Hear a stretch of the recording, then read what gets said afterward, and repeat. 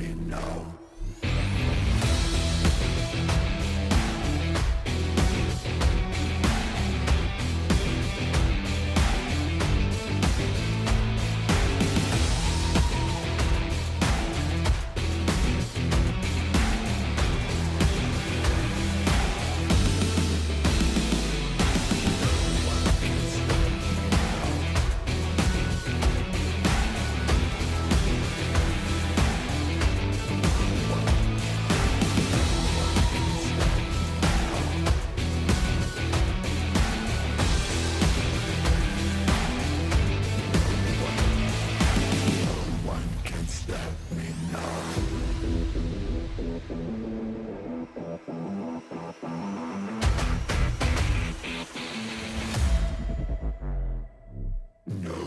Can stop me now.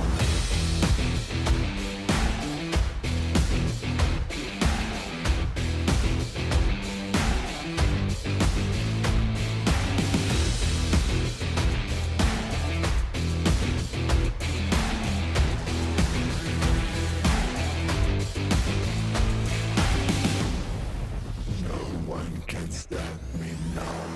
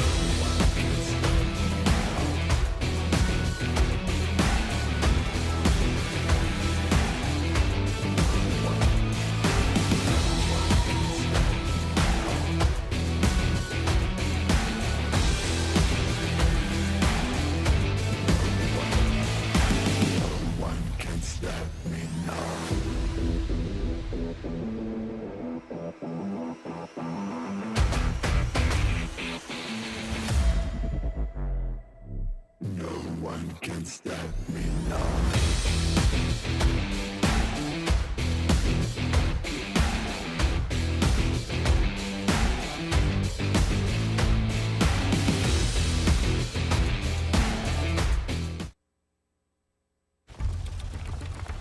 Begin excavation log. Sloan Cameron here on side to Petra. Me and the Wayfinders just found the coolest artifact I think I've ever... Again? Come on! Whoa.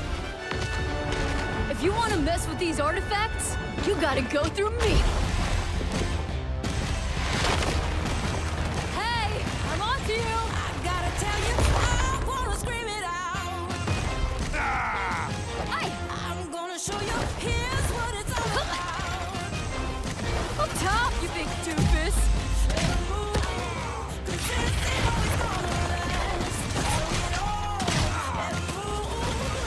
Rock and roll!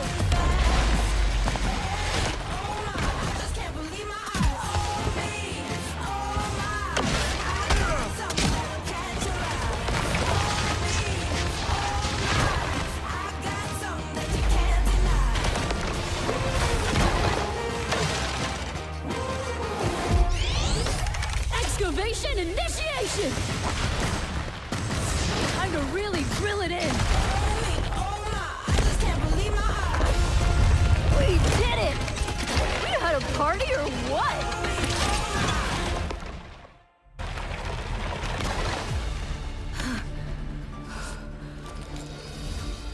Whoa, no way.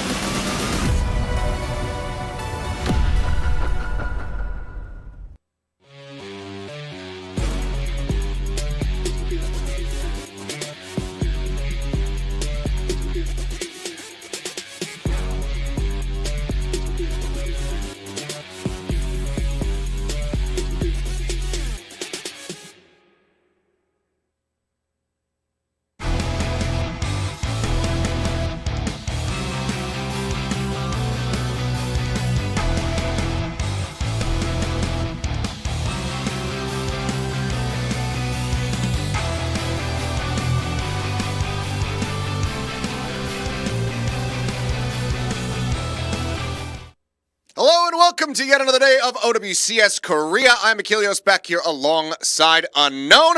Good to be here, and boy, do we have some games today. It's time to see who's going to be that first seed coming out of the LCQ, as well as what the standings are going to look like for the end of this seeding decider bracket that we have here for the rest of the squads. Yep, so we're not going to have any teams eliminated for the playoffs. We already did that yesterday, but we're going to finalize which teams are going to which seed, which is going to be really important, especially that top 1 or 2 seeds, which is going to be having a bye to their first round of playoffs, and then also for the first seed specifically, they're also going to have opponent selection. That they will, and that's going to be a very big boon. I mean, I've already kind of set the stage, set the expectations for some of the other regions out there, Japan, etc. So curious to see how things are going to shake out in Korea, because the last couple days have been wild. If you haven't been paying attention, there have been some unexpected results, some very close bouts, as well as a lot of heroes that we haven't really anticipated seeing. A bit like of a hammer, yeah, guy with a hammer and shoots nails. Yeah, Torbjorn has been a bit bizarre, but yeah, we've been seeing some of these players in these squads just playing musical chairs, like a revolving door of heroes. Just like, okay, I'm gonna open with this one, then oh no, I died. Okay, I'm gonna swap out of this. Okay, no, I'm gonna go back to the Torbjorn, and then they just keep doing this over and over again. And normally I would just blame it on Krusty, but it's not just the Falcons that have been doing this. So it's a bit bizarre to see. Maybe Krusty's influence has started to stretch out over some of the other squads, but either way, they've been cooking, and it's weird. But I'm curious to see if, now that we get down to brass tacks, now that we're in the matches that very much matter the absolute most, if we're going to see some more straightforward play, or if we're going to keep having fun with it. Well, fun's in quotations. Yes, but if we just look at it, we might have a little bit more fun, I guess. Because, look, Stalker got player of the match. Yes, of course, Proper was robbed. We robbed him a little. Wolf and I robbed him a little bit.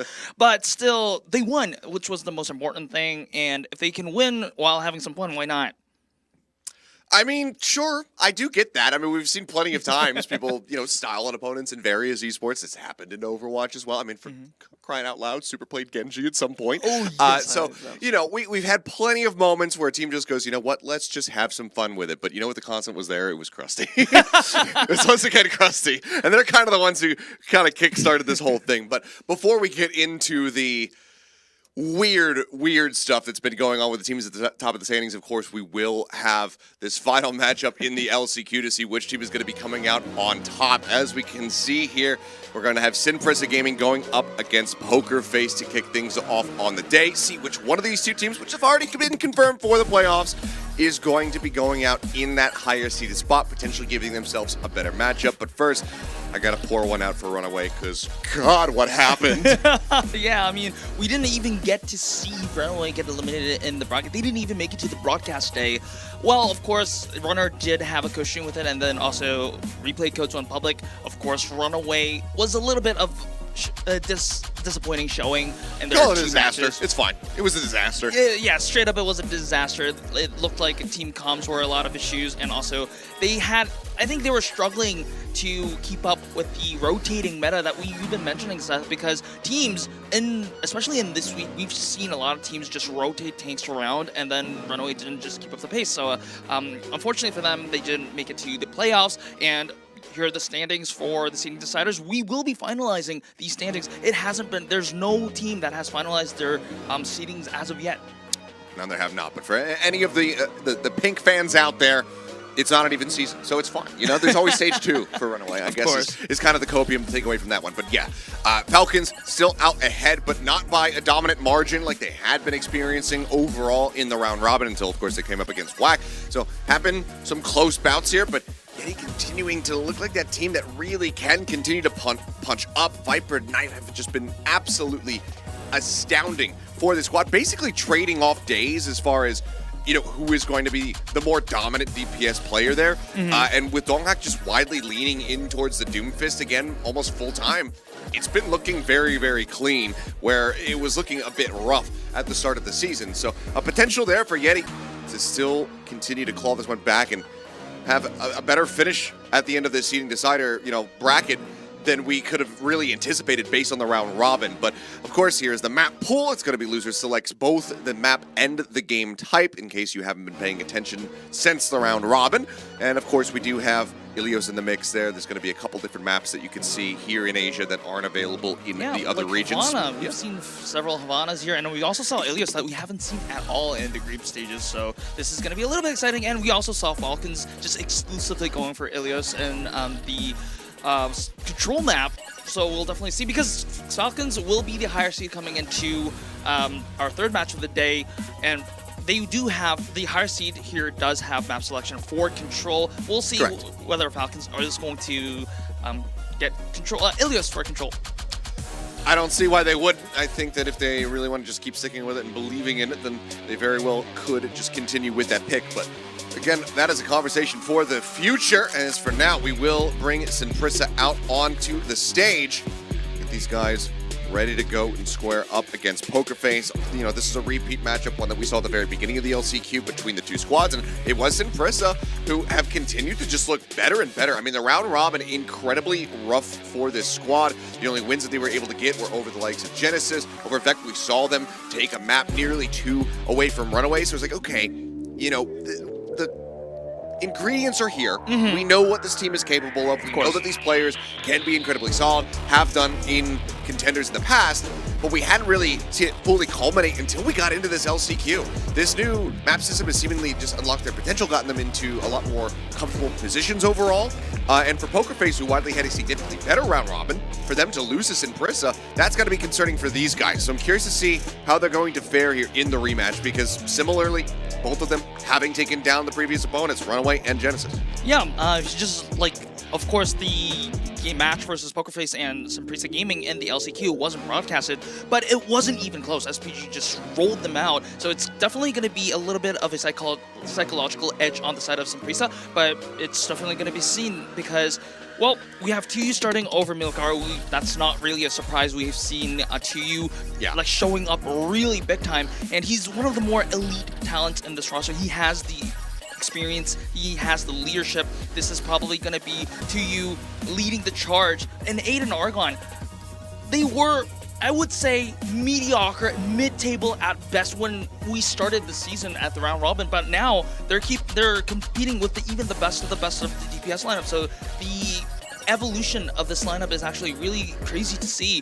And here's Pokerface. We're not gonna see Finale start, and we're gonna see Jasmine start as well. So we might expect the Orisa composition instead of the Sigma that we would expect from Peppy.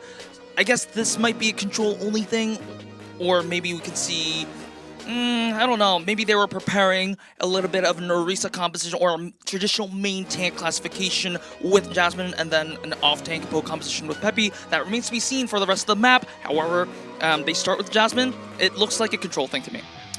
Alrighty, well, let's go ahead and throw it down to the stage, toss it over to Quest for Translations as we get into our team rep interview. OWCS 코리아. Thank you very much, 안녕하세요, Achilleos. 이시입니다. We are back with the first team rep interview of the 네, day. 먼저 대망의 오늘의 첫 경기 Of course, SPG와 SPG 포커페이스의 facing 경기 off against 시작 전에 Pokerface. 각 팀의 We have the 대표분들 two 한 team 분씩 reps on 모시고 stage. 인터뷰 나눠보도록 하겠습니다. 먼저 SPG 팀 On 자기소개 SPG 부탁드려요. side, 안녕하세요. SPG 모부기라고 and we 합니다. have Mobugi. 네, 모무기님 반갑습니다. 자, 그렇다면 모무기, 포커페이스 however you 팀도 wanna pronounce 자기소개 it. 부탁드립니다. And on 네, Pokerface's 안녕하세요. side, 포커페이스 팀에서 코치를 맡고 있는 서희라고 This is 합니다. 서희. 안녕하세요. 네, 서희 코치님도 반갑습니다. 자, 일단 This question goes to 양팀 both 모두 teams. 플레이오프에 진출하신 것을 너무너무 congratulations on 축하드리는데요. making it 자, to the 플레이오프에 playoffs. 진출한 And how do you feel 소감부터 about 들어볼까요? punching your tickets for the playoffs? 일단 우선 라운드 로비 때 우여곡절이 좀 많았는데 결국 There were a lot of up 게임이라 and 저희 팀한테 이제 downs 좀 during the round 자랑스러운 robins. 느낌이 좀 So, 많습니다. but 네, we're 역시나 here now, so I'm very proud of them. SPG 팀이었는데요. 포커페이스 팀은 어떨까요? How about Pokerface? LCQ에서 이제 예상 못하게 SPG 팀에 졌지만 결국엔 We unexpectedly 플레이오프를 lost against 확정지어서 SPG 기쁘고 이제 in 플레이오프에서도 the 좋은 모습 LCQ, 보여드릴 수 있도록 but 하겠습니다. we made it in the end, and we'll make sure to perform for the 팀의 저번 playoffs. 맞대결에서 SPG가 3대 1로 기분 And 좋은 of course, 승리를 SPG 거뒀는데 beat Pokerface 오늘 3-0 in the 예상 last time they 스코어는 몇 점 faced off. So 예상하세요? what's the score prediction for today? 일단 저희 이전 경기였던 제네시스 경기 때를 생각을 해보면 Looking 저희는 back 현재 on 솔직히 our match 3대 against 0을 Genesis, 예상하고 있는데 we're 네. predicting 저희 a 지금 3-0 딜러 victory for today. 선수들이 조금 컨디션 이슈가 있어서 But 3대 because 1로 our 이겨보겠습니다. DPS players are feeling a little off today, 승리는 문제 so 없다. 당연합니다. 라고 말씀해 주셨습니다. 자, a 그렇다면 3-1. 포커페이스 팀은 오늘 스코어 몇 대 몇으로 So 예상하시나요? how about you? 저희도 How about for 마찬가지로 3대 Pokerface? 1로 예상하는데 네. We also predict a 저희가 3-1 victory, 이길 것 같습니다. but I think that we'll win 자, today. 양팀 모두 승리에 대한 자신감이 뿜뿜합니다. Looking 자, very 현지 confident in 11결정전을 their 치르고 있는 victories. 플레이오프 진출 팀들 중에 다른 팀들과 And if you 맞붙고 can 싶다면 choose a 어떤 team 팀과 from the 맞붙고 seeding 싶은지도 deciders to play 궁금한데요. against, which 저희는 team would it be and 개인적으로 why? 예티 팀을 조금 선호하는 게 왜죠? We hope to 예티가 face against 계속해서 Yeti 보여줬던 그 성장하는 그런 드라마가 because 저희 they've shown 팀이랑 좀 consistent 비슷해 improvements, 보여가지고 and it 재밌는 kind of aligns 상황이 with 나올 것 our 같아가지고요. 자, 두 성장태가 만나면 journey of 어떤 improvement 시너지가 as well. 날게 될지도 So, 궁금한데 I'm 자, curious 그렇다면 what they'll be 포커페이스 like. 팀은 어떤 팀과 붙고 싶을까요? 네, 저희 And as 팀도 for Zoe? 마찬가지로 예티랑 만나고 We're 싶은데 also looking 그 forward. 이유가 looking 어떻게 forward to 보면은 face 4등을 Yeti. 만들어준 게 저희잖아요. 네. 그리고 올라가가지고 이제 Because of us 육경만란 that 업셋이라고 they 보시던데 are. 네. 이제 저희도 they 예티 팀 finished fourth. 상대로 이제 저희가 And 만들어 드렸으니까 이제 Since 4등으로 we're the 가야죠. ones that made them, 만든 만큼 we 다시 hope to destroy them. 돌려받겠다라고 말씀을 해주셨습니다. 예티팀 인기가 굉장히 좋은데요. 자, 오늘 SPG And that is 모부기님 it for 포커페이스의 the team rep 서희님과 인터뷰 interview. 진행해봤습니다. Before we 자, head 양팀의 into 첫 match 번째 one, I'm going to 맵부터 send it back to 확인해보시죠. Achilleus and Unknown. All right, well, thank you very much. Let's see where we are headed. Looks like Pokerface going to be electing to go over to Nepal for control. Yeah, this is, I think, somewhat expected, especially considering that it is a poker face pick and also Jasmine is starting over Peppy, is that you can play, I guess you have a selection of whether you want to play the Orisa or even the Winston in some sub-maps here, and I think it makes total sense. I would expect Faith on the Lucio instead of like the Brig or something like that. Maybe even the Brig Ana a little bit if you play the Winston dive. And well, to be honest, I think this is perfect pick for the side of Pokerface because SPG is playing 2. They know that they're going to play 2. They knew that they were not probably going to field Milkaru on the starting roster. Milkaru, of course, playing the ball, more of a ball specialist at this point. But Tuyu is more well known for his, I guess, traditionally off-tank classified heroes like the Sigma or maybe even the Doofus for a little bit. But we definitely expect a lot more Divas. Sigma. Sorry, I have to interrupt you because as a Neon Genesis Evangelion fan, I have to appreciate definitely. these signs. Crossover into Overwatch 2 when? Well, imagine Diva's mech, but it's like one of the Evangelions. Yeah, I would definitely have to make a call with Team 4 with that. That sounds absolutely sick. One of the greatest animes of Who's all gonna be time. Shinji though? I don't know. There's a couple different characters out there where I'm like, I don't know how that works. And who's gonna be Diva though? This is the hero intent. These are all good questions, but I could imagine like a Sigma skin where he's his dad.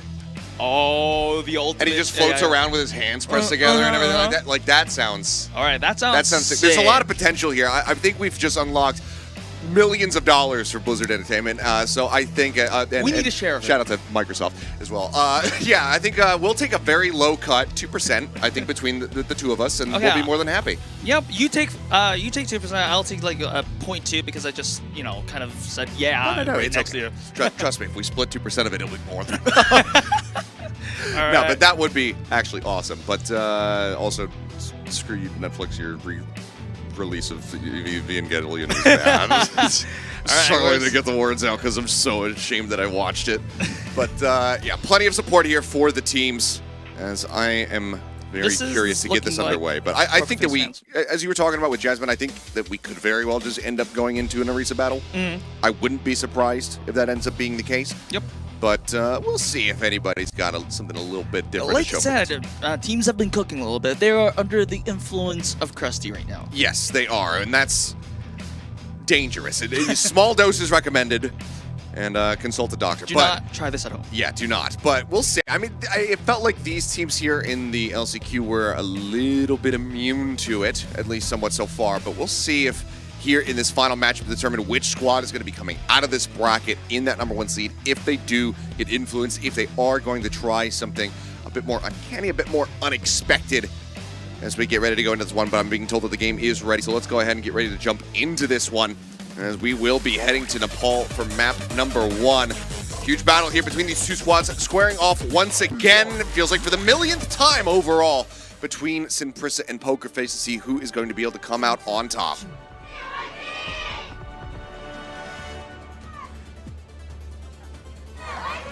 All right, there it is, the energy from the fans. This is what LAN's all about. The energy here. We are indeed, Seth, looking at a Orisa battle. Of course, it's a hover right now, and Aid is looking like he's gonna stand with the Sojourn. Argon probably gonna switch to a Tracer, or probably maybe an Echo, but I would expect the Tracer to happen. For Becky, it would be a little bit more probable for the Echo to be online. There it is, the Echo over there. So this is a little bit of a different style of the same, a different variant of the same style here. To you, very low. Pokerface is a more, I guess, a burst damage composition, where Sinprissa is more harassment based, but Aid taking down early means that Pokerface does have early advantage here. Yeah, I mean, both of these guys have been having absolutely incredible performances between them, and it really could very well come down to which one of the Sojourns is going to be having the most impact. But for now, Proud starting things off quite nicely. Pokerface going to be able to get themselves the first cap. Yeah, this is going to be really important because once Pokerface has control, they will be able to better pressure choke points because they have that poke.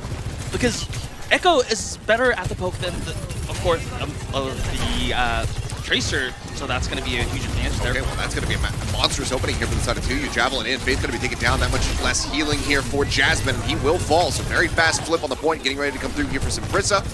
They will just be able to clear things out up and over the top of the roofs there, as Becky will be able to escape. And is looking for the push back there on the Simple, but with the quick little TP out, he will be able to get back over to the dropship. But it's going to be Simprissa in control, only allowing for 20% to be built up for Poker Face, so overall, not a bad position to be in at all, as Simprissa will be able to gain a lead from here. Yeah, I was about to say that Poker Face, when in control, they're in a massive lead because they have the ability to hold choke points, because they have a much more huge advantage in the poke. But if you flip the other side, when they're not in control, it means that it's hard because they don't have a Tracer. It's that hard, that more difficult for them to just gain ground. Ultimately, it just comes down to Faith getting clipped by that Javelin. That was the big opener there, and then from there, Jasmine does fall. Spear spun. Mitigation going to be limited now, so on the approach, it's going to be the Consider rush out here from the side of Poker Face. Now matched by Lee Soo-min on the opposite side. Into the back lines, there's the pulse bomb, but Suzu comes across to save his life. Becky now with the dupe, just going to be going over onto the recent sound barrier out from Hyunjin, trying to keep everybody alive right now here for Simprissa as the overclock crashes across, looking to try to whittle them down. 2U will be able to get the break there onto the dupe, but Proud with an overclock of his own is able to take down 2U. Front line broken down, Poker Face now just mere margins away from being able to get this flip back into their favor. Simprissa just diving forward, trying to extend this as long as possible, accrue as much percentage as they can.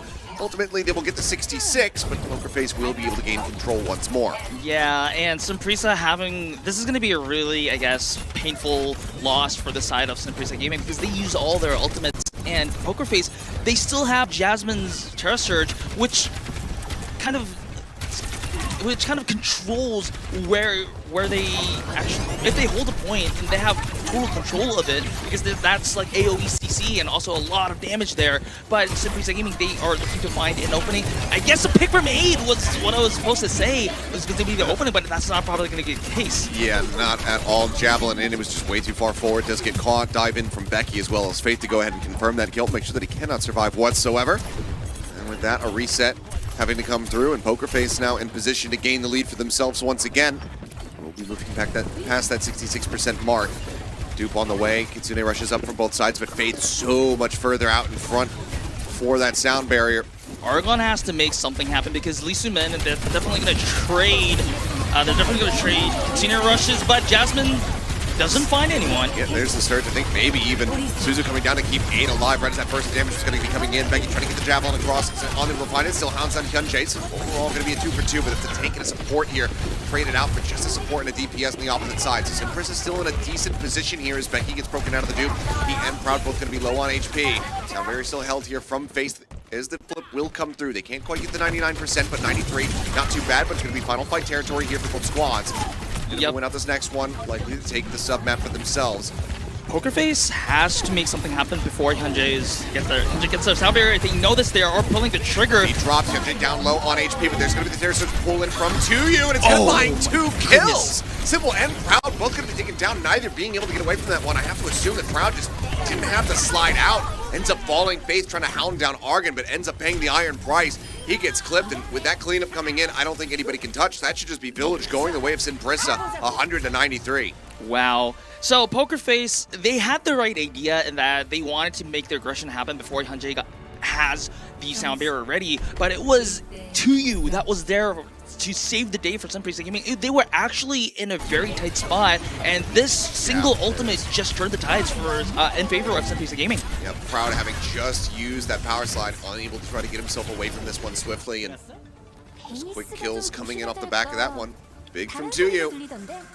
Yep. I mean, this is kind of what we've been seeing from Simprissa as they've leaned more and more on having 2U in the starting roster.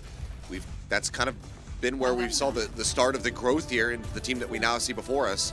Yep, and if you just look at Poker Face right now, if you look at the name values of the DPS players, you would think that Poker Face would easily outclass Aiden Argon, but Simprissa Gaming, they are proving that Aiden Argon is able to just keep up, or if not, be better than the DPS lineup of Poker Face right now, because Becky is not, despite being on the Echo, is not finding a lot of value with it.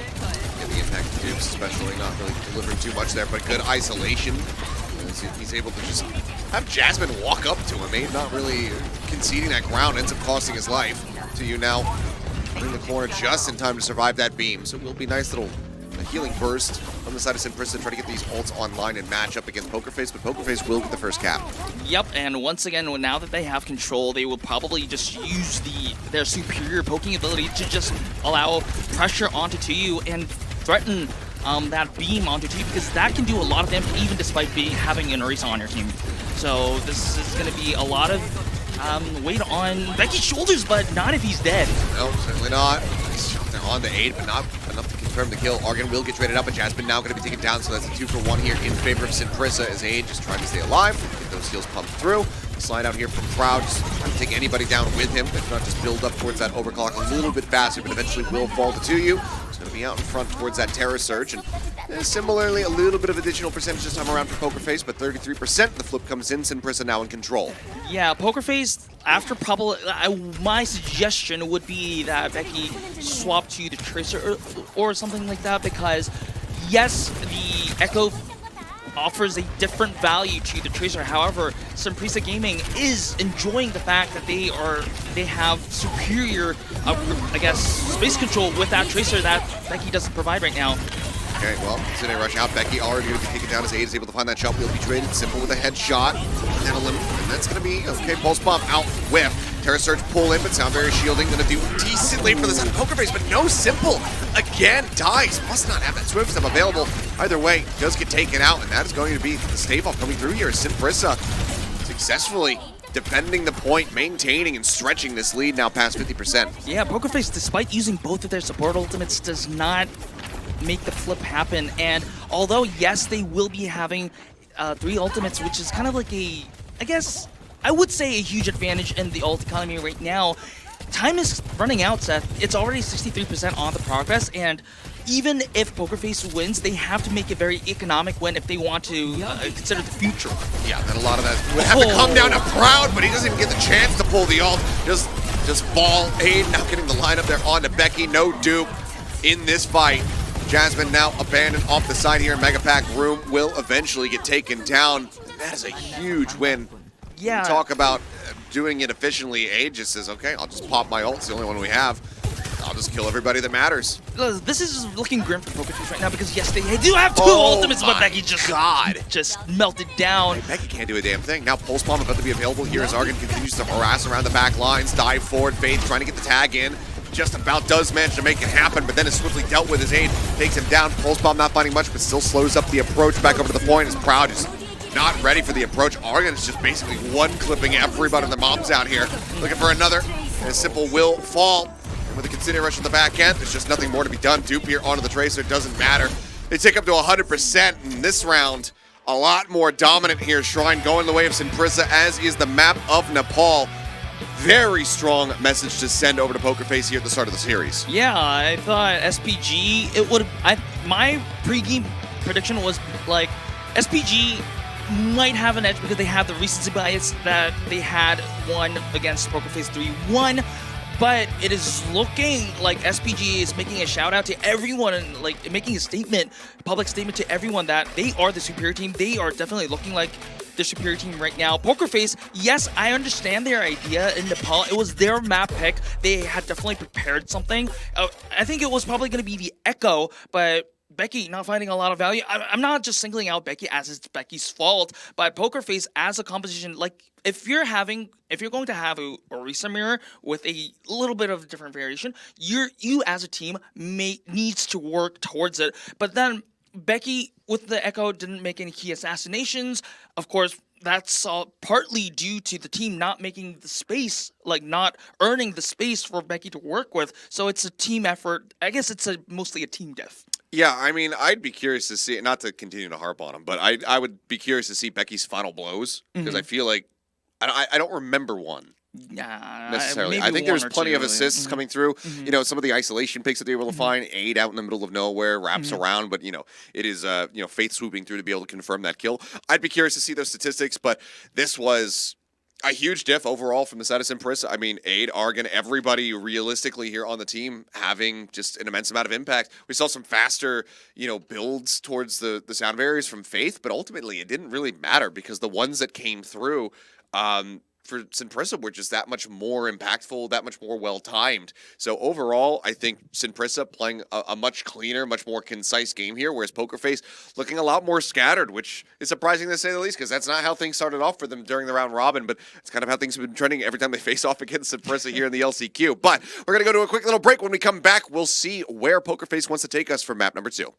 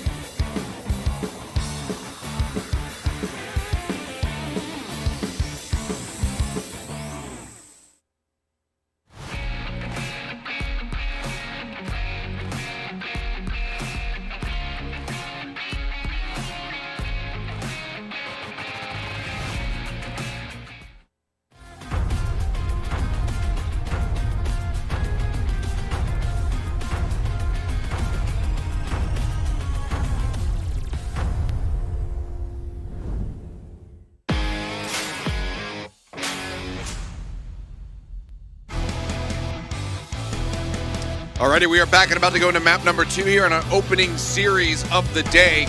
Sinprissa off to a roaring start as Poker Face not really able to find their footing whatsoever there on the opening map of Nepal. Now they will get to elect where we go. Curious to see what their decision is going to be. Yeah, they have a lot of maps to select from. They still have Hybrid Push, Flashpoint, Escort up. I don't want to give any, I guess, spoilers on where Poker Face is going, but I do know from experience that Poker Face, like, based on yesterday's match, that Poker Face is a team that is going to use their full big roster into effect. So we might actually see some changes here. I don't know. Let's see if they want to go. If they want to go to Push or Flashpoint, maybe they stick with Jasmine. If they want to go with Hybrid or Escort, they might go to Peppy with the Sigma. We'll see how it goes. It is going to be Havana, so this is an Asia exclusive pick, so you don't see this in NA or EMEA. I would expect a lot of poke here, so I'm going to expect Peppy to come, and maybe also a little bit of Widowmaker or Widowmaker from Proud, because we've seen what Proud could do yesterday. Oh, for sure. And I mean, certainly is one of those maps where you can try to bring that out, try to find value. Sometimes with the Sigmas in the mix, getting denied sight lines can be a little bit difficult, but we've seen plenty of teams work around that on maps like Circuit Royale as well. So be curious to see if those Widows are going to be coming through here. But right now, PokerFace very much trusting in this to be good enough for them. Be able to try to tie things up. Don't want to lose to Sinprissa again. Because, I mean, a reminder, this was their first matchup in the round robin was these two teams squaring off, and it was very easily won. Yeah, PokerFace actually won 3-0 on their first match in the round robin against SPG. And I guess if you just think about these two teams, everything went downhill after that. They lost 1-3 to SPG in the first match of the LCQ. They definitely want to change their fate in this matchup specifically. And what's really concerning about, I guess, one concerning thing about PokerFace is that Nepal was their map choice. They thought they would expect in Nepal they would have the Orisa mirror, and it was probably picked with confidence from the side of PokerFace that they would win that mirror, and unfortunately they did not, so it's going to be a little bit of a dent in their confidence levels here. Of course, I guess that's also one of the reasons why you want to make wholesale changes to your roster, especially because it's a little bit of a fresh breath of air. Yeah, I mean, it could be a little refresher. These players chomping at the bit, waiting on the bench. I mean, we haven't gotten to see that much of Iris overall across this opening stage so far, but does step back in, so fully expecting to see him on that Ana. To the side of Sinprissa, sitting pretty, don't need to worry about anything. Obviously, only the tank lineup that they would need to change, but given the 2U's been performing incredibly well, no need for that. So we'll just be sat there waiting for this next round to begin. A lot of Aris fans in the WDG Esports studio in Seoul, Korea. The one, the yellow sign says, "Made in PokerFace Aris." Wow. So what was the level for fruits? Like sweetness level? Sweetness level is highest for Aris. I'm having difficulty understanding what that means. I don't know. But I have no idea. But I am guessing that it means that Aris is good. Do we have like a scientific scale that actually rates the sweetness of fruits? Yes, we do. Yes, you poke a fork or something in it, and it actually measures the sweetness for you. That's weird. My tongue does the same thing. So just eat the damn fruit. Well, I mean, you get to know how sweet it is before you get to buy it. I mean, you have an I expectation. guess, but if I was a shop owner and some weird dude just comes in with this oddly pronged fork thing and just starts stabbing all of my fruit, I think I would ask them to leave. You do it for the customers, so you advertise that it's super sweet. I suppose that's fine. I suppose that makes a little bit more sense. But yeah, I'm imagining this as I'm a grocer, and then these customers keep coming in and stabbing all of my merchandise. That's destroying that's property damage. Right? Yes, that is a lawsuit. That is an arrest that needs to be made. So that's why. Well, I mean, okay, and also you don't poke a fork into Iris. Well, yeah, don't do that either. So, but either way, we don't understand the sign, but that's fine. Hey, I learned something new. There's a scientific scale that measures sweetness. I mean, brick index. The brick index? Brick index or brick index? Yeah. So it's similar to some of that in the stock exchange. It's similar. Yes. See, I didn't know. There's fruit in front of me. I eat it, and if it's a little too bitter, I go, oh, it wasn't quite ready yet. All right. That's just me. I just roll with the punches, and I don't get that upset if my fruit's too bitter or too sweet. All right. I mean, there are some people that they expect their fruit to be sweet, but when it comes down to food, I'm fairly easy to please. But we'll see if Iris can please my eyeballs as we get ready to go into this game. If he can have a strong impact here in the lobby. Because, I mean, this is quite a bit of changes for the side of PokerFace. And like you said, it can be that thing that you need, that breath of fresh air, bringing these players in off the bench, these ones that have been sat back, waiting, hungry for that win. But it can also cost you if they're not ready for what is on the opposite side of the stage. So let's go ahead and jump into this one, though, as we get taken over to Havana and see if PokerFace can tie things up, make this a 1-1. Sinprissa will get the better of them and take this up to match point.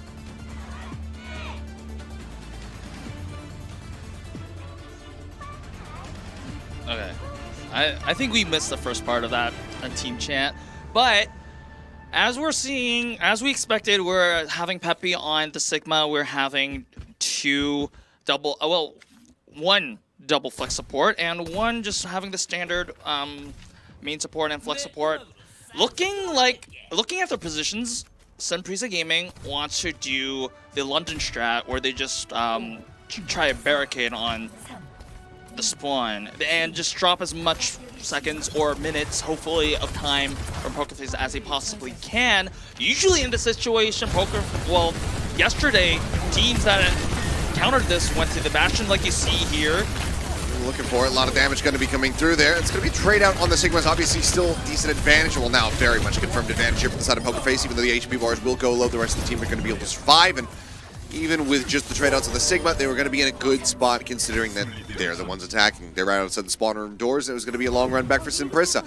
Looks like overall, though, okay, one change as 8 is going to be going over onto that Sojourn. Yeah, this is interesting. They're running, Sunprisa Gaming is running the Sigma composition as if it was a Reinhardt composition. Normally, when you see a Reinhardt composition, it is going to be the Lucio, Baptiste, and then with the Mei and also a hitscan. Most Cassidy, the most preferred, but Argon taking out Finale there. Mei killing an Echo, not something you see very often at all. As they look for a little bit more, that's going to be Pepe taken down. Now Simple joining as, okay, the return defense here from the side of Sunprisa looking quite steady. TU still falling at the very end there. Does mean that he's got a long limping run back. Pepe going to be out in front and can continue to build towards this Flux Switch. He should be able to get online first and foremost. We'll see how important that's going to be. That But almost got there. It took him low, but not able to find that elimination quite just yet. Yeah, it's interesting to see that after the initial, I guess, failure to spawn camp on the doors of PokerFace, they're still running this composition with the Mei. Maybe they're just waiting out for the Blizzard. Blizzard just come in, no HP bars here to you again, getting taken down. As Argon goes into the ice block, is able to find Simple. Just elimination though so far. Now going to be broken out. Argon going to be taken down. Now Hyunjae gone. That's 3 players eliminated here on the side of Sunprisa as 8 is looking to try to fish for anything that he can possibly find, but eventually will just be a bit of a reset here for him. As Argon now going to be swapping over onto the Tracers. So giving up on the Mei after the ult is committed. We'll see if they're going to be able to get back into position for any kind of contest. It widely would have to come through from Hyunjae or Argon. Yeah, I definitely think that they have the time and they also have the resources to make the contest happen. Like, yes, here 8 is going to use the overclock. Just looking for some picks. This is going to target so far. It's going a little bit wide. Slide around the side though. And here it's not ready for it. Does end up getting taken down. There's going to be Transcendence now out. Flux being popped here from Pepe. Dropping on the ground, trying to find some eliminations with the follow-up accretion. We'll be able to find 2U, but Finale also going to be taken down. 2.46 meters left to go, but is proud, starting to feel it. Is rushing forward. For some intercepts here onto some of these players, but he's actually overstepped. Hyunjae going to be able to strike him down. The melee hit coming across. Now Pepe down to a sliver, and they're actually just using this to stagger him. They say, okay, you can survive for a little bit longer, but eventually that immortality field lobbed in from Iris, it's not going to mean a damn thing. You're still not able to get enough healing. There's not enough throughput from this Baptiste at range, so they are able to take him down. Pulse bomb committed there from Argon, not going to come away with a kill, but still, the hold continues here for the side of Sunprisa with just 50 seconds remaining. Yeah, this is going to be really rough for PokerFace because I thought the idea of Sunprisa Gaming was that even though if they do end up conceding point A, their idea was to, hey, let's just have PokerFace use all their ultimates. Not only did they achieve that, they also managed to make that ult happen. So this is going to be a question of whether PokerFace can actually go through point A here, Seth. Okay, Flux now coming through, get the pick up there onto Iris, and he's going to be taken down mid-air. Lisa Min able to find the headshot, ensuring that that mortality field that could have been lobbed in wasn't going to find any value. Corner corral coming through is, yeah, basically a sweep here on the team. Oh no, Finale trying to get a bit of a timing pulse bomb out, but now can he even escape? Looks like the answer is going to be yes. Eventually just pull back, and maybe now Sunprisa might have overstepped. Yeah, Matrix Oda trying to turn tides at this one as Finale will fall. Lisa Min able to find the headshot. There's no one to now touch. they're just, they are just ripping him to shreds, and yeah, there's no way in hell that a touch can come through here. It's going to be a full hold as another team kill flies across your screen. Sunprisa Gaming looking incredibly firm here in this defense. Yeah, and Nepal, I was about to say that Sunprisa Gaming, they were matching the individual mechanics of PokerFace. Right now in Havana, Sunprisa Gaming is showing that they are actually able to tactically outplay PokerFace, which is a statement because SP, who would have thought when at the start of the round robin you would say Sunprisa Gaming is not only mechanically good, yeah, we knew that these players were mechanically good, but tactically actually better than Poker Face, who has former OWL players? Not really. This is, it's bizarre to see, especially because, Pepe was so far out in front in this Sigma battle. Just, he dies early, but so does 2U. He's got the faster respawn. He's back in. He's dealing damage. That flux gets built up so much more rapidly for the side of Poker Face. But Sinprissa even having to make multiple adjustments, people having to swap off of their DPS selections and whatnot, they just come back in, and the impact is immediately found. Aid now just at least scouting with the Widow to see if he can spot anything and get an idea of what the enemy team is going to be running. But with Proud sat there on that Widow, looks like we might just be getting the sniper duel that we were asking for. Well, in Poker Face's point of view, Proud needs to make a miracle happen because it's not even the win condition for Sinprissa Gaming is not completing Havana. It's just capping A. It's not even. It's like just a few meters shy of capping A. And Poker Face, they're not even making that forward defense happen. They're just scared that if they just initially fail to do that, they'll just lose the map in a single push. So they just have to defend back a little bit far back and then hope that Proud makes a pick. I don't even know if I necessarily like that thinking, though, because if you do go for that forward defense and you lose a couple players, you can still basically get back and recontest the cart where it is right now. So they kind of just give up on a bit of a fight to just give free distance over. As Proud, okay, will be able to get the follow-up peek there to take down Aid. So opening kill going to be found. Sinprissa now going to be slowed up as defensive sight lines are very much a thing they need to be conscious of. Couple shots across as Argon going to be trying to build this blade, but so far very slow going. And Simple gets a headshot across, and Kenji will get taken down. Mortality field cleared out, but Finale right now basically having free range, just playing off on this flank angle. Argon going to get picked, but Aid able to capitalize there, so it does get one back. So a little bit more breathing space here for the supports, especially on the side of Sinprissa, as now Lee Soon-min under some fire, trying to fight back. Simple taken low, does have to go ahead and if either Finale falls there, it might be actually a game because it is a longer walk to the contest point for the side of Poker Face. Remember, this is just point A. Heavy pressured out, and there you go. He actually takes himself out with the primary fire. Deflect used, but just shot across there. Tag up on the Finale, but Proud coming back in. Is able to find Hyunjae. Argon going to be eliminated as well, so 2 kills on the back end there. As again, the deflection just staving off that shot. Double infrasight about to be available here for either squad. And we'll see who's going to be pulling the trigger on that one here first, as Aid just needs basically one more minor tap to get his online. Yeah, and this is where the scary part is going to start with, because Sinprissa Gaming will be having key ultimates online. There is the infrasight, but the important part is going to be whether the flux can actually find any value to you. We'll be having a quicker flux, and Matrixter to you. If that converts it to a kill or two, that might be the end, and potentially match win for the side of Sinprissa. Oh, blade in, but the stun and Aid is just perfectly poised for it. Crosshair lined up, gets the headshot onto the enemy Genji, and that is just going to be all value from the ult loss. Flux, a bit of a whiff here from the side of Pepe as he looks to drop him in, but even then, the immortality field somehow is just not getting cleared out. That barrier keeping it protected. All Accretion now in. Pepe going to be taken down. Aid able to collect that kill. Does get sniped there by Simple, but Proud taken down by Lee Soon-min, because that will just be the push getting ready to come through.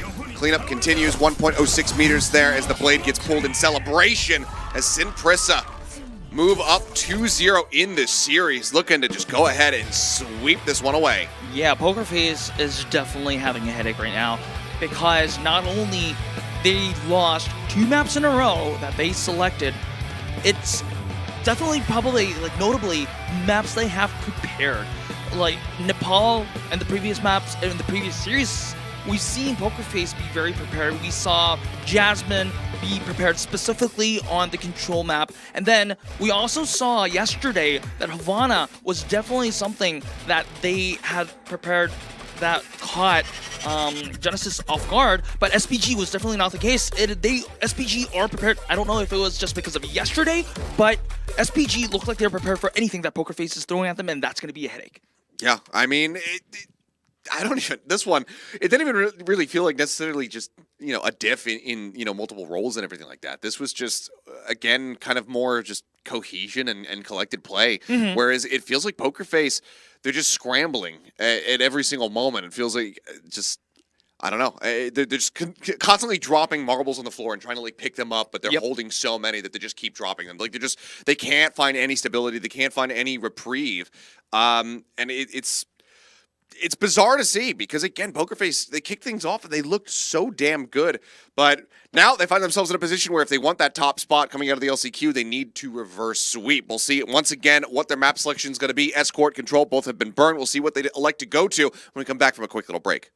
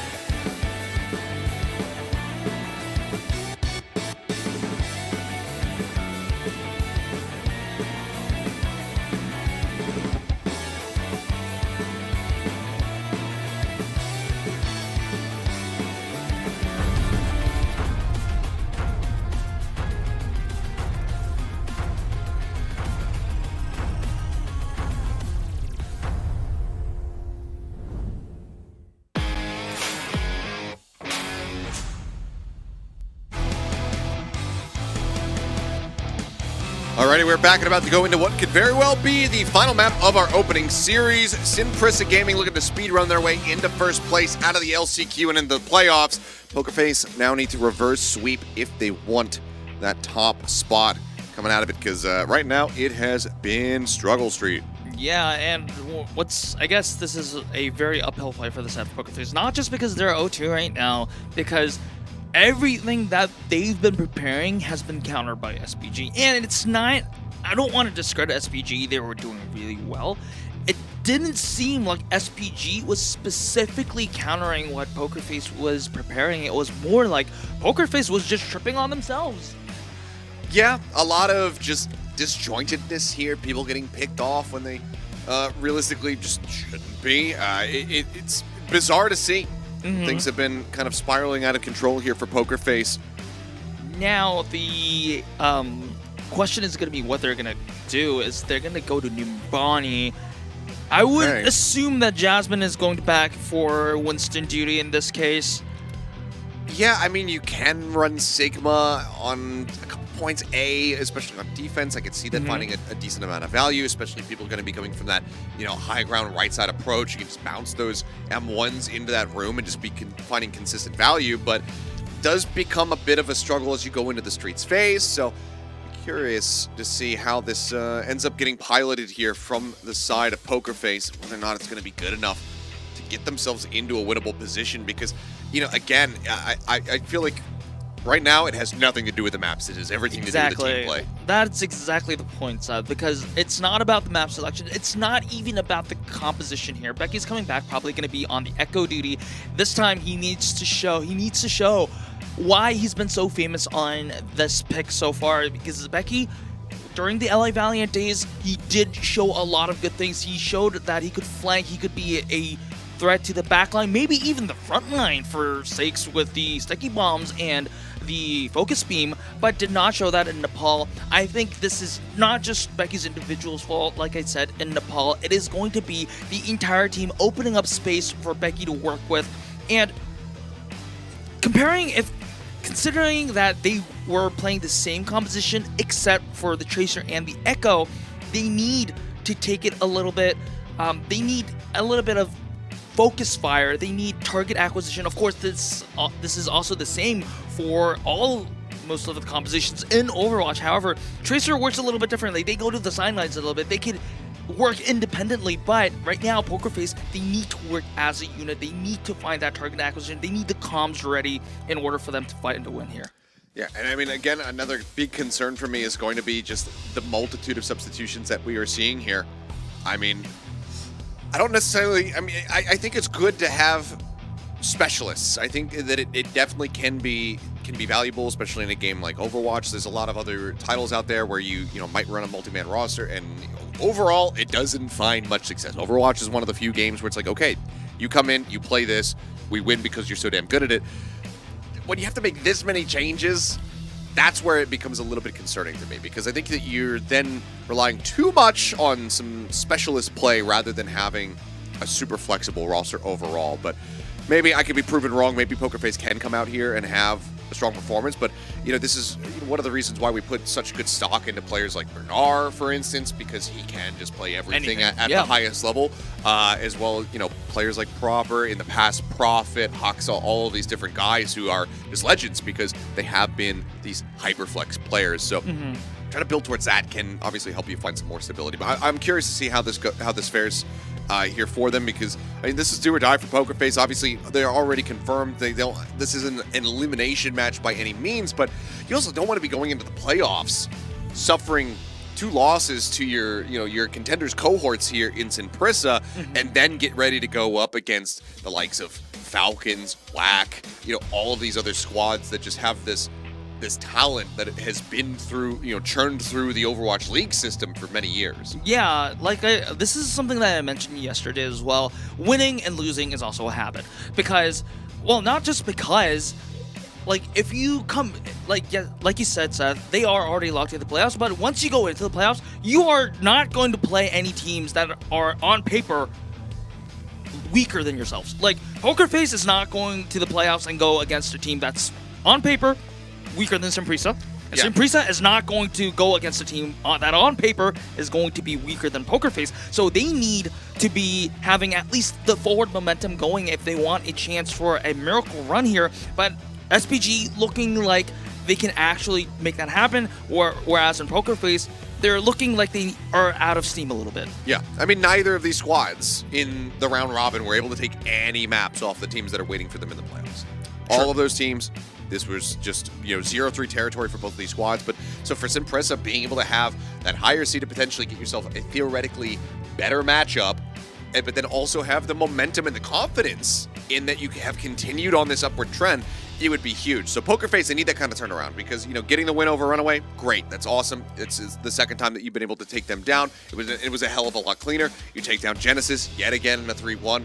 Those are all fine and dandy, but like you were saying, the teams that are on the horizon for both squads, they are not going to be weaker than you are currently, and they are not going to be weaker than your current opponent is. So for Poker Face to lose this one, it looks very dire for them in the future. So need to have a turnaround, and a reverse sweep is the kind of win that can put you back in that driver's seat, that can get that wind in your sails where you say, okay, no, we are capable of this. We can fight from a deficit, we can fight back, we can find these victories, and we can punch above our weight. So when you go into the playoffs, you feel that much more confident, because the worst thing is going into a game and just feeling like, man, I don't know how we're gonna come out on top of this one. That's no way to be able to approach things. You have to be able to go in and believe in your potential to be able to find a victory. Yep, and of course, like you said, the reverse sweep is the perfect way to do that. I'm currently seeing, well, of course, we haven't been talking about the current roster changes right now. So Simple is out, and Iris, so that means Iris is going to be in. So we haven't seen this combination in Nepal. We've seen Faith and Simple on our first map. It looks like it is indeed. What this means is, I assume, is that Iris is going to be on the Ana duty, whereas they're going to have Jasmine on the Winston. It just kind of makes sense. Iris has been so good on the Ana pick yesterday, so hoping, well, if you're a Poker Face fan, you're definitely hoping that Iris shows up with those crisp sleep darts and also some bio nades that will be needed in order for Poker Face. Because what Poker Face needs right now is target focus and target acquisition, and a good sleep dart or a good nade can be a very good indicator. Oh, they're purple, go for them. So that's a clear indicator of who to focus on. All right, well, I had to give some extra time for all these players to get settled on the side of Poker Face. So now it looks like things are just about ready to kick off here on Nimbana to see if Simprissa are just going to be able to sweep their way through this last matchup into that first seed position, or if Poker Face can put up some semblance of a fight. I mean, last time that they played against each other, it was a 3-1 victory for Simprissa. So right now, I think Simprissa wanting to just have that clean, concise 3-0 to give them that much more faith in themselves going into the playoffs. With Poker Face, the reverse sweep needs to start here. Let's see if they can kick it off as we finally go ahead and jump into map number 3, Nimbani.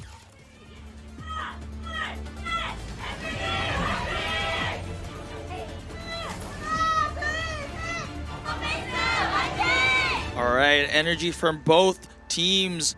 Fans of both teams. Poker Face looking like they need it a little bit more. Proud is hovering the Ash pick. He has been using this yesterday and enjoyed a little bit of success, but I'm not 100% convinced by this pick yet. Whereas Simprissa, they are actually locked in with this pick. They are with the Orisa and with the Cassidy. So it's a lot of things, a lot of, I guess, weight onto the DPS lineup for Simprissa to do a lot of the work, and to you just being there as the stronghold to hold the ground here. Proud, I mean, this could cause trouble for the side of Argon, especially with that Ash in play, but getting into a nice sightline position can prove to be difficult. Have to burn the coach gun to be able to do that, which takes away one of your escape tools should you need it. As Proud to be tagged up. Becky as well, falling low on the approach there around the corner. That might shove to try to find some kind of damage there. MJ across that side. Playing back. You can see though Argon having to play on the low ground play. Oh, I was going to say play back around the corner, but as he peeks out, he is able to go ahead and finish the kill there on a Proud. Now they're trying to get the corner here on the Jasmine. Everybody joining in the fight, but a battle on both fronts, so Wiley will have to backpedal as well. The Yeti coming through, and that's what we were talking about. Here is able to open things up. Aid now going to be taken down. Sent to the respawn room, still though pushing forward, getting their way over onto the point, but Becky does have a significant lead in this dupe. Argon only about the crest 75% as beam up over the top. He will take down Lee Soo-min, the anti's in, and that should just about be the cap coming through as, yep, already first tick is going to be established, so Poker Face will get a very fast take here on the point. So Poker Face finally waking up with understanding their win conditions, because their win conditions are, well, it would be very obvious to say, but just have a target and just focus fire on them because they have a very high burst DPS composition, whereas with the same composition in the previous maps, they did not make that focus fire happen. However, like you mentioned, the nades from Eris is indicating key targets to focus on. Okay, the nano out from Iris and keep Becky in this fight, but Faith going to disappear. Amp Matrix comes across. Lee Soo-min will get traded out though as Becky's able to find the headshot. Low HP bars there. Cross on the Aid and Argon. Really loses out on that dupe and will. Dynamite able to go ahead and burn it down, so we want to be on it, not finding much of anything there. Is Becky now going to be going for this break, trying to get the whip shot to send to you off the side of the map, but popping that Terror Surge, so immovable in that moment. 8, however, still going to be hounded down. Jasmine somewhere off screen, able to find the kill there onto the Cassidy. MJ just trying to keep them in this fight back. Ellie wanting to expire. Anti out on the 2 as he tries to stay alive, but eventually Becky will be able to find the marks.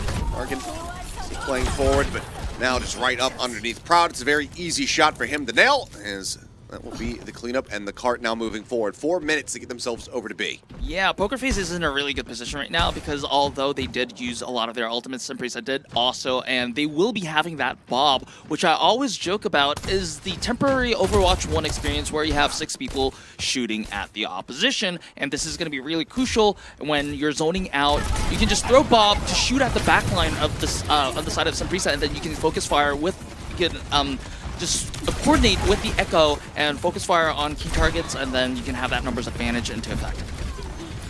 Now, Cart very much just moving forward, completely unhindered as Proud, looking for a Bob backstab. Swinging around here, Anti out on the 2, Dynamite looking for a catch. That one just a little bit out of range, so unable to find anything there. As for now, Pokerface are completely ignoring the cart. It's actually rolling back. They want to try to just go ahead, get these kills, and then just bring the cart forward. Proud sends out the Bob, but it's going to be the mag grenade here from Aiden. Able to find the kill. Sleep Dark does connect, put the Cowboy down for bed.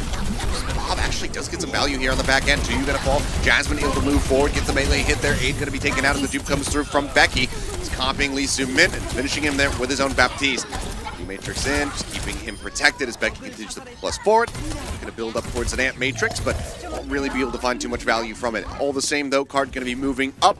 Pokerface, don't think we're gonna be seeing any more defense coming through on this one. B will be obtained, and it's gonna be them right at the 4-minute mark now for the final stretch.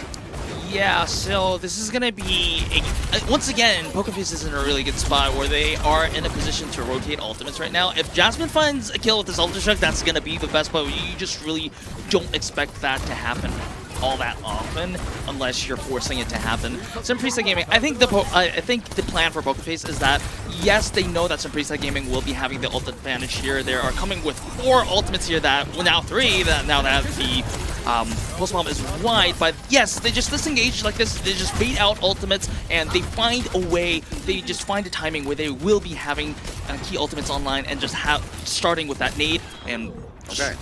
Well, they try to go ahead as soon as the Matrix does expire to try to push forward here, but Becky picked off. Lisa been able to find that opening kill. Now the Terror Surge just pulling them forward and should be able to lead to perhaps an eliminations. Great Javelin tracking there to be able to find that kill. Immortality Field going to be cleared out, so everybody else staying alive through the self-destruct. And right back into the mech is Proud on the hunt, trying to help find Argon. They will be able to do so. So Tracer going to be taken down, but a very fast build towards that next Pulse Bomb here, as he's already at 80% towards the next. Part though occupied as Pokerface start moving this forward, rounding the second to last corner. The big question is now going to be whether, number one, well, the Deadeye is going to have any value. Probably not. The next question is going to be whether Proud will be able to build up the overclock fast enough and then have some value with it, because there's not going to be the nano that is going to empower it. But both DPS ultimates are going to be online for the side of Pokerface. This is going to be whether Pokerface can actually full cap Nubani here. There is that. On the home stretch, clock available. And Matrix with Lee Min, but it's actually quite far forward here. Pulse Bomb going to be locked in from Argon. Again, not going to be able to find any tags. Becky does get the rally up here on the dupe. The web shot able to take down Aid, but now Proud going to be felled. So quite a bit of damage going across as Faith will also fall. So healing hindered to you dead. Iris under an immense amount of fire. Looks like he will stay alive for a little bit longer, but not before taking down Hyunjae. So still a bloody brawl here. Jasmine will rotate back up to the cart, and they can start gaining a couple extra inches, but looks like widely given the HP bars are down to about half. They will pull away, allow for some of these heals to come in, because Iris and Faith both very close to having those next ults online. Yep, it's going to be, well, I think Simprisa Gaming, despite just losing everyone and also conceding a little bit of inches, a few inches there, Simprisa Gaming did a lot of good things happen, considering that it was a very dangerous turn and that Proud had the overclock. The next turn is probably going to be Pokerface on that nano. The recipient probably going to be the Echo or the Diva, but Simprisa Gaming has tools of their own, so it won't. I think it should be in favor of Simprisa Gaming here. Terror Surge got a decent bit of damage there on the Faith, but the nano comes across from Iris to keep him alive. Break onto the mech with self-destruct available. So they try to get tucked away. No one going to get caught by that one, but the Anti goes out and manages to find 2. Immortality Field now on the back end, just to go ahead and ensure that everybody survives. Becky using the dupe here, copying the Orisa. Slink around the back, Argon making his position known. He's trying to catch Iris off guard. Pulse Bomb again going in, quick shield bash away. Faith able to dodge out on that one, so the explosion not going to get the catch. Javelin stun in from Becky. Helps isolate and find the pick on the Hyunjae. 0.05 meters left to go, and as the kills are found, that'll be a team kill on the back end. And Pokerface getting to the end of Nimbani with 37 seconds to spare. Wow, Pokerface showing a massive improvement here, not just on their focus fire. I definitely think that this Ana pick is really working out because previously, I've been mentioning this several times, but Eris making that nade land on several targets just closes out from 5 members to like 1 or 2 members to focus on. And I think when, as a team, you're not just your team cohesion is not working out, just having a clear indicator like that just does a lot of things. Just helps a lot, and having your target selection a lot easier, and it's really working out. And also, I'm seeing a lot of improvements on the neutral fight as well, because right now this meta is a little bit of a turn-based game where you have a little bit of an advantage on your ultimates, and then when you use your ultimates, depending on whether you use it efficiently or not, then you will have another chance on the next turn as well. However, some Pokerface right now, despite being on an ult disadvantage, they're looking quite good on the neutral fights, so this is credit to them for bouncing back. Let's see if they can actually make that defense work and claw one back. All right, well, Prison now needing to have that much stronger of an attack coming through, making it to the end of Nimbani. Already decent here for the side of Pokerface, and also making it with time in the bank. Puts them in a very solid spot. See how they fare, though. Proud going to be sticking with the Ashe here for the defense, and this is where I think it could find even more value. Yep, and it is going to be on the other side. Some Preset Gaming is going with the Cassidy and the Tracers, so they're probably looking for Argon to do a lot of work on it, especially on the harassing backline, and also providing a lot of space for the rest of the team to work with. This is gonna, and now it's Preset's time to prove that the Tracer pick is going to be worth it. But good sleep onto Aid means that Aid's life is gonna end. Yeah, I mean, he falls right off the high ground, taken down very swiftly. And a stunning cross, but TU eventually will be found. So team kill, nearly a tick gained, but ultimately they come away with nothing here. Pokerface successfully stave off the opening volley of attack. Is Proud very far forward, just gets a pot just defended by Jasmine's D-Matrix. Yeah. Already multiple ults on the way. Is TU going to be swapping over onto that Zarya to try to counteract this D.Va? Yeah, this actually makes a lot more sense, because not only does it counter the D.Va, it actually provides a lot of protection towards Aid as well. The difference between the Ashe and the Cassidy, well, there are several ones, like Ashe having the verticality, and also more so, it's more about Ashe. Wait a second. Okay, Duke and another Immortality field added in. Aid able to go ahead and clean that one up, but Becky is getting an Ant Matrix so rapidly, and Aid gets taken down by the Dynamite. Now Ant Matrix invested, TU dead, and the energy that he had is completely cycled. Yep. Very clean and concise here from the side of Pokerface. Something was severely lacking from them on those opening 2 maps. Yunjay and Argon, both very late deaths, as that's going to be half the opening time bank drained here, as all that Pokerface have had to commit thus far is a dupe.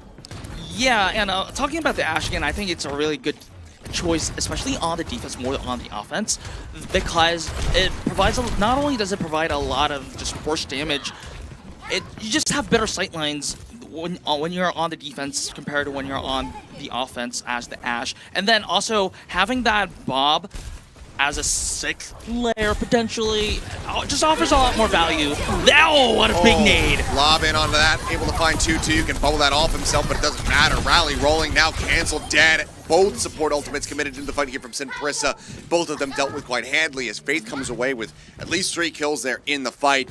Huge setup, quickly shut down here by Pokerface, who look like they might just be able to pull off a full hold. Argon on the lurk, lingering around, does have this pulse bomb. It's going to be hard with a D.Va, yeah, I mean, it would have to be so surprising to get that strike in, and tries for it, but ultimately, again, it's not going to be finding value. Yeah, I think Sinprissa Gaming's last, I guess, chance is probably going to be when to use Graviton Surge is going to be online. And even then, there might There's be... the bomb, and 8 is just absolutely destroyed. You were saying? No, it's okay. I was just about to say that the Graviton Surge is probably going to be the only chance that Sinprissa Gaming has, and now that they have it, it's probably going to be after. Wait, they just use it right now? Oh my goodness. I mean, they sent it, but it doesn't matter. TU wanting to try to take advantage of the moment there as the D.Va was broken out of the mech before the self-destruct can come through, but yeah, it sends it. A Hail Mary now going to be trying to swap over onto the D.Va himself, but Hyunjae dead. That much more of a stagger. 1 tick going to be gained here as Argon tries to occupy the point, but Ultimately, he's going to have to try to run away. Can he make it over to the Mega Pack in time? Looks the answer is going to be yes. So no further stagger going to be found here. But still already dire straits for the side of Simprissa. The only win condition for Simprissa Gaming right now is going to be Argon finding huge value with that pulse bomb, or else I don't know, maybe something weird happens in the neutral fight, but on normal settings, on neutral settings, it just is that Pokerface has all the tools to win. HP, Proud going to be taken down to you, able to find one sleep dart there onto Jasmine as Becky goes for the coffee onto the soldier. It's swiftly dealt with. Lisa Min getting the break. Aid finding the kill. Point occupied, second tick now coming through. Simprissa, can they actually somehow win this one out? The rally is rolling, so Hyunjae has that. They know that they need to try to play for this one, so push forward. Faith dead, and it looks like we're not done yet. Looks like Pokerface should have absolutely had this one in their hands, but they managed to find some crucial picks here on the opener, and that is going to be 2.5 minutes added to the time bank. So Simprissa with a fighting chance, but again, they have to make it to the end of the map. Oh, yeah. But that's a good stagger. Proud is not having... Well, I mean, he did have a good Numbani and up until this point. Now he just picked out 2 times in a row, which is going to hurt a lot. I think that, to be honest, Simprissa Gaming had no right winning that push on capping A as well. But a good pick onto an isolated Proud just made that happen. So Pokerface, Proud especially needs to be a little bit more careful about the pushes now, because Tuyu is on the Diva. He can just jump on Proud whenever. Maybe also considering swapping a little bit, but I think Proud should be is confident enough to be on the Ashe for the current moment. Aid nearly eliminated there. Here's to see where this Nano goes, but would that be damned. Full spot from Argon, able to find 2. Iris and Proud both going to be eliminated. Jasmine knowing, like, yep, this is not the time to use that self-destruct. Just goes ahead, dies naturally. As that will just be the push coming through. And that should be B. I mean, getting a recontest here, it's just nigh impossible. So, okay, a little bit of extra time. 2:40 just about in the time bank here for this final stretch. Simprissa, they need to continue to be concise. And Pokerface, they need to finally put their foot down. They have a couple ultimates to try to buy themselves some space. I think Becky going for another dupe and building up a fast self-destruct. Likely going to be high value for them. Likely going to be the target. We'll see if it goes for the Soldier 76 once more. Yeah, right now, if you just look at the ultimates, it's anyone's game right now, but the momentum is on the side of Simprissa Gaming. And if A just makes those flanking visor or something like that, that'll be crucial. But Pokerface do stabilize. They use 2 ultimates for it. However, it is definitely worth it, as it is going to stop the forward momentum on the side of Simprissa Gaming. And it also... They have a stagger on the 2U. Yeah. All right, so brutal stuff as, yep, Anna's in play. Means that Diva has a really rough day. Gonna try to make his way over here towards the coast. Gonna jump off, and he will be able to do so. So Faith not going to be able to quite take that. No credit as Becky down to 1 HP. Will get finished off. Lisa Min able to find that elimination, but now Hyunjae going to be dead again as Jasmine just pushes forward. Rockets flying. Yeah, it was a really interesting choice by Simprissa to elect to go with this fight, because they were missing Tuyu. Tuyu was just jumping off the hill just to get a reset, and the idea was supposed to be Simprissa Gaming as a team just to get a total reset, but then they just elected to go to a fight and lost a few members. That's just more time off the clock, which is going to be, every second is going to count, considering that even if you do manage to full cap Umbani, you do need time bank. You need a extra time bank if you want to contest, not just for a draw. Around the corner, Anti on the Lisa Min here for the moment, but Riley's rolling to try to keep him protected. Pulse bombs out. Either side coming away with a kill. Proud still going to be noted there in that back flank as Jasmine tries to play up onto the high ground. Will be able to find Tuyu. That forces the self-destruct. He drops down. He'll be able to remech back into the fight here with the rest of the squad, but Jasmine still holds onto that ult himself. 48 seconds now remaining here for Simprissa as the push, the cart not really moving forward for the moment, but Jasmine, that self-destruct, not in a fantastic position, but Lisa Min still going to be taken down. That being said, though, 2 kills going to be found. Faith and Iris now both going to fall. Support's gone here for the side of Simprissa. Lisa Min going to have a bit of a slow run back. When he does rejoin, he'll just about have that nano ready to go. Argon hounds down Proud. Becky taking the skies. That dupe nearly online. Needs to survive and find some value off of that one, and actually has to pop it a bit in desperation. Makes some Helix rockets there in mid-air, but now is pushing forward, looking to just try to find anything they possibly can. But teammate tricks there from Tuyu. He's widely mitigating that ult build. Becky now taking a bit of damage. The dupe nearly broken, but attack visor will be built up. Nano at the ready from Lisa Min on the opposite side. His Faith now rally is ready to roll. It's widely going to come down to these 2 crucial ultimates to see who can utilize them the best. Aid out on the 2U. Aid going to be eliminated. Ira's going to be taken down, but Proud collects 2 kills. Support now gone. Cart just meters away, but overtime starting to bleed, and with the cleanup coming through, Pokerface, it looks like they should just about have this one in the bag. Fuse mech will be broken down. Now it's all on Argon, who just can't find anything, and that will be it. A successful but narrow defense here from the side of Pokerface will get them on the board. We are not done yet. They will elongate this series as they pick up a map win. Yeah, so Pokerface looking like they finally woke up. Again, Eris on the Ana is just extraordinary. Like, just leading everyone on the side of Pokerface to a certain target with those Bionade connects there, just having everyone on the same page. This is the Pokerface. This is not 100% the Pokerface that we have been expecting, also that we've been seeing in the past 2 wins when Pokerface was winning. However, they are showing signs of a little bit of brilliance that they have been showing in the past 2 matches. However, they still have a long way to go. It was by no means perfect, and I think, to be honest, SPG kind of gave a little bit of a window. Yes, credit to Pokerface for capitalizing on it, but SPG did look a little sloppy on Numbani. Now it's going to be SPG's pick. If Pokerface wants to make the reverse sweep happen, they have to go against 2 maps in a row that SPG is going to pick, and also that means 2 tactical selections that SPG was prepping pre-match. So yeah, that's going to be the real test here.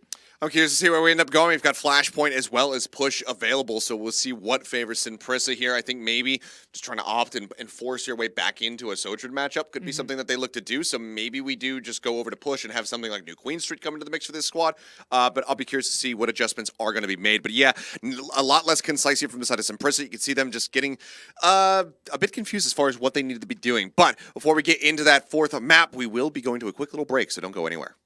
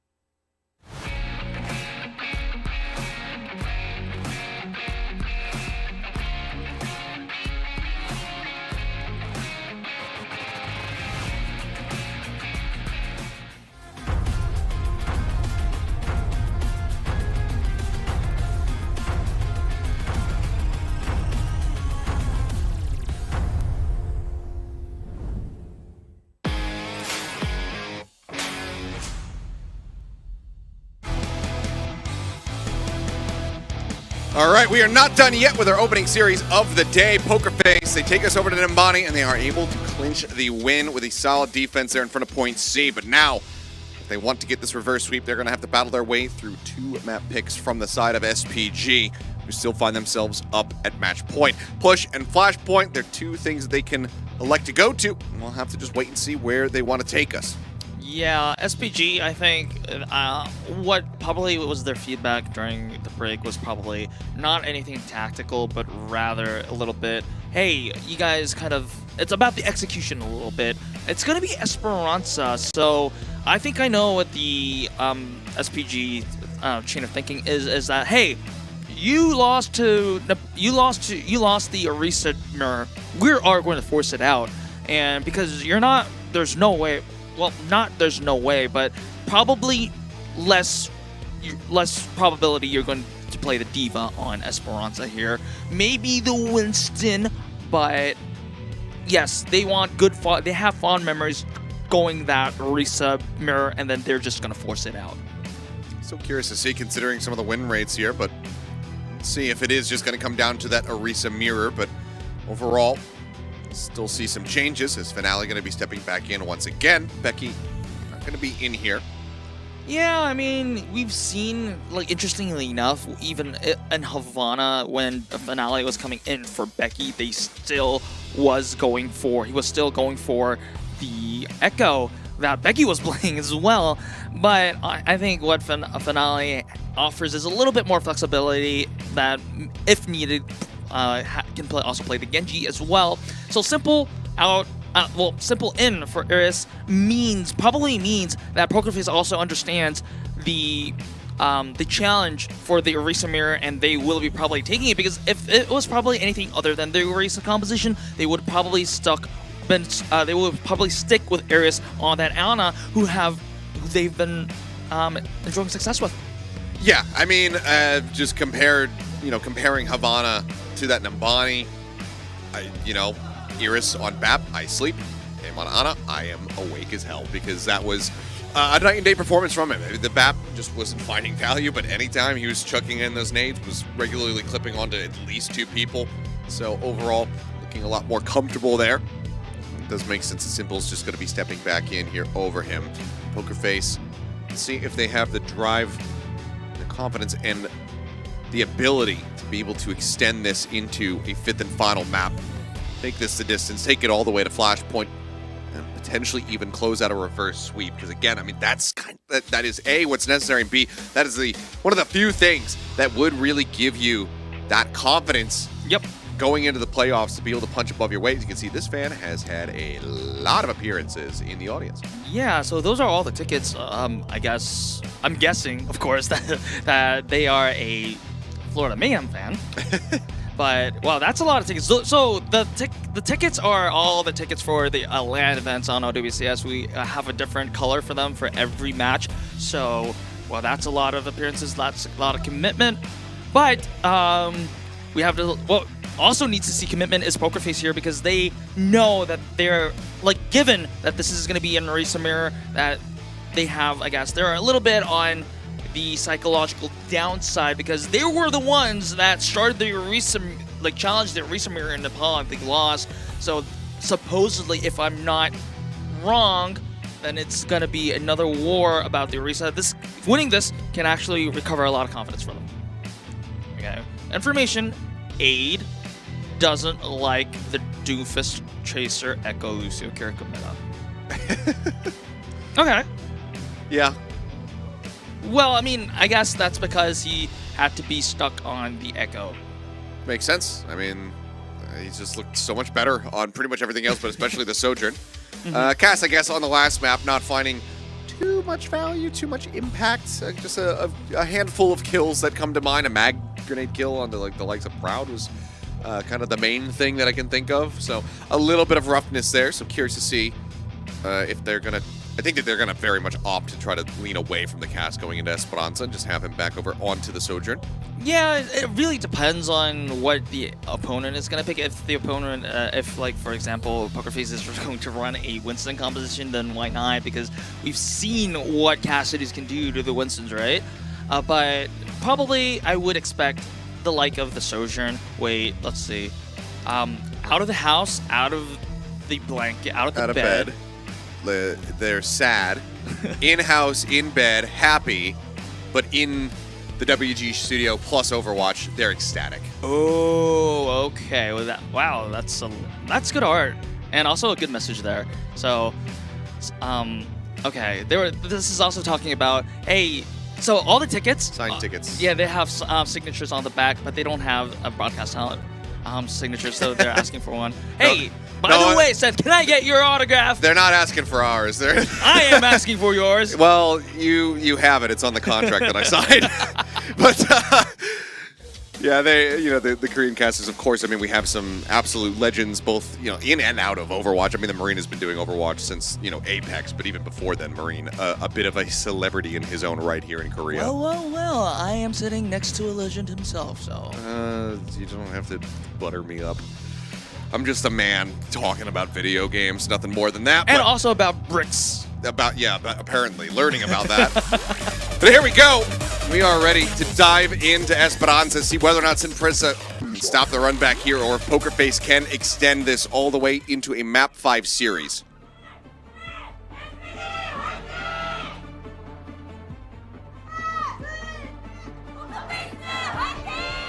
All right, undying energy for fans from both sides. And Jasmine, don't troll me. Don't put. Well, I would be very surprised if Jasmine pulls a nozzle, but yes, this is going to be indeed the Orisa mirror that we've been looking at. Not all the Cassidy like you called out for. It's probably, of course, we do have to wait for the doors to open, but it is likely that it is going to be a Sojourn on the side of 8, and I would expect a Tracer swap. There we go. Finale, okay. A little bit late to the party, but not missing anything really dire. So this is going to be a full mirror.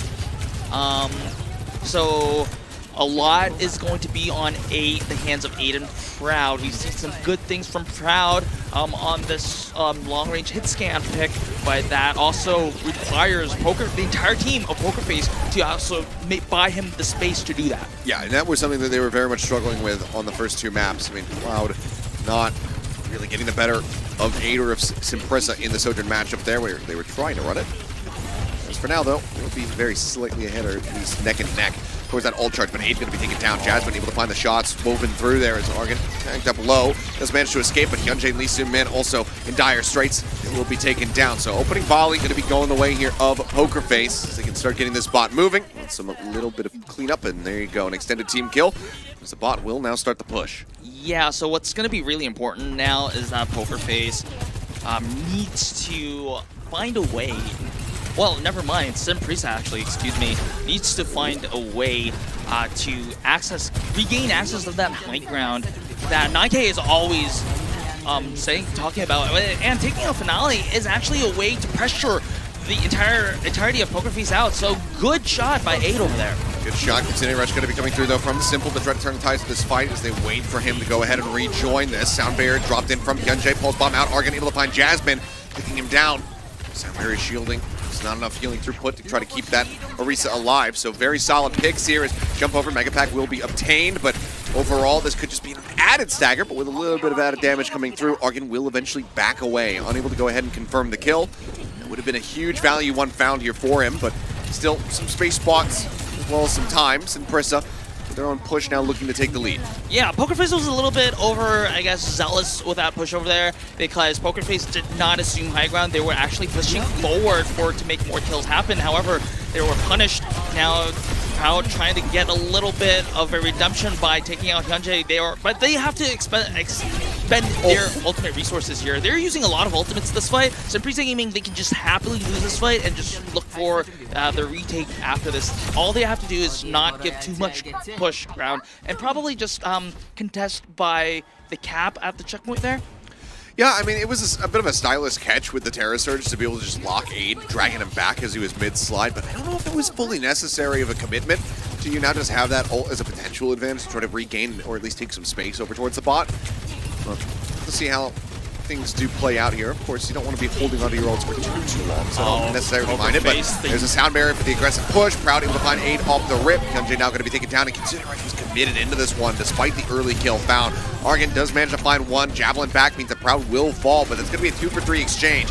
Yes, faster runbacks here available for the side of Simprissa, but to you dropping out of the window will get hounded down as Faith that's able to confirm that kill.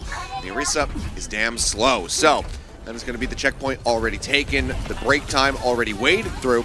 Poker Face continue to stretch a lead, now getting ready to just basically 3x Simprissa's distance. Yeah, this was such an impressive play from Poker Face because they knew that they were at an ult disadvantage because they used a lot of their ultimates in the previous fight. So they just started up with a very aggressive sound barrier, and then not only did they just win the fight, they also baited out a lot of resources from the side of Simprissa Gaming. So they're relatively on even terms on the next fight as well. So really good play from Poker Face. Now they're starting up the next fight, and if they win this fight, they're going to have an insurmountable lead over Simprissa Gaming. I mean, it's a consideration exchange for the overclock here. Overall, no value going to be found there from Aid. Is okay, Simple going to be taken out, Argan going to be traded, but now Hyunjae dead as well. Lee Soo-min, the lone support available as the pull stick comes in to you, fortifying himself, trying to stay alive. Aid with a nice shot, does manage to find Faith, but cleanup is looking swift and just here from the side of Poker Face, just not allowing them to really find any kind of stability, not allowing for these reinforcements to come back through. So now the push does continue. Poker Face still going to be a little bit low on members, but they have those forward spawns, so it's going to be swift rejoins. Yep, what Poker Face is probably going to do is that they're going to push a few more meters, and once Simprissa Gaming regroups, they're just going to back off, or rather, they just start up the overclock and kill people, not killing people yet. I'm looking for it. A bit of nice damage, which is going to be making Simprissa think twice about trying to push out here, but now the ult is going to be gone. Can play this out a little bit more aggressively as Hyunjae, oh boy, caught in the side room, has that beaten. Fortunately for his sake, does not commit it there, but still, things are not going the way of Simprissa. Kitsune Rush again, committed to the fight. Faith will be found, Simple down low, does get taken out. Okay, and there's going to be the window of opportunity as Aid is able to come away with 3 kills on the backside of that fight. I thought it was going to be another overcommit on the ult from Lee Soo-min, but this time, the clutch comes through. They are able to win this one out, but still, an immense amount of distance that Simprissa have to cover. Yep, Poker Face probably will be having another opportunity to contest by the time Simprissa Gaming is almost up to the checkpoint. The question now is going to be whether Poker Face will be able to assume full control on the high ground bridge on Poker Face side. They can start up with the sound barrier, which they will do. They have been enjoying a lot of success with this. Second beat from Hyunjae though, but Pulse Bomb around the back. Finale trying to lob that one in. Not going to go find the stick. Low HP here on to you, but he'll streaming across. They will be able to try to re-sustain him. So that's going to be a success. Bot in the meantime, inching forward here for the side of Simprissa. Is Overclock going to be pumped, but instantly gets shut down. Rail shot in with a headshot. Jasmine able to find the killing blow, and Aid gets completely swept under the rug. To you now dead, and that is going to be a halt here on this push.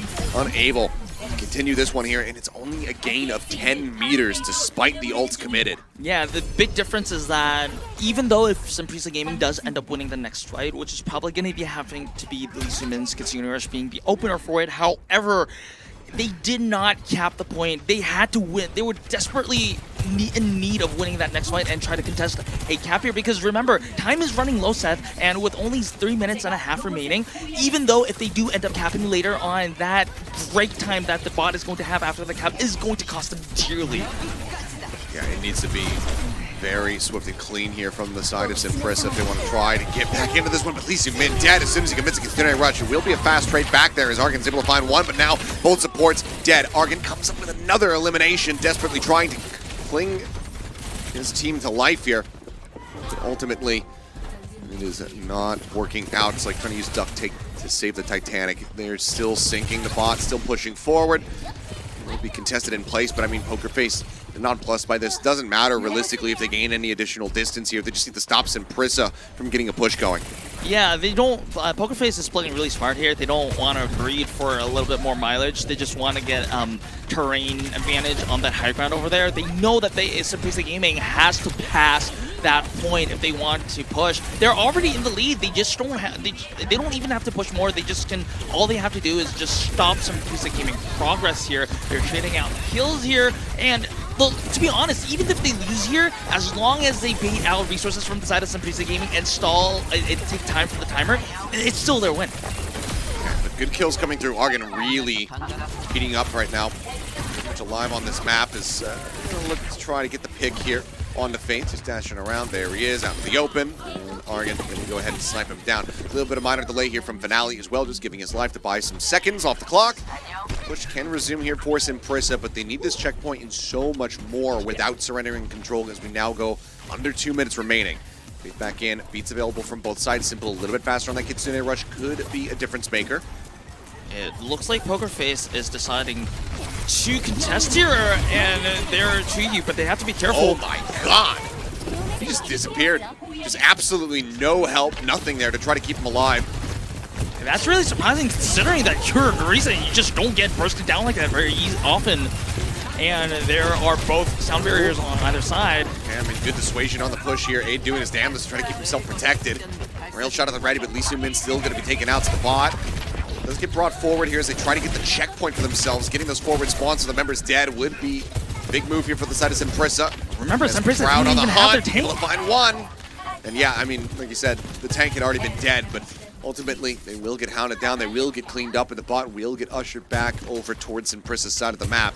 50 seconds now in the clock. Yep. Once again, I think the idea about Simprissa was like during the heat of the fight, they just wanted to kind of like back half the point so that even like in overtime later on, if they make a miracle push happen, they don't have to go through that bot break on the checkpoint, but they, in the end, they failed to do so. Jasmine trying it again, was trying to get the catch as soon as that slide comes through. He was able to bait it out of Aid, but couldn't quite get the catch on the ult. Either way, he falls. Nice little headshot there from Proud. Will trade one back, just ensuring that Simprissa are basically never operating with a full 5. But the bot coming back across. 40 meters, the distance that needs to be closed by Simprissa. They've got some decent tools, but again, they're just joining this. I mean, Simple coming back into this has just been absolutely electric on the Kiriko for them. He nearly has another Kitsune rush ready to go. Yep, for this time, they will probably make the cap happen. Yo, Finale tries to stop it, but he sacrifices his life for it. There's Proud, though. Proud sliding up, trying to contest this high ground, sees the TP out, he's looking for a next target. Will just be to you, using the Terra Surge, but inevitably just dying. Aid with his own overclock, able to find Simple, finds Proud. They need a lot more than that, and Argan's able to come up with the goods. Jasmine going to be taking out Aid, trying to survive, just looking for a target here as the Lucio comes dashing around, but eventually Faith will fall. Pulse Bomb out from Finale, not coming up with a kill. Kill is found by Aid. The push can now resume here, but still disjointed Arson Prissa. Have to keep themselves glued to this bot. This may actually be a winnable fight now. So just one more team fight win, and then Simprissa can actually make this happen. Problem's going to be this Kitsune rush. Yep, correct. And the Kitsune rush is probably just going to be the opener for it. And if there's any follow-up kills after that, following that Kitsune rush, it's going to be game for the side of Simprissa Gaming. Disruptor shot, rail shot, taking Faith so very low, but Aid is overstepped, and he has overstayed his welcome. Proud is able to find the punish, the kill coming in. Touch there onto the bot. Argan down low on HP, trying to survive, but he cannot. Finale is able to confirm the kill. Hyunjae now going to be gone. It's just Chuyu and Lee Soo-min left standing in this one, and no one dead on the side of Pokerface. It is going to be clean as the team kill comes in, and Pokerface extend this all the way to a Game 5. Not going down without a fight. They continue to push back and persevere, and now also get themselves up to match point. Flashpoint will decide it all. Yeah, now momentum is on Pokerface's side. Now, SPG is going to be the one that is going to feel the pressure. Yes, it was with confidence that SPG challenged the Orisa Mirror. Pokerface duly accepted despite that loss on Nepal. It was by no means perfect. Of course, there were many mistakes on the side of Pokerface as well, but definitely a much better showing than the first two maps that they happened. The target acquisition, the target focus, and also playing by their win conditions. Massive improvement on the side of Pokerface here. And this is part of why I was very much questioning the map choice. This was a bad one. This, and now even worse. For Simprissa, I think it was 33% win rate or something that we had on the graphic before we came into this, whereas it was like 75% for Pokerface. Yeah. This is a map, I mean, even if you're feeling confident in the Orisa matchup, overall, the teams clearly feel a lot more confident on this map. So I think going for something like New Queen Street, where you have 100% win rate, you clearly have a lot more comfort there. I think that could have ended up being a difference maker, but who knows? I could just be talking out of my rear, and maybe Pokerface would have won it regardless, because right now, the team synergy, everything that was lacking, everything that was missing from those first 2 maps, it's all very much starting to come together. It looks like the team just wasn't fully awake, and now they are completely and utterly ready to play. I'm just going to steal Wolf's expression that Sahui from Pokerface probably just pulled out the belt, and then everyone just woke up. Like They did. It certainly looks that way. But now we go to one last break here in this series. When we come back, we'll be going to map 5. It's going to be Flashpoint to see who is walking away with that first seed out of the LCQ.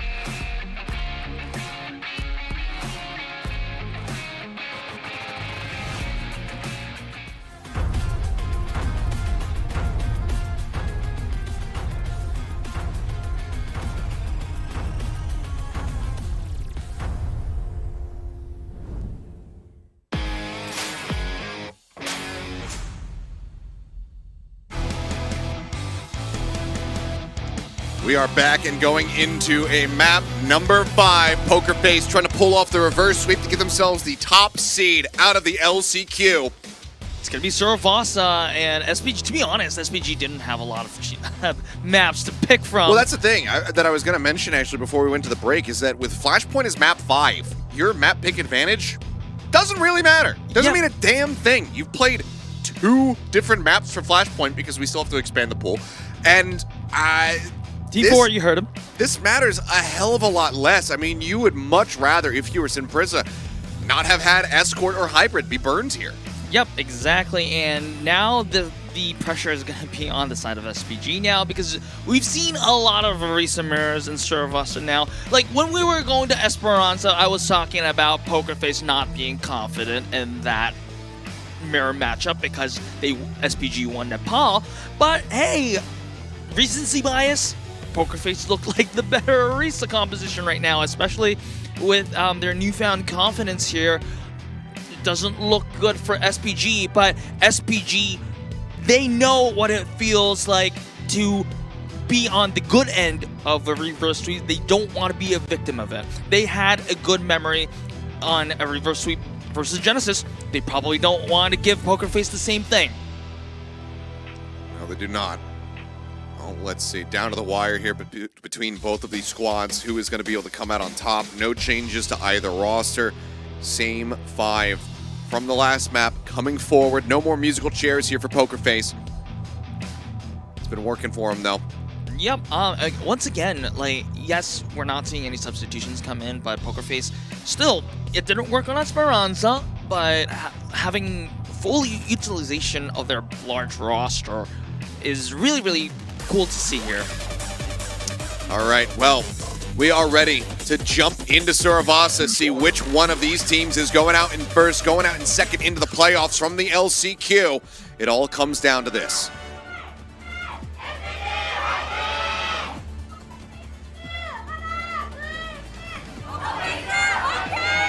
Face fans have been getting louder as the day has gone on. More and more to cheer for. Now a win right in front of their very eyes. It's looking like we're just going to have mirrored matchups here again after the Sim TPs come through. Just going to be likely seeing the swaps back over onto the Tracers. Yep, that is probably going to be the case. And once again, it is going to be, in the neutral fight, it is going to be Proud versus Aid. And the race to who's going to get that railgun shot first.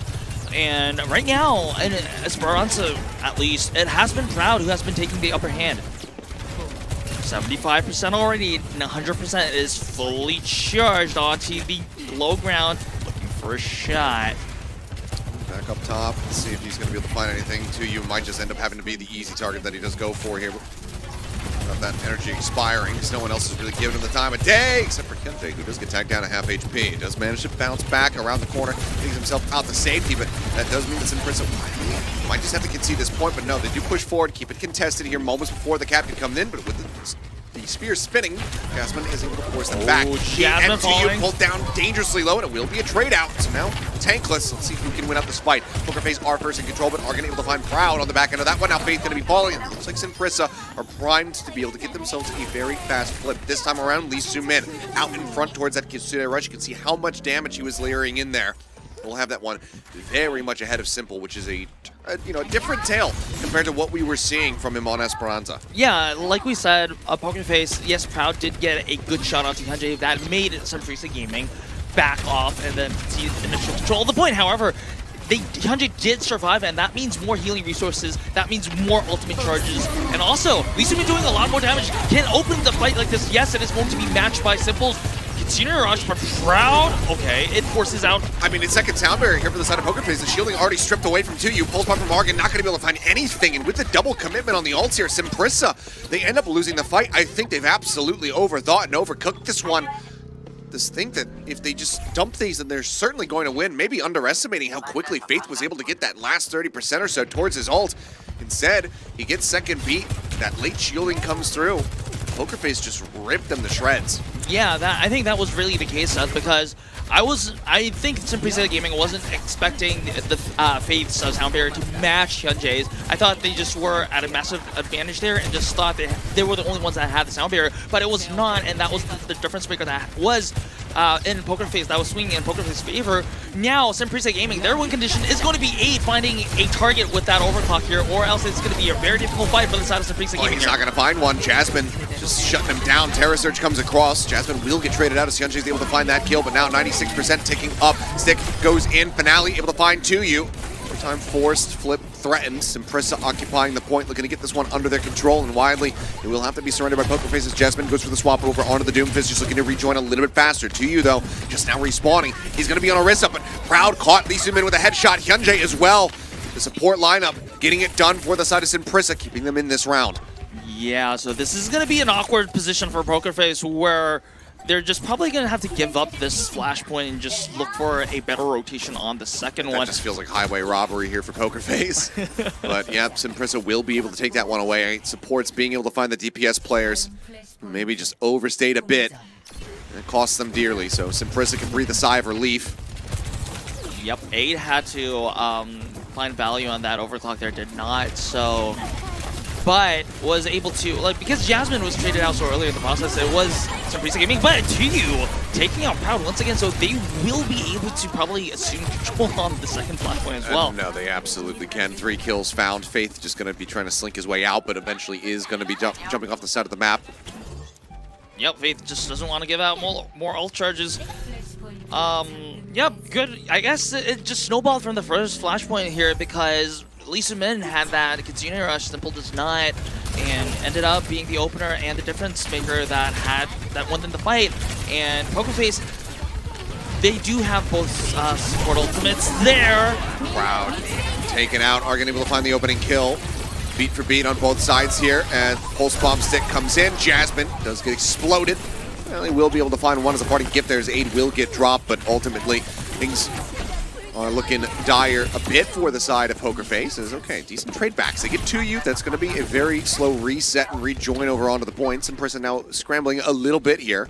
Yeah, but the question is, can Pokerface actually make the flip happen, especially in a flashpoint where progress is so fast?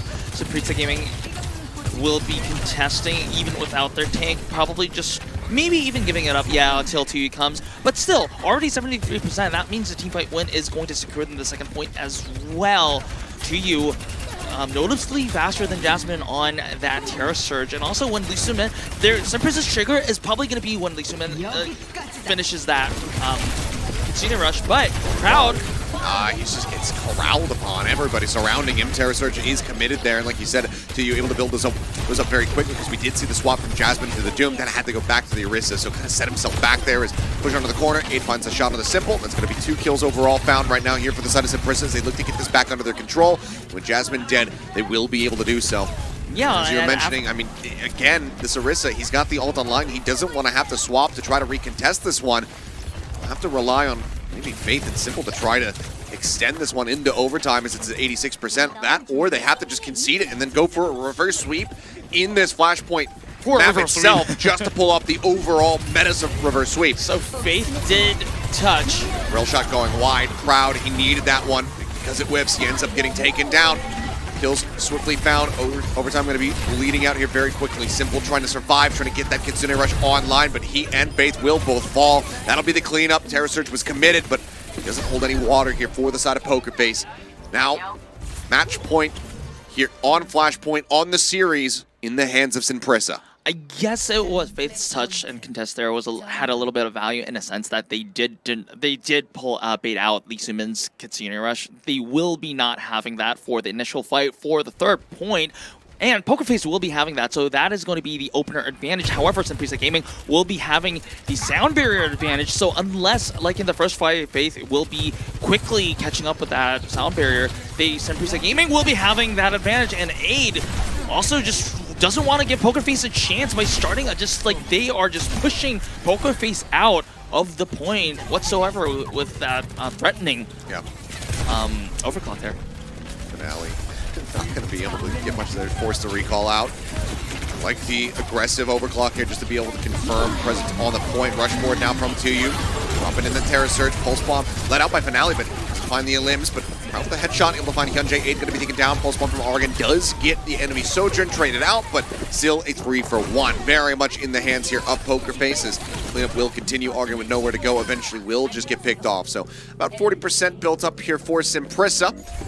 As that will be Pokerface now getting themselves in control. Yeah, I think Hyunjae just did an Ajax. I didn't see any green health across the board from Sunprisa. It was either an Ajax or a very low value sound barrier. I think that cost them Sunprisa the fight. Here's an Ajax. Yeah. You got a headshot by Proud. Okay, so this is, well, Pokerface does have to pound on this opportunity. They will be having Proud to... Okay. Okay, they might even not need the overclock over there then. No, I don't think you do. I don't think you need anything additional here. Sunprisa will just have to try to backpedal, so any additional staggers you can find now are going to be high value. So what's going to happen next is probably going to be Sunprisa opening up with the Kitsune rush, and then Proud is either going to answer with the overclock or just going to start up very fast, very forward with the overclock to just discourage everyone like this on the side of Sunprisa. Doesn't find anyone there, though. But yeah, Lisa Man able to stay alive. 2U. It's in. Proud taken down. Jasmine now eliminated as Aid go ahead and get that headshot across. 99% about to be coming through here. Its final contest will go ahead and force that out. That's the flip.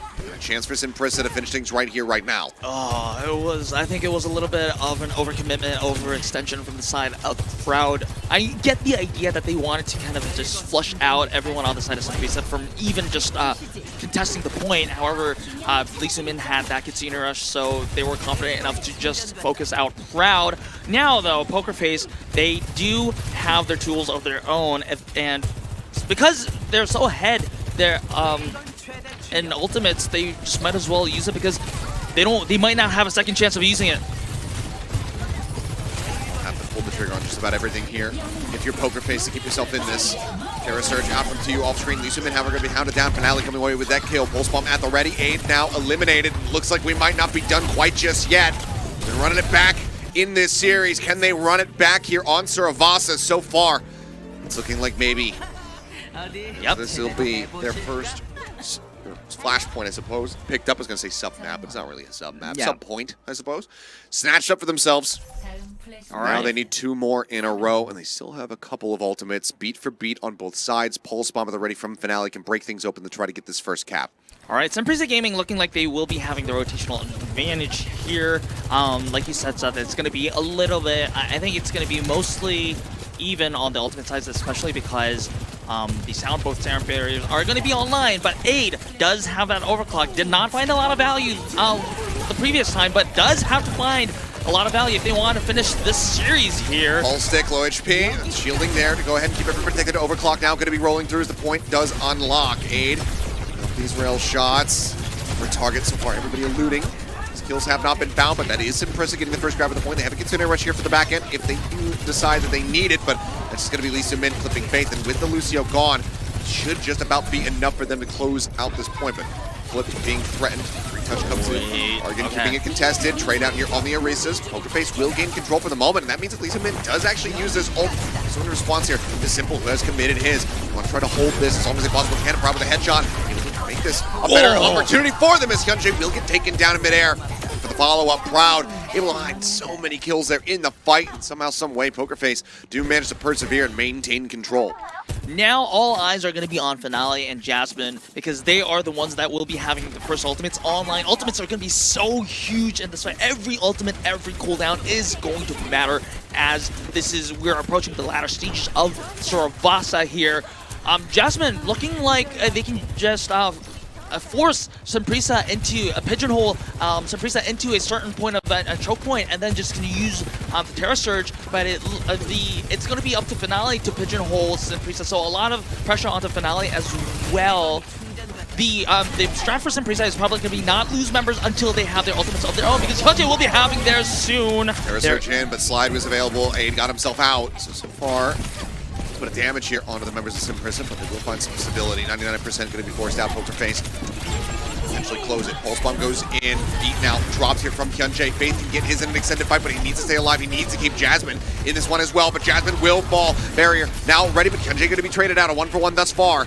So ultimates being held. Pokerface trying to keep these perhaps here for a third and final fight win for themselves for the point, but actually no, we'll just go ahead and concede this. So rather than try to win it out and take this to a last point, we'll just look for a recontest. So. Yeah, good discipline from the side of Pokerface to just let it go because they know that they have enough time for a final fight. Because if there was a contest and they lost an extended fight, that might have just been an end. There might have been no second opportunity for a second retake here. So they're going to use all of their resources here to make this happen. They If it have works out to. for him though. Overclock available now from Aid. Hyunjae getting whittled away. Yeah, will fall, but Jasmine going to be the cause on the opposite side, but now the trade-up comes through as 2U will fall as well.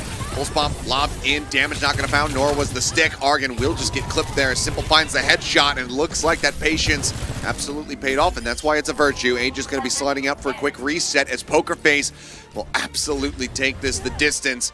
A fifth and final flashpoint to determine who is going to be the first seed and whether or not that reverse sweep comes to fruition.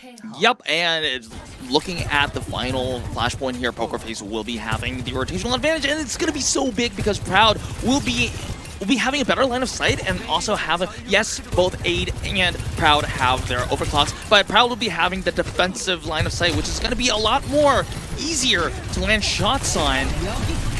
Disruptor shot thrown down. Okay, I was gonna say overclocks out, and Proud gets a better evade. That could just be an unraveling point here for Simprissa. Lee Soo-min gone, the rest of the team unable to escape. Hyunjae just offering himself up for a reset. That is gonna be the first cap coming in. Poker Face now in control. Yep, and yes, Simprissa does have the Terra Surge, but they don't have anything to follow up with it at the current moment. Maybe Argon's Pulse Bomb if necessary. Hyunjae needs to build up that sound barrier as quickly as possible. Poker Face, if Finale finds a good Pulse Bomb onto multiple members, then it might be game over. Oh, Proud needs to stay alive though. Proud he was taking down double digits right there. Going back around the corner, keeps himself safe. Incident Rush available from Simple. Lee Soo-min just 10% behind. As Pulse Bomb from Finale is able to find Hyunjae, and that could be absolutely critical. 8 now going to be taken down. Incident Rush, all that's been necessary thus far. Cleanup is there, and it's going to be one last reset, if that, available for the side of Simprissa. That is a team kill, with things ticking up rapidly. 70% crested now for Poker Face. Touch is going to be absolutely necessary. Somebody might even have to give their life just to ensure that this can happen. Maybe even a sound barrier on the approach just to ensure that they can try to get there safely.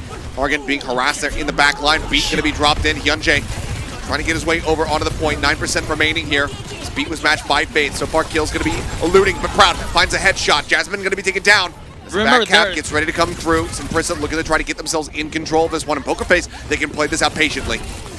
But the thing is, Poker Face shouldn't have lost that fight. They had one member on the point trying to back cap, and they still won the 4v5. I just, like, yes, Poker Face, it was credit to Simprissa Gaming, but Poker Face probably should not have lost that fight. Now, with both with Faith's sound barrier gone as well, it is up to Proud to make the opening shot to take members off Simprissa Gaming. And he has been delivering thus far. Terra Surge out to try to whittle away at those HP bars. Lee Soo-min and Aid both going to be taken down. Hyunjae, a sliver remaining on the Lucio, and he will fall to you dead. Is able to find one, but Finale now getting the back cap here into their favor, and that should just about do it.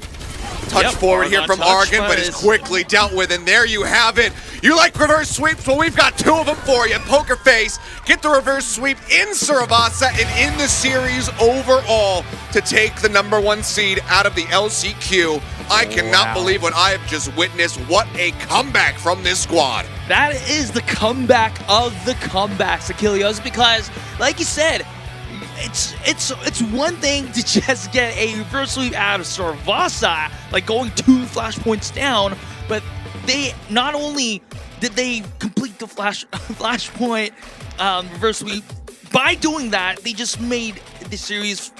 I'm out of words right now, but they made the reverse sweep happen. They looked so fragile in their first 2 maps on Nepal, on the maps that they selected.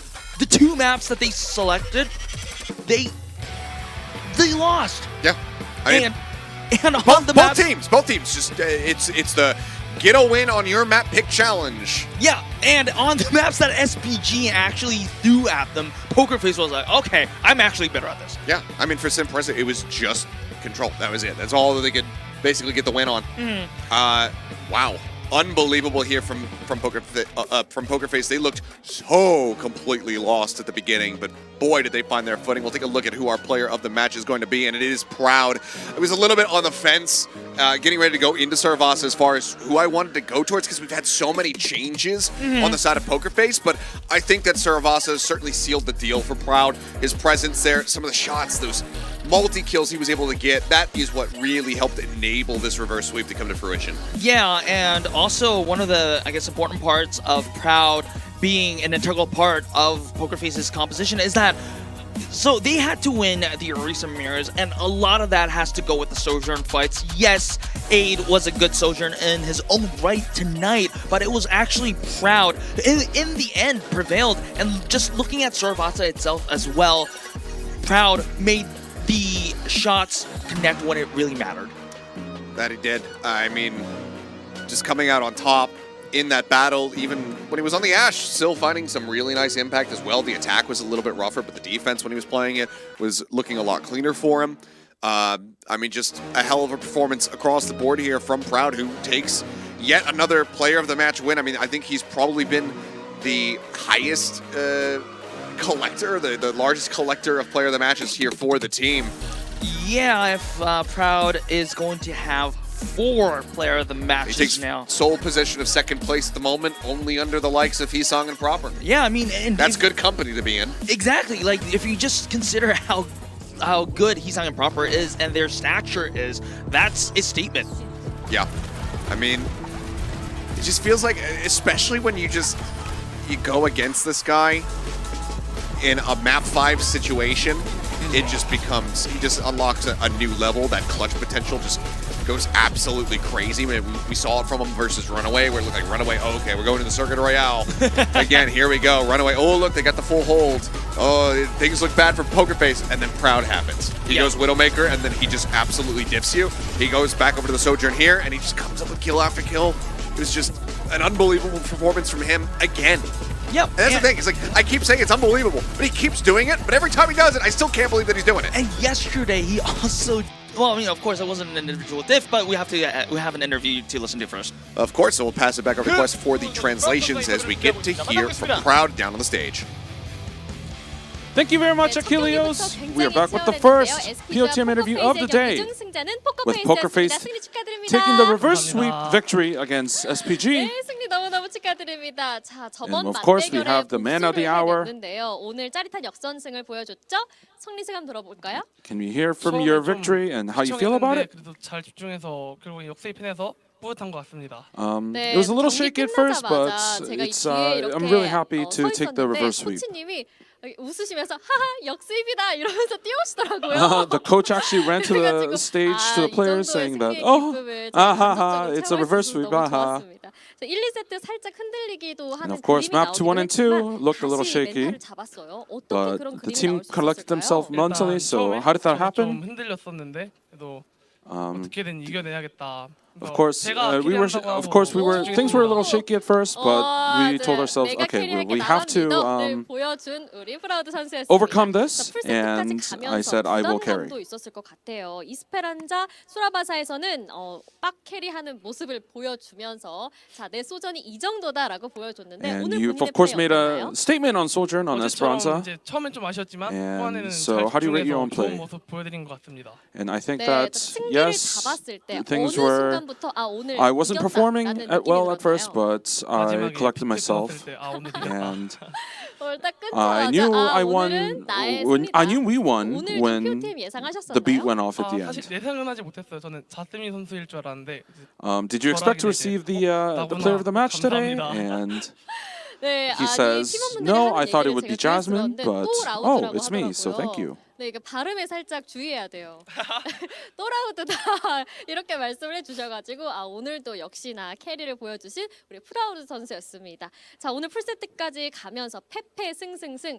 우리 팬분들의 마음도 정말 쫄깃했을 것 같은데 Of 팬분들께 course, the fans 걱정하지 말라고 also 한마디 on the edge of 부탁드려요. their seats with the 최근에 reverse sweep, so 쫄깃한 please say a few 경기를 words to the fans as 걱정하지 well. 마시고 앞으로도 잘 이겨내겠습니다. So 감사합니다. please don't get nervous for our 네, 프라우드 선수가 upcoming matches, and thank you so much for supporting us. 프라우드 선수 만나봤고요. And that was it 저희는 with our 잠시 뒤에 POTM 두 interview 번- with Proud. And before we head into match 2 between FTG and Yeti, I'm going to send it back to Achilles and Unknown. All right, thank you very much. Good to hear they're from Proud saying, don't worry about us, we'll be fine in the future. We'll see if that is going to be the case, but that is a damn good start. Getting the reverse sweep certainly has to instill some confidence there for the players. But guys, we are just getting started. We've got 2 more series coming up next. It's going to be FTG versus Yeti.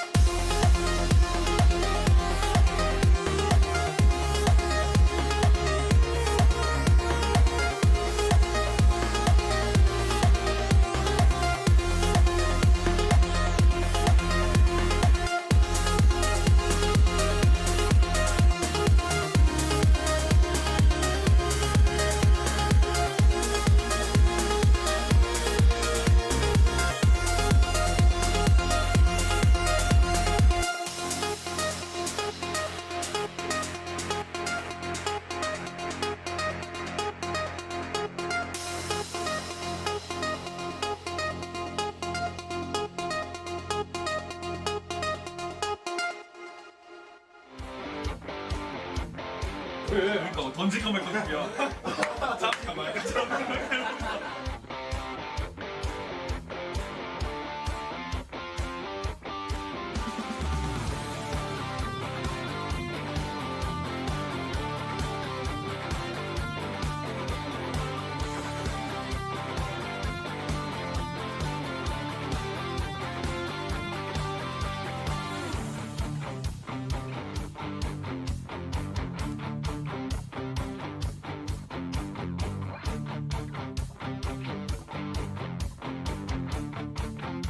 막내 어떻게 하지 다 봐. 괜찮아, 어차피 민지 없어서 시간 많아. 그래. 천천히 해. 천천히 해. 막타 막내야? 공사하면서.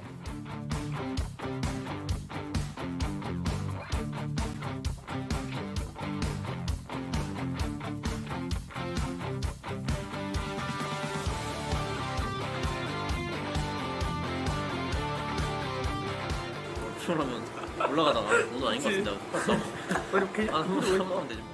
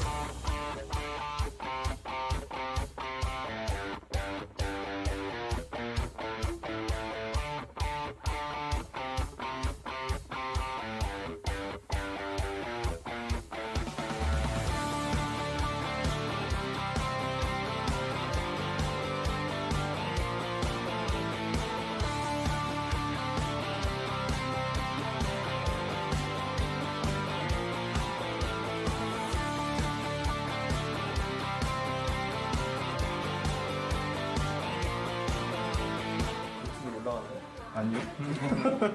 올리죠. 미니 유튜브에 올리죠.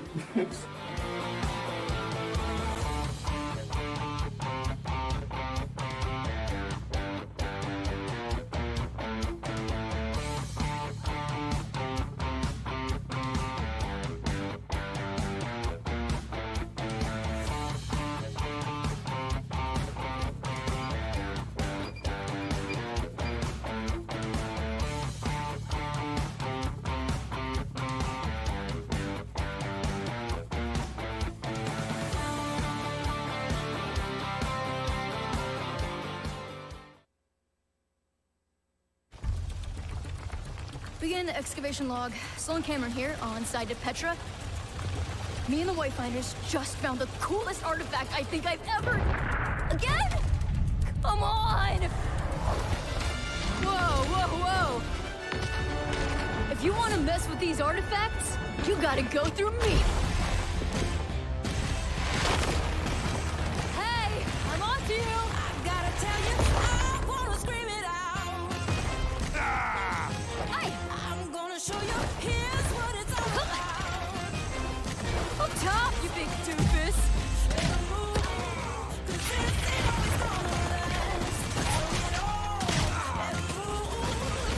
Rock and roll!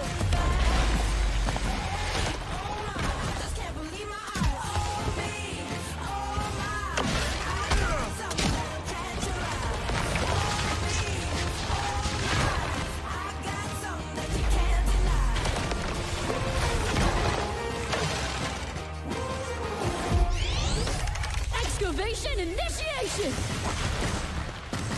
Time to really drill it in. We did it! We had a party or what?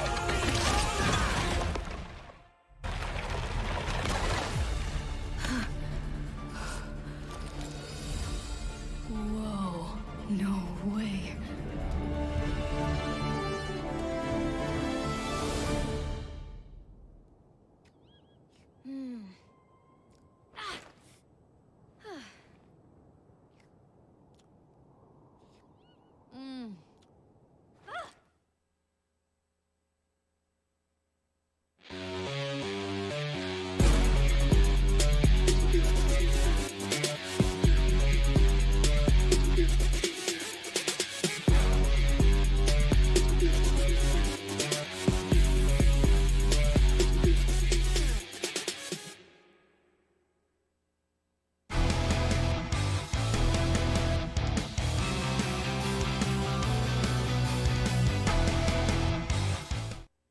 Alrighty, we are back. It is now time to go into our seeding decider matches. We are done with the LCQ Poker Face. With that reverse sweep, have taken the first seed out of it. But now, we get ready to see who everyone's going to be playing against, who's going to be in that first place position, who's going to be third, fourth, etc. As we have FTG versus Yeti.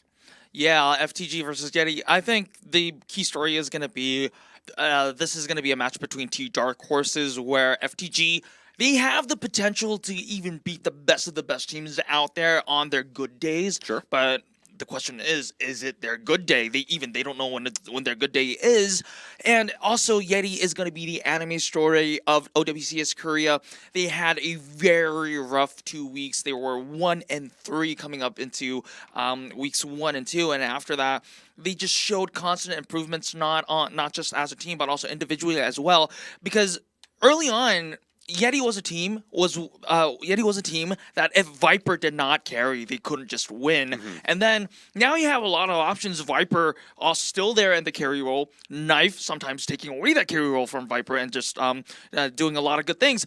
Donghak also. So this tank, we had a lot of discussion about him even before the OWCS even happened, whether he was good or not, whether he was just carried by his team or whether he's individually good. It looked like he was struggling early on in the series, but if you just look at yesterday's performances, like Donghak just looks like a elite level tank right now. So the storyline that this team is making is really interesting, and combining that with a team that has the potential to just win against anyone and lose against anyone is going to be pretty fun. Yeah, I mean that is the story. I mean, because you take a look back at Yeti's matches, that round robin, it was taking a while for them to really try to find their footing and find like their comfort, and you know the meta changes coming through, the Malga patch, etc. Not really doing wonders for them. I mean, taking a look back, like they had a loss to FTG, so now they're going to be looking for revenge there. That was a 1-3 loss for them. They lost to Runaway in a blowout, as well as to WAC, but then they come back just 2 days ago, beat WAC in a 3-1 scoreline, play a very close game versus the Falcons, who had also previously destroyed them in a 3-0 fashion.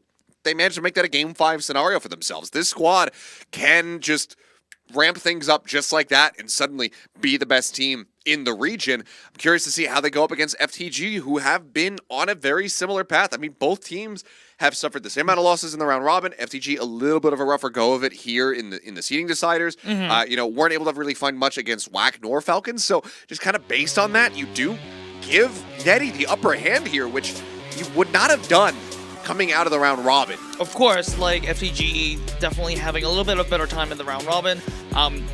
These are the players of FTG you're looking at. Bernard, we've been talking about him earlier on. Bernard's a go. Yeah, he is. Like, he just basically can play any sort of tank on. Also, he's benching Bellis Freya, which is a statement in itself. Like, Bellis Freya, like, would you even imagine, like, him and just, like, yes, you can say, yes, something, have a discussion about Bellis Freya, but having him being benched in itself is just a statement in itself. Like I said, Yeti, there we go. I'll caveat that for you, because having him bench Bellis Freya when Orisa is the meta, that is what is really surprising. I mean, we saw Bellis Freya come in a bit, play some Orisa, play mostly Malga when that was the flavor of the week, and it didn't go well for them. So, I mean, Bernard, and even then when Malga still was meta, they played their next matchup, it was Bernard that was in playing it, and again, he just looked absolutely elite. So, as far as tanks are concerned, I think that Bernard is still probably, I think, the MVP in Korea right now, just because of the depth that he does bring. And that's the reason why Bellis Freya is going to be there on the bench. But FTG, like I said previously, before we started any of the seeding decider matches, you'd probably look at the standings and say, okay, WAC's in first, Falcons in second, but those two interchangeable. Yep. And then it's FTG, and then it's Yeti hoping that they can get something done. Yes, exactly. That's what it looked like it was going to be coming into this. And Yeti have been the ones to flip the script. They have been the ones that have bested WAC, delivering that first match loss to them, nearly beating Falcons as well to be a firm first-place team here in the seeding decider. But, I mean, they still have an opportunity to continue to punch up. Yep, and as for Yeti, they don't have any, well, their downside is that they don't have any flexibility in their roster. This is going to be the same 5-man roster that you're going to be seeing for the entire series.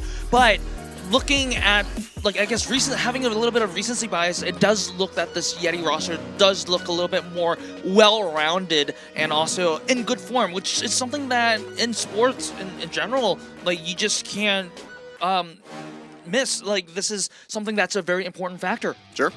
Well, we are ready to hear from our team's coaches and representatives, so we'll get ready to pass this back over to Quest once more to deliver the translation. Thank you very much, Achilleos. We are back with the second team rep interview of the day. On FTG side, we have 저 FDG 팀의 감독을 네코. 맡고 있는 네코 박세현이라고 합니다. 네, 네코 감독님 반갑습니다. 자, 다음으로는 예티 팀의 감독님 And on 자기소개 Yeti side, 부탁드려요. 안녕하세요. 예티 팀 코치 We have 맡고 있는 Fate. 페이트라고 합니다.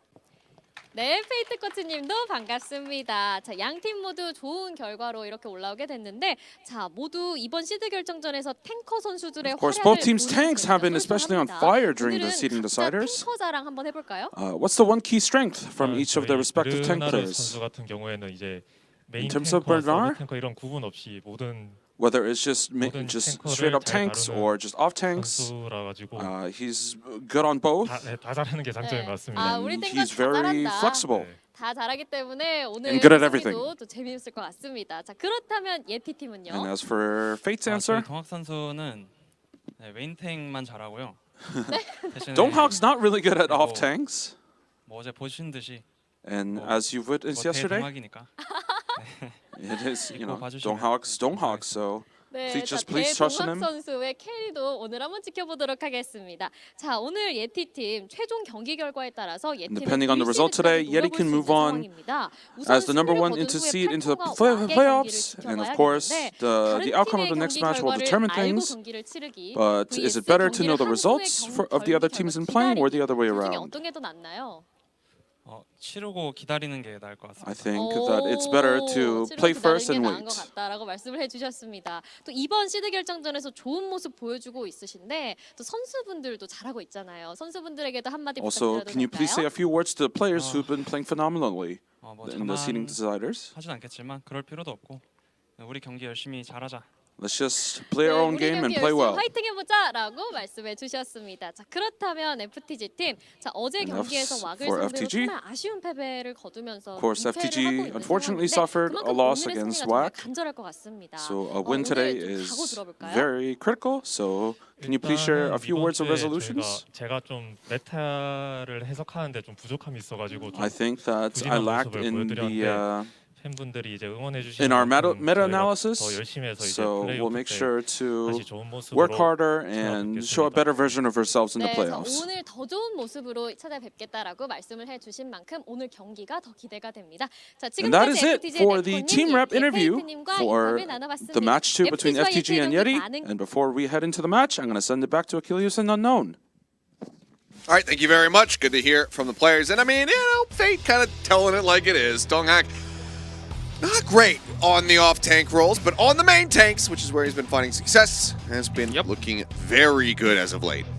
Yeah, and I think that's definitely valid. And also, I just also want to give some credit to Fleta, who also is the coach of Yeti. But, you know, there's only one coach that can actually make it to the interview, so Fate is going to be the face of Yeti so far. It's good to see Neko and Fate, old players who go out into coaching and finding a lot of success. Yeah, I mean, that's the thing. Don't worry, Donghak. Your other coach is also not very good at main tanks. Because, I mean, Fate, that's one that you can look towards, but I don't know if you really want to be taking too much advice from Fleta. But he has looked good as of late. And again, like you mentioned, we did have an immense amount of questions surrounding this squad. A lot of blunders early on, but I don't know what it is. It just feels like a playoff buff perhaps here for Yeti. They've just been kicking things into high gear. As of course, we do have fans for both of the teams out here in the audience. FTG fan with impressive artwork there. Let's talk about FTG a little bit. I think of course, this roster has a lot of talent, but I think this team is struggling a little bit with consistency here. Flora, on a good day, again, can be one of the best hit scans in the world, but a day like yesterday when he is going against definitely a very, very world-class DPS lineup, he can be a little bit quiet on those days. Also, similar things can be said with Alpha E as well. When he's winning, when the team is winning, he looks like the best Echo in the world. But when the team is trailing a little bit, then he struggles to find a breakthrough. Asking for Donghak's Insta. Maybe we could, I don't know, maybe at the fan greet or something like that. I don't think it's private, but do I know Dohan's Instagram ID? I don't. I don't. I barely use it. Neither do I. I just use it for sharing music stories. Yeah. Well, okay. Okay, that's a normal person thing to use it for. What's a not normal thing to use? Well, I just mean like, look. I'll just say, All right, if you're one of those people who just says like, yo, what's their Insta? I find you weird. And please just cease. All right. That activity. We'll just keep it there. But no, I mean I just post pictures of my cat. That's pretty much all that I use mine for. That's actually prime use of social media. Yeah, that and just food. I think that is basically everything that Instagram should be used for, and I think that we should have AI scrape Instagram and delete all other photos other than cats and food. All right. I think that would probably make the world a better place. Wait, but, okay, just leave an exception for my hedgehog, all right? Okay, that's fine. Okay, sorry. Animals are fine. Okay. Pets, or just animals generally. I think that is all well and good. Oh, but good. Looks like we do have an issue. It's always Finn. I don't know what's going on here, Finn. But he's got an issue on stage, so we're just going to be taking care of that before we get into the game. All right, let's just talk about, let's just flame Finn a little bit or something like that. No, I'm just not flaming it. But look, Finn Violet, they are a very elite support line. Wait, what? I'm sorry, I have to interrupt you because I have to know what is happening. Apparently, they're kissing. I assume that is just giving the Yeti the good kiss. Yeah, but it's like a cat, not a Yeti. Yetis don't have whiskers. I mean, I guess they're not real, so in theory the Yetis could have whatever properties. Yes, but on the second one, on the one on the left, that's a stone statue exclusive to Jeju. I have no idea what's going on over there, but maybe it's. I have a conspiracy theory here because remember Moon went to Jeju Island and had Fate have that orange hat from Jeju. Maybe that was the motivation for the Jeju stone statues. But I have no idea what's going on over there. But I do know that we are going to game soon, if I'm not mistaken. All right. Well, looks like we are about ready to go. So everything with Finn has been resolved. So we are about to jump into this one. Let's see who's going to be able to kick things off to the person in chat who said that I'm anti-Instagram, so I must pay for Twitter.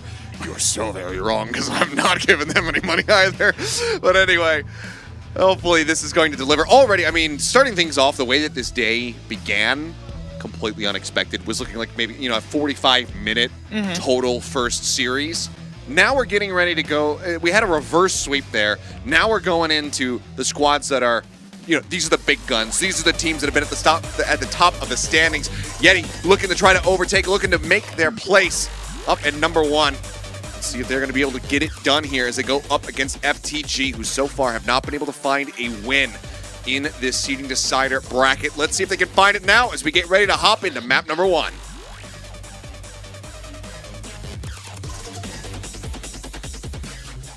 I might have pulled the trigger on it. It's okay. I might, you know what? We can have all the time to talk about it. I thought it was ready, but the dubstep happened. We hit the button. Yeah, we did hit the button. Somehow it broke a little bit. Game says it's lagging. Okay, we maybe hit it too hard. Sometimes when you just hit the button too hard, it doesn't really work. You have to press it very subtly. But that gives us a lot more time to talk about the rosters here. I was talking about Finn and Violet, right? This is a very talented backline, but sometimes Violet does Violet things, and it sometimes backfires. Yeah, that is very true. But normally you'd think like, oh, Violet things, those must be good because everyone talks about this guy's good. No, it's where we get a little bit of inversion in Violet, but I think widely cleaned that up. We saw a couple moments like that from him early on at the beginning of the round robin, but widely I think he's been playing a lot more concise and a lot more intelligently. Yeah, and we need a little bit more of that if FTG is going to have a chance to win here, because remember, this roster itself, with the exception of Bernard, is very, very inconsistent, as so we've been seeing. They have a lot of high highs and low lows, and Finn and Violet needs to be that stabilizer for the condition for FTG to win, because Bernard just being inconstant is not going to be enough. But they do have the quality in them. I believe in their quality. So let's see if they can actually pull that quality off. And let's talk about Yeti a little bit. Yeti, the concerns about this team when they first kind of revealed the roster was that each and every member of their team was, except from Donghak, of course, who was with the Atlanta Reign, which is a very successful team, were all, I guess, aces from struggling teams like Viper, Knife, of course, Viper, of course, Shanghai Dragons, a struggling version of that. However, and also Irony with the House of Spark. Bliss was also from a successful roster, and maybe can be an exception, but a core of this team was just good performing players from struggling teams, which may be one of the most lacking one of the most important factors in that they know how to win. But it feels like Yeti has figured that out to a certain extent. But the pressure of the stage here going against a very talented roster may come to haunt them. But what's up with the girl with the little dog sign just booped the other one? Oh, because yeah. the way that the characters are kind of colored in, it makes it look like a face cheering for Alpha Yi here. Oh, it does. And then she just booped her on the what would be mouth. So Sejin is Finn, so that means Finn, go bite, and then the text says, "Arrrr." Well, it'd be growling, I think. Rolling the L's. I mean, yeah, that looks like a really fearsome dog. But hey, sometimes the small dogs, those are the ones you have to usually watch out for. Chihuahuas, can be because vicious. usually the bigger dogs don't see you as a threat, so they're like, oh, they chill out. But If a big dog growls at you, you should probably be somewhat concerned. If a small dog growls at you, you should run the hell away. True. Because I have seen it. I used to work in a pet store. They're vicious little. I don't have a good word for this. They're vicious little creatures. Let's go with that one. Okay, that's broadcast word authorized vocabulary over there. Yeah, I almost just unlocked some past memories there. But here's one of the funniest things, since it looks like we have a little bit of time, and to see if whether or not you can believe this is a true story. When I first started working at a pet store, I had the most excellent manager and boss, and then after several months, he got transferred to a different location, which was a real shame. And we got this other guy that got hired, and he came in. He was afraid of dogs. What? In a pet store? Working at PetSmart. And I didn't know this initially. I thought he was just somebody who wanted to push all work onto like me and other workers, because typically the thing was like, if somebody asks you for help, or if you see like a dog urinates or whatever on the floor, you have to clean it up. And he always, when it would involve like helping to put a harness or a leash on the dog, he always delegated it to somebody else. And then I learned that he's just afraid of dogs and took a job at PetSmart. And I was like, what? Wait. But anyway, how'd the interview go? Well, okay, never mind. I don't know.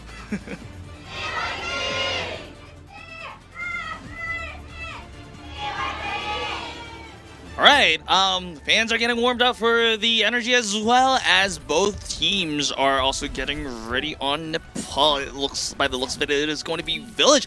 Donghak, I would be very interested to I see. mean, yeah, he's going to do this. You've got the Bastion behind it. I mean, this is shades of London Spitfire. Yeah, Hotti's going to be real proud of this. We've seen a little bit of. I mean, look at Bernard's HP right now.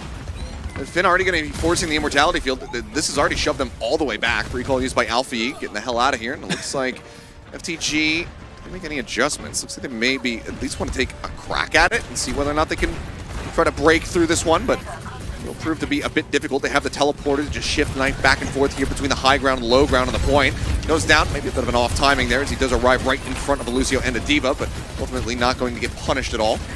For now, Yeah, so it's going to be Yeti with first grab of the point. Yeah, that was really, I guess, I don't know what FTG was thinking there. Maybe they thought that they were going to contest before the cap was there. However, now FTG is going to have a very hard time jumping onto Knife, because Knife has all the protection in the world that he can possibly have.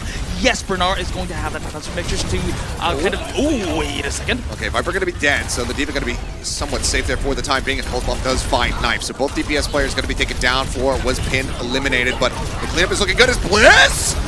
Hello! Solo beat, drop in. Donghak does manage to find Finn all the same, but the flip is going to be there. Now Donghak is going to be taken down. I don't know how I feel about that sound barrier, but definitely Yeti does think that the Bastion has done its purpose, and it will be swapping on to the Cassidy. So this is looking like a much more standard rush composition. FTG though, they not only do they have control of the point, they also have massive ult advantage. Thank you, Bliss, I guess. Yeah. FTG will probably be in a good position unless they make a very bad mistake. FTG looks very well set to win the next fight as well. Okay, well, on the approach, Ant Matrix now out here from Finn. Forces them off the high ground as they do have the teleporter, and Bliss going to be taken out there by the rail shot. Floor finding one. Looking to just get rid of the TP. Stop the elusive play potential here from Yeti. That will just be Alfie dodging away from that mag grenade, not wanting to get caught up, but now they are corralled. I mean, basically coast side in a rough spot, disrupt the shot, try and whittle away at them. Donghak trying to get this ult online, try to find the shatter, but he's getting juggled so very low. His shield is also very low as well. He needs to manage to shoot really well, and being in that small room over there is not going to be good for Yeti's fortunes, because Alpha E, okay, they TP'd out, so good. So, because that was a very vulnerable target for the pulse bomb. But they're just chasing ghosts right now. They're running after people, but not able to hound anybody down. And then now Knife gets picked off as Violet just swoops in from behind, is able to find the cast kill, still holds on to a beat of his own. There's a self-destruct in the remake out from Bernard's. Photon Barrier will be used to try to get them over onto the point. Bernard going to be in a bad spot in that regard, as Pulse Bomb not going to be getting too much there, but now overclock from Flora. Already found one on the Viper, cleans up Irony, looks for a little bit more, and ultimately Donghak will die. As FTG look to just go ahead and steal this one away. Yeah, Yeti, they do have the Earth Shatter at the ready, but the question is, can they even use it before Village ends here? I think the idea of Yeti was sound because the FTG's composition doesn't have any answer to. I mean, they just couldn't get there. Yeah, I mean, Viper dead means nobody can touch. Shatter, okay, he stunned Alpha E, and that was the ult. That was the big build-up. Who do you think would win? A small Korean girl inside of a mech that can fire rockets and mitigate damage from everybody on her, or from everybody on the enemy team, or a guy who wields a rectangle? Yeah, and well, the thing is, FTG's composition does not have any way of mitigating, or rather blocking the Earth Shatter. So I think that was the reasoning behind just Stronghold sticking with the Reinhardt, as long as they get enough, I guess, agency for them to have an actual fight. Yeti did not get an actual fight. I mean, yes, they had the first fight, but probably after that, they just were like a series of bad, I would say bad, Lucio. Well, no, it was sound horrendous. barrier. Yes. It was horrendous. Yes. I was trying to find a polite way to saying it, but look, no. you could maybe mitigate a bit of the criticism if he had shielded Donghak, but it was literally a solo beat, and it wasn't good. Let's see how things improve though. I mean, Violet maybe just infiltrating his mind and getting those intrusive thoughts pushed across over onto Bliss. All right, Alpha E pretending like he has Krusty as his coach by going with the Torbjorn here. Well, I mean, it does work immensively against Viper's Tracer, so maybe it is going to be a very solid pick. However, it looks like it is going to be a little bit of a stalemate before anyone can assume control on the point. Just trying to shove them back. That will help give Yeti enough space to get the cap. So we're going to be ticking up here as Violet comes to the rescue. It's going to push back, but Donghak really going to be easily shoved off. But yeah, he's got that beat built up so quickly. Donghak dead as he was fully isolated over by the Mega Pack. Flora able to find Irony at the same time. And now the flip going to be coming through here for FTG as Viper gets cleaned up on the back end. So some added stagger there onto the Tracer. I mean, this Flora is just comfortably sat right out in front here, playing through main. He's taking pot shots, looking to get that Deadeye online. As Viper now going to be changing it up, goes over to the Genji, but this doesn't necessarily play that much better into the Torbjorn either. Yep. Torbjorn's turret, like the whole idea about Torbjorn is that it is good against flankers, and of course, if there is ever a flanker, it is definitely going to be a Genji. But it does offer a good value in the Dragon Blade. But Violet doesn't Violet things this time in a very good way, 2 times in a row with that early sound barrier. You have to burn the Fortify if you're going to try to rush up into that position, but it was just not there. He ends up going off the side of the map. Fully displaced as Violet will just clean up Irony as well. That's going to be an extended team kill. As FTG very comfortably are in the lead, and it doesn't take them any further ultimates, and Violet nearly has another beat, getting ready to try to lap Bliss.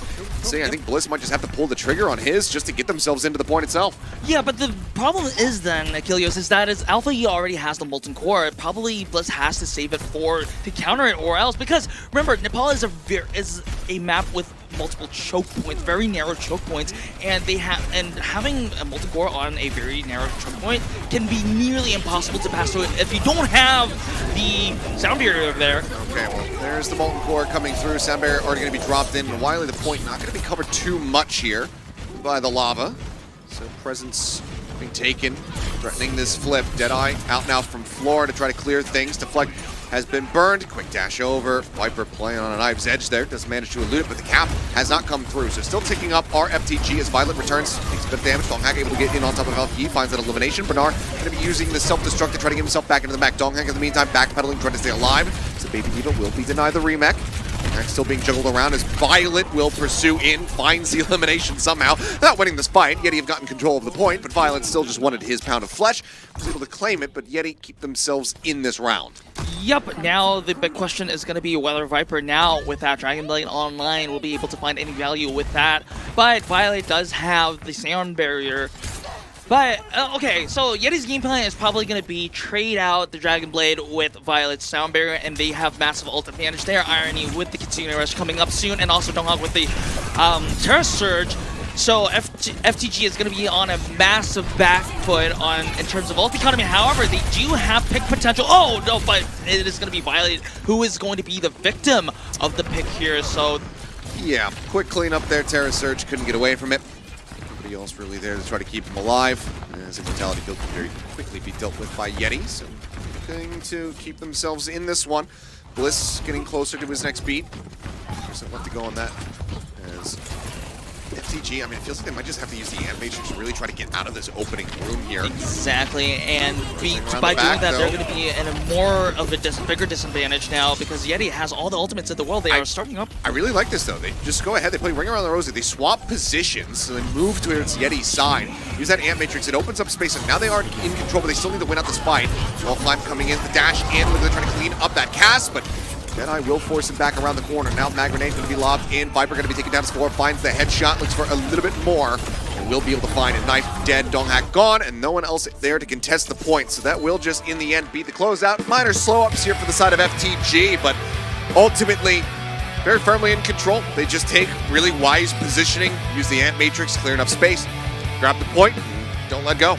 Yeah, and to be honest, I think this was a massive Lucio difference, at least on Nepal here. Violet doing a lot of things, not just having the sound barrier a lot earlier than Bliss did, but and also the usage was better on the side of Violet. Yes, there was a little bit hiccup on the side of Bliss on their sound barrier usage on Village as well, and also not only that, Violet actually just was bloodthirsty, especially there in Nepal, and I didn't look at the damage numbers there, but it looked like Violet was almost operating as a DPS there. Yeah, I mean, he was having an immense amount of impact. Getting that boop there on the Donghak, I think, was one of the biggest things that really just wrecked them on that reapproach, and they just very much struggled to find stability from there. I mean, only had it for maybe like a minute and a half when they were in control of the point, and that was pretty much it across all of Nepal. Never really had it on Village. So overall, I think a very solid start here for FTG, who are desperate to try to get a series victory here in the seeding decider matches, because so far has eluded them. They have had two of the tougher opponents, but Yeti in their own right, a difficult one, but right now looking maybe a little bit lost. So gonna have to sit down with the coaching staff and figure out what they want to do. Something tells me that we're not going to be seeing any more Ryan, but who knows? It is going to be their map pick coming up. We'll see where they decide to take us when we come back from the break.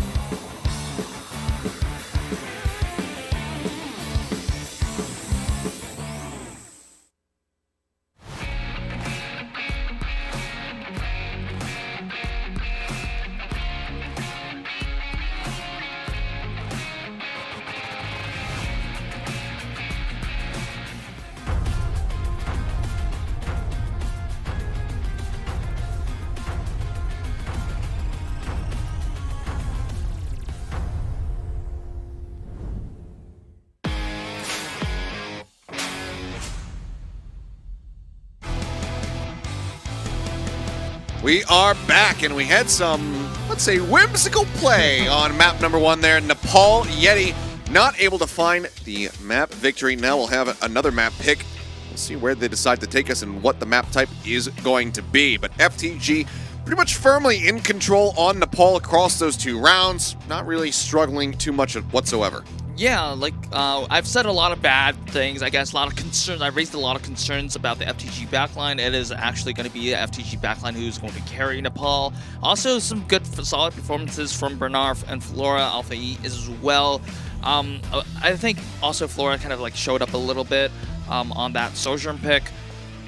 Good things all around, and for the side of Yeti, I think they have to carefully plan out what they're going to do. It looks like they're going to serve Vasa, which is an interesting pick because it looks like it's going to be yet again a Orisa map, unless they have something cooked up recently. I mean, I could see them maybe getting away with the Doomfist here for Donghak. If that is going to be the game plan, I think that this would lend itself more to Doom compared to most other maps in the pool.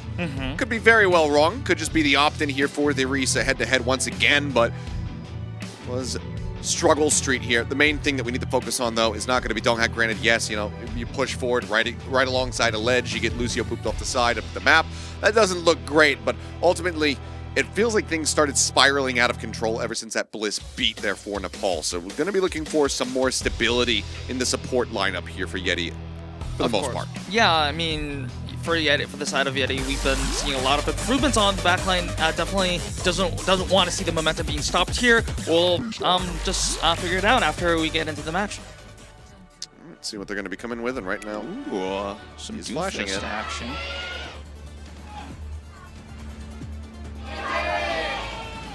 All right, some good energy from the crowd on both sides, and indeed, Achilles, it does look like Donghak is going with the Doomfist. So this is going to be a... I would say that they would have to very hard focus Flora, but it might not be the most easiest thing in the world to do that, especially considering that there's going to be a diva in the fray on the side of Bernard. Yeah, Bernard going to be playing full protection here, and I think they're likely just gonna, you know, I think they could have a reasonable expectation that the Doom is going to be coming out, so some added protection for Flora could be good. Obviously, the main thing to be worried about is going to be those rocket punches, and you can just go ahead and isolate him into a, you know, into a wall. As he's on the hunt. Oh boy, he's already spotted Viper. Lobs in the nade. He doesn't manage to get away from that one. As Alpha E now on the pursuit, looking to try to see if he can finish the job that Flora started. He, though, taking a bit of damage there himself. Will have to play back as the first flashpoint gets unlocked. With the drop down here on the low ground, he just has to come in. Finn going to be isolated, does get taken down. Nice pick going to be found. Now Violet joining him in death. As Knife will be able to find that kill. Bernard going to be demech Flora and Alpha E coming away with one apiece. That's help break down the defenses here from Yeti, but ultimately they will be able to find the first cap as Alpha E now has to just try to escape, grabs the mega pack and try to stay alive, but ultimately will be found. Yeah, so the question was whether Donghak would be able to have access onto Flora, and they did after a good, I guess, empowered punch from the side of Donghak. We see now that Bernard understands that Diva is probably not going to be enough to protect Flora. Now we're going to back a few weeks going to turn the clock a few weeks back, where the classic counter to the Doofus dive composition is indeed going to be the Zarya protecting the Cassidy. So let's see if Donghak is still going to operate with his Doofus here. That's Space Cowboy, as we've mostly coined it. And that will be FTG gaining control of the point here, able to force Yeti off for the time being. They get themselves up to 61%, which is basically final fight territory. Yep, and Yeti also has both support ultimates, and if needed, would be able to use the overclock as well. But this is that's. Oh, wait a second! Bliss is going to commit here. And he once again uses the beat, but finds himself in irony. Donghak taking to the skies with that meteor strike as Violet says, "Okay, go ahead. I'll just match you." As far as tempo is concerned for the next beat, punch goes across there on the floor, but ultimately Donghak going to be isolated, and Violet will once again take him down. FTG now will be able to gain the lead here for themselves, as Yeti have to wait for this Doomfist to respawn. Some crucial ultimates to try to work with. I say, well, mostly, unless Viper can get a pulse bomb stick, which has been very clean from him in the past couple days, but Knife with that overclock going to be kind of the key difference maker perhaps for them, as Donghak now will be going over onto the Winston. Yeah, that's a good choice, because with the Doofus, you're not probably going to go through 2 bubbles and then also a boop and then an immortality field onto Flora. This gives them a lot more things to ground to work with. Alpha E not making that connect happen. Not sure where that one was quite getting lobbed over to, but Donghack, in the meantime, just going to get taken down. The mag grenade able to finish him off, of all things, as Flora nearly has another Deadeye, now has it online. Continue to clear things out as that's going to be overtime coming through, but Alfie just pushing forward, not allowing for any kind of recontest. He's out for blood, wants to try to get another pulse online. God damn, the Draken was just so clean from him. Recall out, recalls himself, keeps himself alive as Violet will find the last kill there on the Irony. So now inside track also very much playing into FTG's favor as they will very swiftly get themselves over to the second flashpoint. Yeah, this is going to be really important. This is really big for the side of FTG because they have defensive positioning against Yeti. Yeti doesn't have a breakthrough ultimate like the Overclock or the Kitsune Rush. Yeti probably has to look for a Viper pulse bomb or a good coordinated dive onto a certain member of FTG, but it's looking like it's not going to happen, especially with the Bernard support. Oh my god, Donghack. Okay, almost dies there. As the Deadeye does an immense amount of damage, any kind of solid follow-up had Alpha E been in position, that would have been the Winston dead, and much longer reset here for the side of Yeti. Now they have the H tool that they want in the form of the Kitsune Rush. I mean, they're going to try to stay alive through this one, but Knife locked in position. Flora able to find that headshot. Bernard out getting shielded as the sound barrier comes across, and Donghack just has no staying power whatsoever. 2% shy of having that Primal online, and even then I think you'd want to save it for a future fight.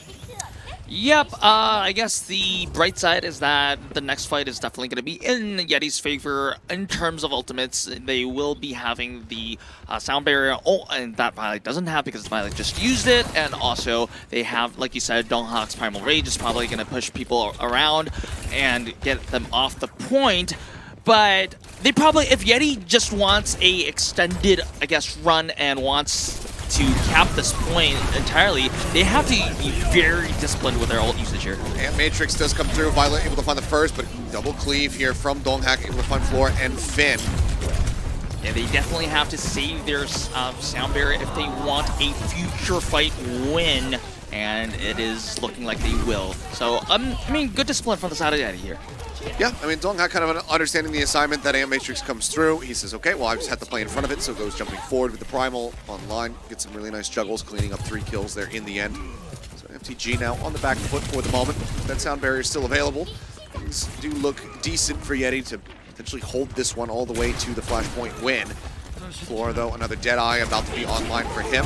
There is going to be that early aggression from the side of Yeti. Bliss with that sound barrier needs to convert it into a kill. Does not, unfortunately. This is the thing that I don't like about these aggressive beats when the team is getting ready to approach the flashpoint. They still have time to pull back. You're not buying enough time necessarily to just go ahead and win the point, but that headshot from Knife certainly could help contribute to a victory.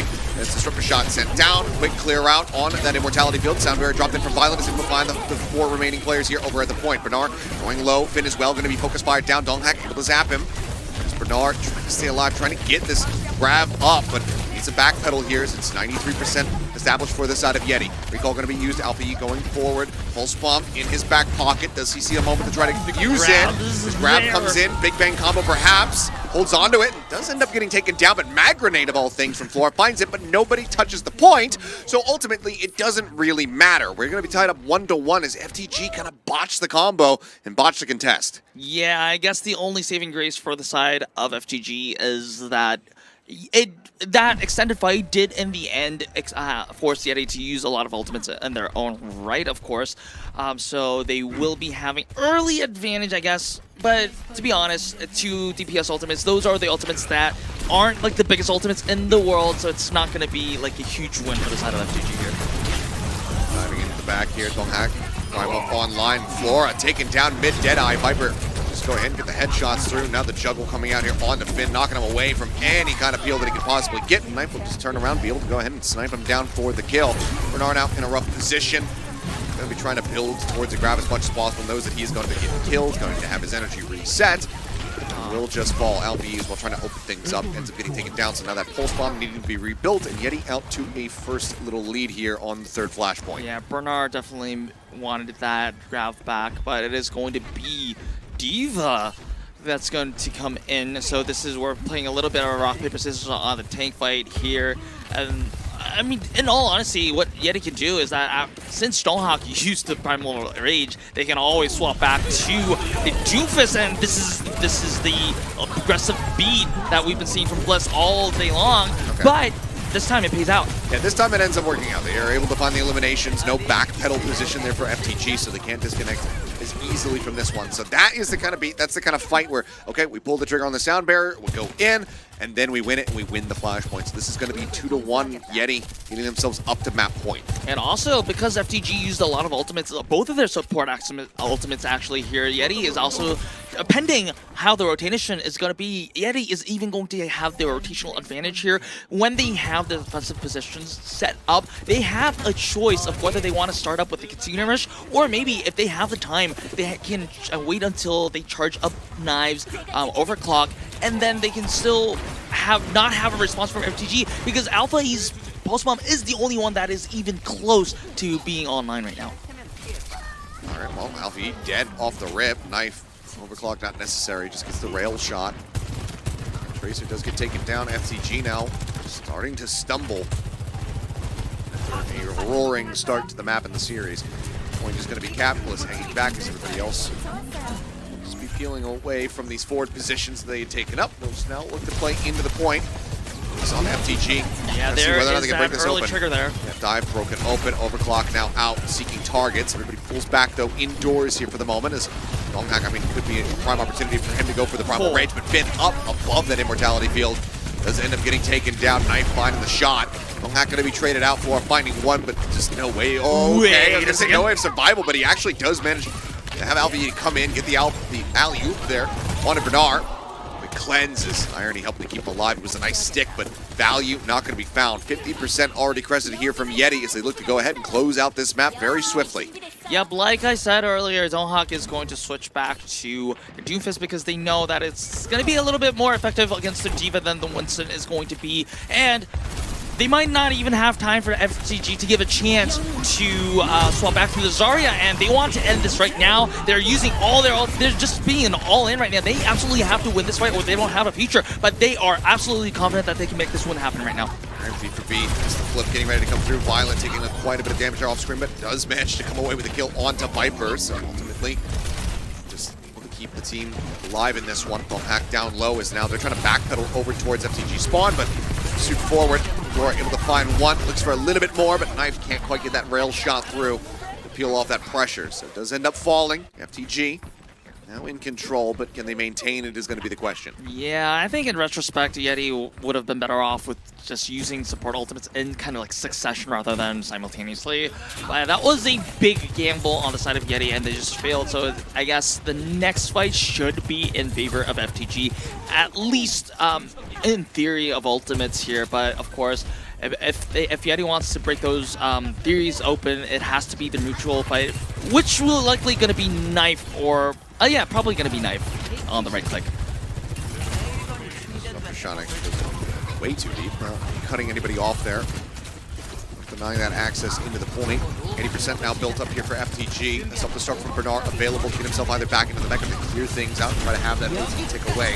Other way, he himself falling low. Overclock now going to be popped. Yeti occupying this space, looking for the flip back into their favors. The Deadeye comes in from Flora. They slide back. Put himself protected for the time being. They have to break line of sight though. Donghak tries to escort this one forward with a fist raise and can mitigate that damage. Overtime now going to be bleeding his way as it's 99 to 99. Violet has Yeti desperately trying to close this one out, but Bliss is going to be taken down. Violet with that sound barrier might just even have to hold on to it, but no, gets punched. Donghak able to find one. Self-destruct going to be used. Bernard sending that one out. Alpha E with the pulse bomb, unable to find a stick, but Flora is doing so much work here for the squad. Multiple kills picked up in the fight to tie things up at 2-2. This is not done yet. It's anyone's game as the point will be a little bit closer here for the side of Yeti as they wait for these respawns to come in. I thought Yeti almost had it when Violet was just down and was denied the sound barrier.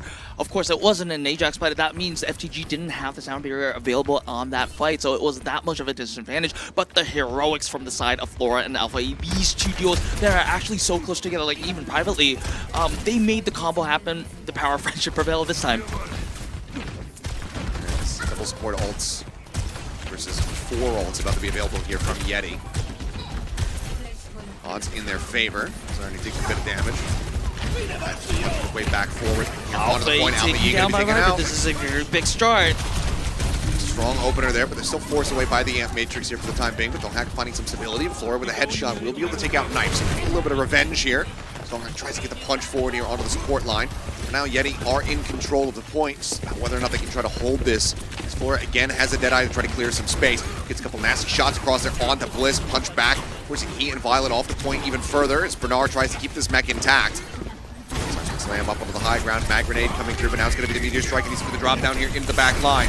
Punch into the corner. Immortality field comes out. Beat now dropped by Violet. Gets the shielding cross onto everybody. Going to be considering rushing the opposite side. Now Bliss chaining that sound barrier through as well. Trying to keep everybody alive. And Finn going to fall. Flora dead. Violet down to half HP. And Bernard likely to lose the mech here, and he will. Yeti now in firm control. Look to just go ahead and hold this one out. FTG, one last opportunity to try to get this flip, and Bernard is going to be staggered. Yeah, this is going to be huge for the side of Yeti here. Oh dear.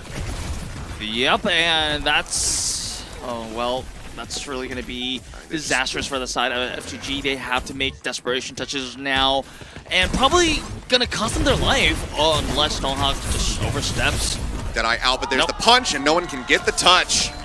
Thought maybe Alpha U was going to be able to find it off screen. He was just ducking and dashing around, trying to keep himself elusive, but everybody was on the hunt, and ultimately, they cannot get that opportunity for a final fight, for a final flip. Yeti will be able to pick up a win there on Saravasa after a hell of a lot of scrappiness. They get the win on the board, and they tie things up at 1-1. It was by no means clean, Achilles, but then again, I think it was Yeti's flexibility that, of course, Donghak, like Fate said in the pre-match interview, he is very proficient on these main tank heroes. Well, there's going to be a debate of whether you're going to call Doomfist a main tank hero. However, still, like being able to swap from, like very flexibly from the Doomfist to the Winston, accordingly to what Bernard was playing, I think was really one of the key moments that defined Yeti's like slight edge that won them the map here. Yeah, well, ultimately a good choice taking us over to Saravasa, so they're able to get that tied up series. So it looks like, again, we might be in for a long one between these squads. Much better play coming out from Bliss and Irony. I think only the that one tempo beat trying to surprise them on the second flashpoint to be able to get the win there. That's the only one widely that was costing them, but otherwise stopping, stacking things up, making sure that they're chaining them together a little bit so they can have that secondary beat, because as we've seen pretty much since GOATS, if you're the second support to kind of pull the trigger on your ultimate, that usually leads to you winning the fight. So ultimately getting in a good position. FTG now, though, will have their map pick, so we'll see where they decide to take us when we come back from a quick little break.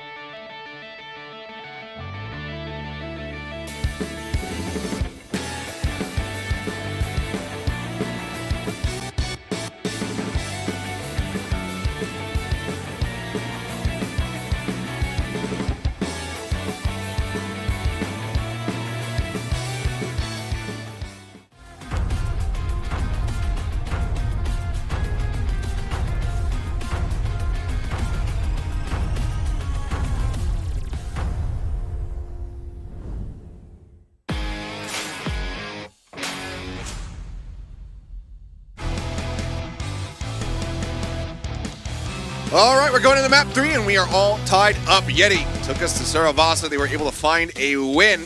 Now we get the map select and the game mode select here for the side of FTG. We'll see where they opt to take us. Yeah, they have the selection between Hybrid, Push, and Escort.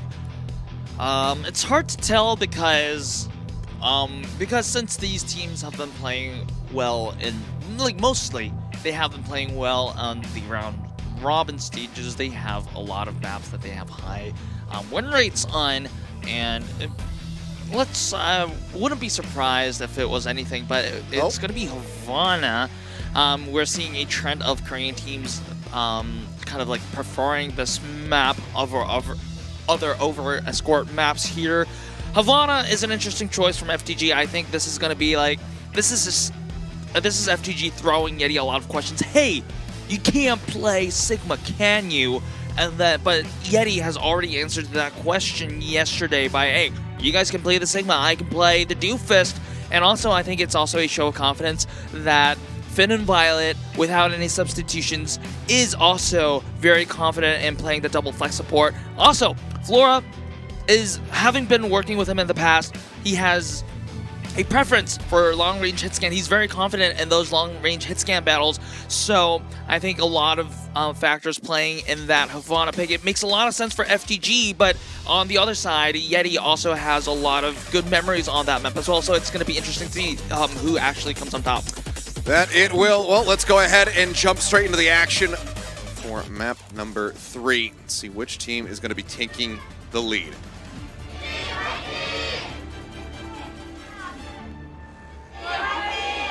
Looks like for Yeti, Donghak at least hovering. Or no, I mean they're on the defending side actually. So he's coming out the gate with the Rhine, unless he's just sat back in the spawn right now. But as we can see, he is not. They are going to just do that gate spawn camp strat where a lot of teams have been trying this, attempting this, but haven't enjoyed a lot of success here.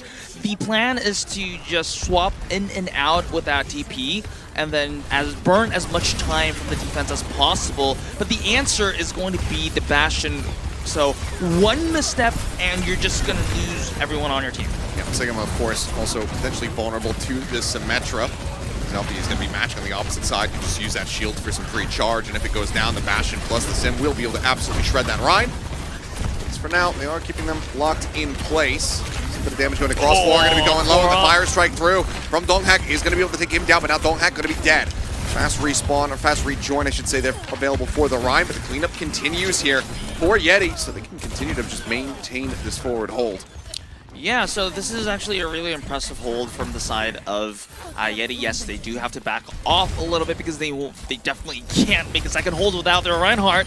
However, already they are proving to be the most successful kind of spawn camp defense composition, the execution that we've seen so far with this composition here. Maybe, of course, there was a little bit of a May in the mix in other teams when they tried it. But this seems like a more stable version of it.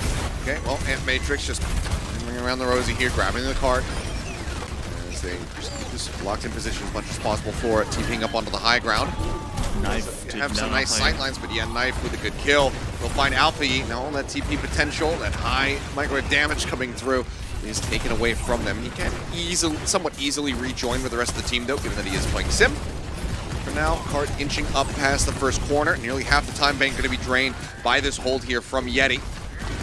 Yeah, Shatter about to come online here for Donghak. Knife escorting them forward. TP's up over the top. It's going to force back over onto the low ground, looking for a target. Goes right up into Violet's face and nearly finds an elimination. Beat now going to be dropped, even with that low HP. Gets a shielding out onto everybody as Bernard searches for a target here for this Flux. Pick up on the Donghak to drop down. Immortality Field lobbed in to try to keep this Ryan alive. Secretion stun not going to connect, and Donghak going to really limit test this one as Violet now going to be caught out here into the hallway. Will fall. Finn taken down moments before as the cleanup does continue, and the hold has not been broken. Now this is going to be even worse because they will, with that Reinhardt alive, they will be able to be on that spawn camp once again. And even if this hold breaks, like for say, they already chipped out almost 3 minutes on the time bank, and this may be grounds for a full hold here. Yep, I mean, an attempt at a TP up onto the high ground, but Bliss already hovering there is okay. Window a little bit wonky as they try to play around this one, but Violet's already been taken out by Knight with a headshot. Mortality field's cleared out on both sides. Flora sending in the artillery fire to try to find some kind of elimination, but the pin comes through. Donghak takes down Bernard. Donghak takes out Flora, denying him access back into the spawn room doors, and this is absolute brutality. Exactly, like you said, this is absolute brutality, and the fact that Donghak is already approaching another Earth Shatter is gonna be very, very crucial. Bernard matching. Bernard matching. Now, when's the last time I've seen Bernard play Ryan? It has been an age. It has been quite a while, but that disparity in the Earth Shatter is gonna be great, but how it's gonna be blocked. It's not gonna find a damn thing. In fact, that is gonna be the breaking point here. Committed there, but ultimately finding nothing. Amp Matrix from Finn is enough to get them the team kill and the push, but 25 seconds remaining. Yeti absolutely have a recontest. Donghak gonna be swapping it up though. Goes for the Orisa, wants to be a little bit more immovable. Yep, and it's gonna be the fight. In theory, is going to be on Yeti's favor because FTG. This Reinhardt composition is good when you're on that, when you're actually on defending that choking point, but if you're actually around TP, Knight with the Deadeye, able to find Florida to get the perfect setup here on the Amp Matrix. Can just weave in and out of it, and that is going to be the full hold. Gorgeously done. One little sim TP to change the tides of that push. Violent just not able to stay alive and trying to get the beat online. Full hold here from the side of Yeti, saying, you know what?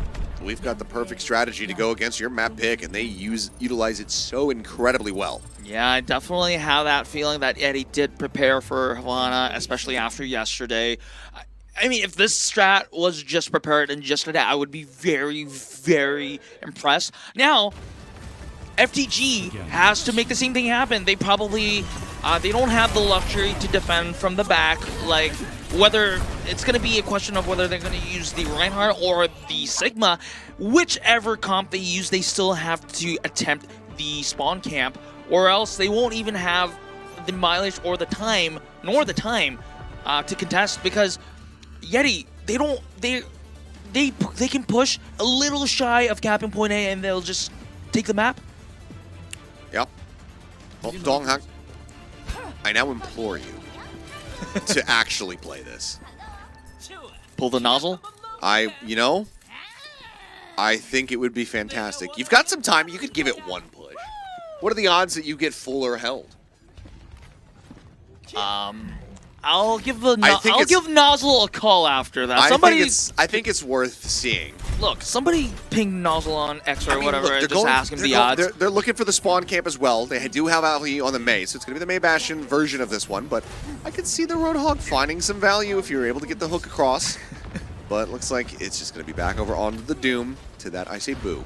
I will be very surprised if Yeti doesn't swap to the Bastion as well. But it looks like they're just going to just punch the Bastion, and yeah, this is not going to work. Yeah, I don't see this one really holding water here for them. Taken down, Viper now dead. Just have to be a reset. But come on, what are the odds that they get a fuller hold? If they keep this up, and if they don't... Okay, so I like this change. So maybe not a less of a fuller hold now. I mean, this is classic into the Bastion. As Flora taking a decent amount of damage, but Knife is going to be sniped out of the sky. Donghak once again, stranded far forward. It's a fist up to try to stay alive, but I mean, he's just being hounded down. Tracked here by Flora. Mortality field to go ahead and keep the Bastion alive. Bouncing nade, not going to be able to find much of anything there, but cleanup is good as Viper will be found in the back line. So just a smattering of damage, but ultimately no kills found yet here for Yeti.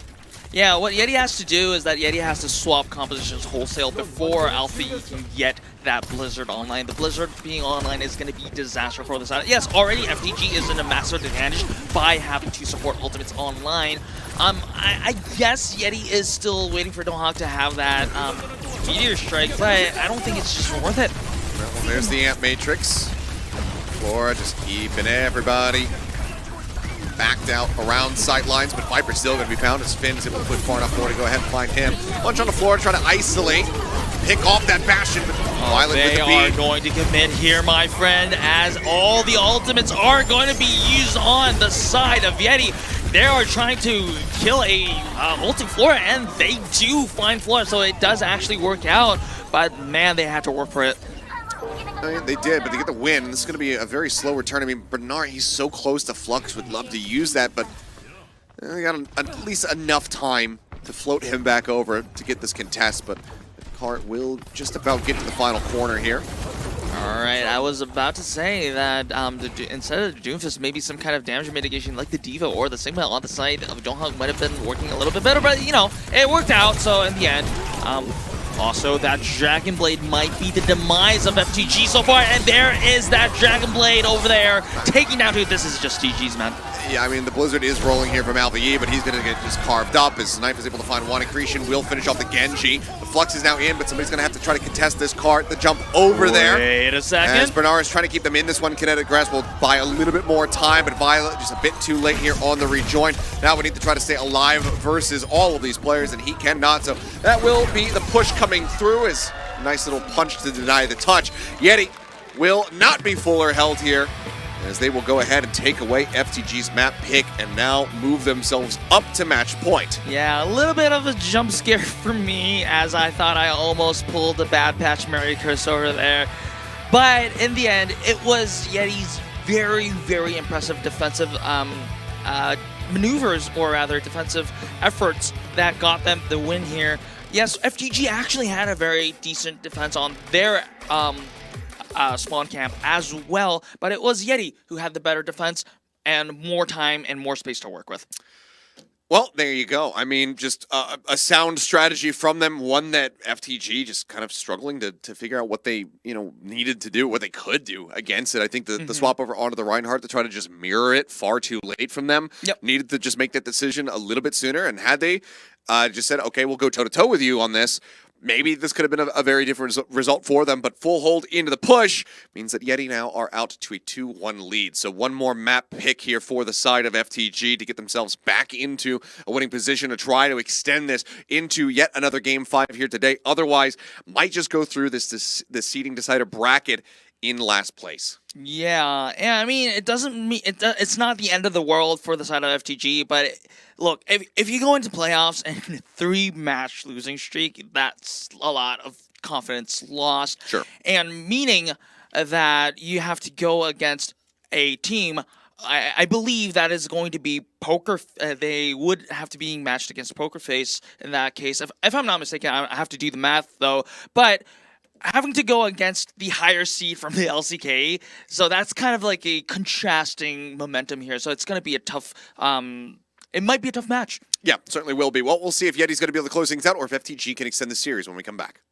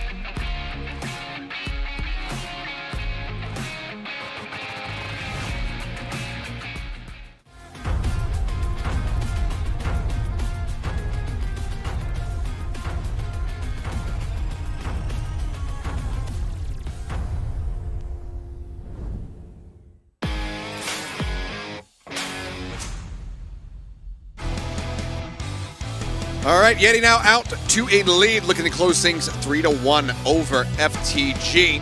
From the gamer now, looking to see if they can find a win. They have Hybrid and Push at their disposal. Let's see where they opt to take us for this map. I'm just really interested to see whether FTG is going to surprise Yeti with an unexpected map pick in Hybrid, or whether they're just gonna do a gentleman's agreement to just play Push, maybe Esperanza or Colosseo. I would be very surprised if NQS is going to be played, but yes, I think it's just either going to be whether they are going to go with, okay, they're going with Colosseo, so they shook hands.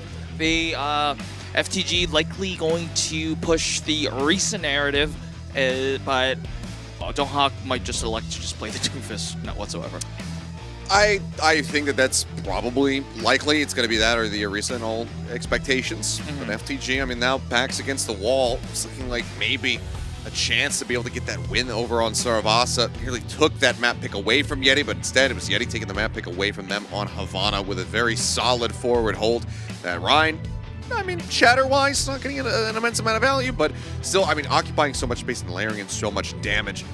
It was just too much for FTG to try to adapt to. Now, go into Colosseo to see whether or not we can get ourselves another Game 5 here today, or if Yeti will be able to very much just make up for the shortcomings and the mistakes that we were seeing from them on the opening map in Nepal. And I think so far, they've already pretty much achieved that, but rounding things out, not surrendering another map over to FTG, I think it would give that much more confidence here in the team who, you know, we come into this one expecting them to be the favorites, and they made some uncharacteristic mistakes at the start. So looking for a strong finish for them, looking for FTG to try to extend this all the way over to that last map of Hybrid. Let's see if they can make it happen as we go into Colosseo. And for now, Donghak coming at JQ.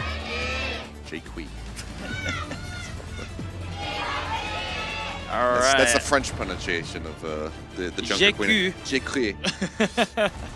All right.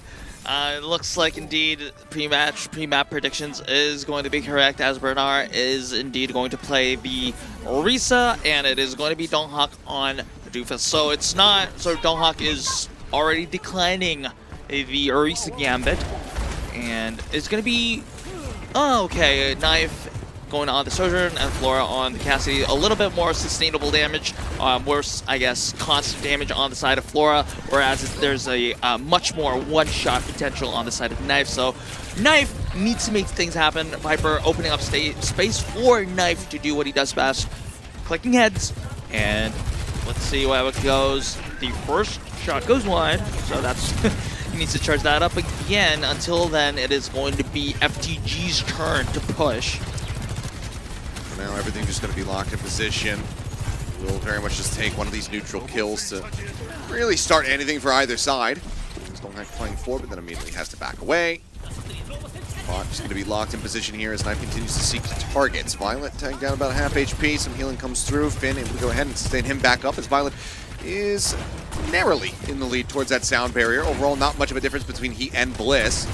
Yep, but the key difference is probably going to be on the flex support side, as Irony 84% on that. Kitsune is probably going to be the trigger for Yeti to just dive in, or maybe it is going to be actually the sound barriers on either side. Given that how aggressive these Lucios has been the entire series, maybe that is going to be the trigger. However, it looks like Yeti is waiting for that Kitsune to be online. It is online, and that is going to be the opener for the fight. Okay, rush out. Viper force a recall immediately here as Donghak trying to rush forward. Sound barrier comes in, just barely keeping them alive. HP was so damn low. Ant Matrix now up there on the back end as Alfie is able to find the pulse bomb, and that's going to be the first kill found as Knife will get taken down.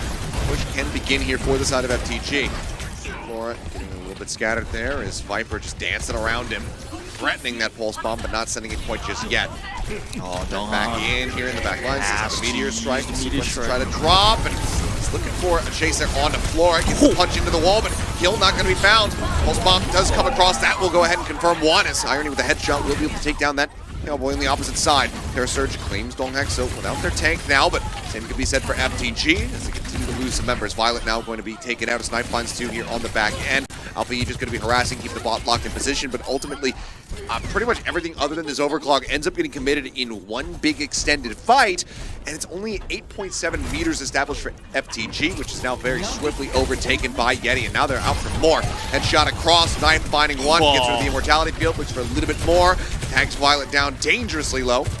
Yeah. Might find the follow-up kill, but already, I mean, you can see how far forward they're playing. The bot not even close to the checkpoint yet, and they're already just about to touch the spawn room doors. This is really smart for the side of Yeti because they know that they're not gonna, well, they know that after that extended fight, FTG, once they establish position on the high ground over there, they're probably not going to make any meaningful push here. So they decide to commit the overclocks before FTG can establish their defensive position so that they can get a little bit of more mileage. And especially on a close match like this is looking like it's going to be a very close push unless either side makes some bad mistakes. Every meter counts. Javelin through the chest, but Knife able to stay alive. Disruptor shot, just try to push them back off the bot, build up towards another overclock. Viper now pulse bomb ready to go. Double support ults here for both teams as well, so things could continue to get incredibly scrappy, barring an opening neutral pick. It's in a rush first out though. As Ant Matrix goes across, Floor going to be able to trade out there on the Knife, but now Alpha and Floor both going to be taken down. Violet still pulling the trigger there on the sound barrier to try to keep the 3 remaining players alive, but I don't think this is going to give them any kind of progress, any kind of real value. And ultimately, Violet going to be met with a pulse bomb there from Viper. So push continuing here from the side of Yeti as FTG, and they let everything go, but they absolutely bear no fruit from it. Yeah, so this is definitely going to be the cap for the side of Yeti. Things are looking very good. Oh, wait a second. Alpha Yi catching a window where Irony doesn't have the Suzu available and is able to find both supports. So that's going to be some much needed pressure peeled off as Alpha Yi will be able to get himself a 3rd limb. Looks for the 4th here, but Violet will take it. Either way, a good opening there for them, which just means that FTG can finally start the push themselves. Yeah, not only did they get that opportunity to push themselves, they also denied the cap. Cap that was almost guaranteed. That looked like it was going to be guaranteed by the side of Yeti. And remember, and again, this isn't as close as I thought I would be anticipating at the current moment, but in a very close push series, the difference between capping or not can be huge here. It could, but this is one of these moments where FTG need to be finding some kind of progress. Mortality field going to be forced out his Finn down low, nearly has that Ant Matrix ready to go. Flora comes up huge with the goods. Donghak and Viper both dead by his hand. Finally does get traded out as Irony is able to go ahead and get that elimination, but push still continues for the side of FTG, moving past 30 meters now. 27 more to go, try to tie things up, and like you said, getting the checkpoint here for them would give them an innate advantage. But overclock around the back, Knight has he overstepped? Looks like the answer is going to be absolutely yes, as the Terror Surge will be able to take down Irony, who I think dove forward, trying to bail out the Sojourn. They're only able to find Finn for the trouble, so a 2-for-1 trade up in FTG's favor. His bot will just be contested on the high ground here for now. Yeah, good catch from Bernard to use the Terror Surge after the power slide was used on the side of Knife here. It looks like a trade from Viper and Flora. They killed them each other. And with that DPS damage going, the respawn advantage is going to be on the side of Yeti, so FTG is not going to greed for it, and rightfully so, just backs off at the point. A decent advantage here for Yeti, barring big turnaround in the fight from Flora and Alpha, who do have those ults available. But having the Kitsune Rush could use that, try to just force the beat out of Violet nice and early, and then use their beat on the back end.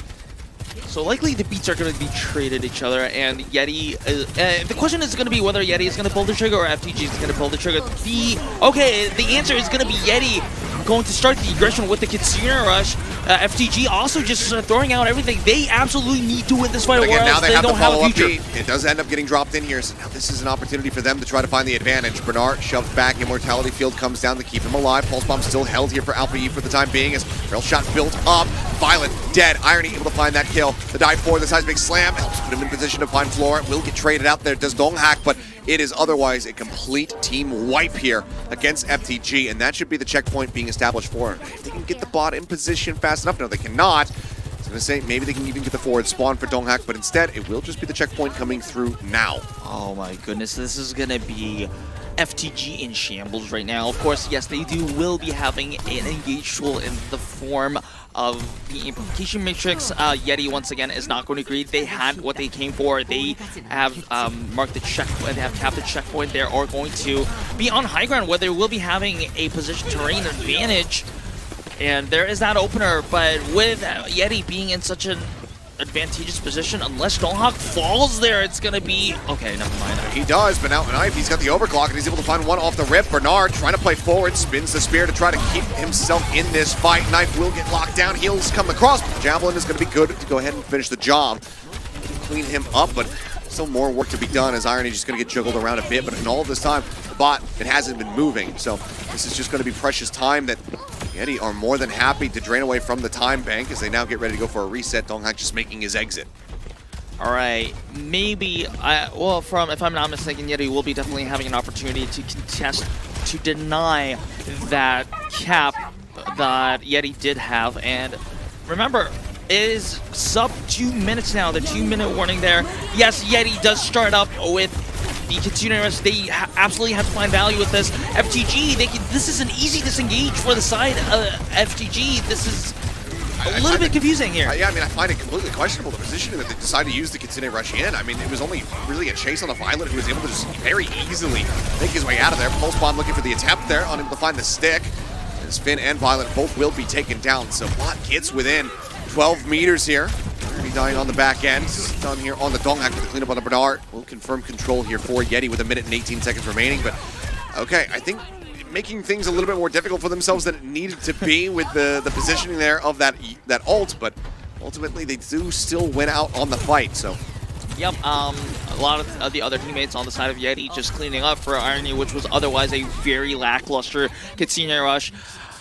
It is probably going to be FTG's turn to pull the trigger now to make the aggression happen with both the overclock and the amplification matrix online. And there is, but Flora is going to be denied with that chance. But Bernard comes in. Finn now going to be taken down. So they managed to go 2 for 2 in this one. It's both Sojourners out of the fight, but it's one of the supports here. The cost for FTG. Violet so very low on HP as TP over. Irony just ensuring the TPS line can stay alive as they continue to hunt for a little bit more, but Bot is getting moved away from these players into yet another pushable position. 25 seconds remaining. Still just 12 meters. The distance that needs to be covered here for FTG to take the lead, and with the time remaining, if they get the lead, they likely get the win. Overclock from Flora could be absolutely everything, and with a late kill here on the Donghak, things now start to spiral here out of Yeti's control. Yeah, remember, it's not much of a difference in terms of mileage here. Once they get that cap, it's probably going to be very even in terms of mileage here. So Yeti, although they are in an advantage, they need to be very careful here. They intercept it here right before it hits the checkpoint.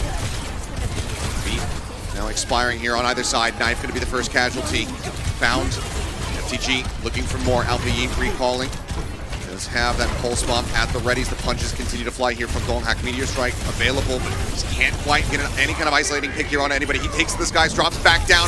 Recontest in for just a brief little moment there. Locked into position, but now Bliss dead. Punch is good. Finds Violet, finds Flora, but Donghak now going to be taken down as the checkpoint does come through. It's they need to get distance on the backside of this one. Yeti, they need to keep this one contested. They're going to be able to do that, but as the Terror Surge comes across, Bernard finding one. Knife, Irony, Viper all going to fall to the wayside, and it seems like in the last few seconds, that will be the clutch up here from FTG. They have cleaned them off of it, and they have taken the map win, and that means that we are once again going to Game 5. It will be Yeti. Their decision on Hybrid will determine who is going to be walking away victorious in this series. What an evening of Overwatch that we're having, Achilles, and I still have the feeling that it was just Yeti that just let that win slip away from their hands. Not only was Irony's last Kitsune rush was a little bit questionable in that front, also after that, I was about to say that FTG only has Flora's overclock as the opener for the team fight. They didn't even need a team fight. For some random reason, the Yeti was all over the map. They were isolated, and they got picked one by one, and they didn't even, I think Yeti after that, they just struggled to regroup, and it was a little bit too late. No, it really was. I mean, just some crucial, odd mistakes being made there. Donghak getting caught right near the end when that final push was getting ready to begin from the side of FTG, just way too far forward. Things like that end up spiraling. And again, I mean, yeah, you have a lead, but this bot is being kept on your side of the map. There's only 20 seconds remaining in the game. you need to play safe. You need to just go for this one big fight, not get picked off one after the other, so that FTG just constantly are maintaining this, man advantage for themselves. So some rough stuff there for the side of Yeti. FTG narrowly managed to keep themselves in this series, but now Yeti have map pick as we get ready to go into hybrid to settle it all. But first, we have a quick little break.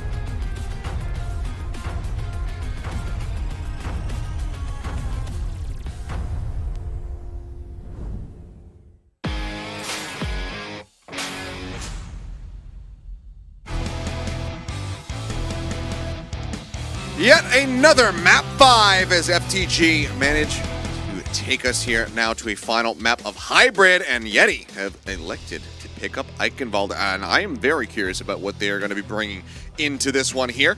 But looks like we are destined for a very long evening of OWCS action, as this series will now finish here on a good old classic map. Yeah, I think this is the first time we're seeing Eichenwald at all in OWCS Korea.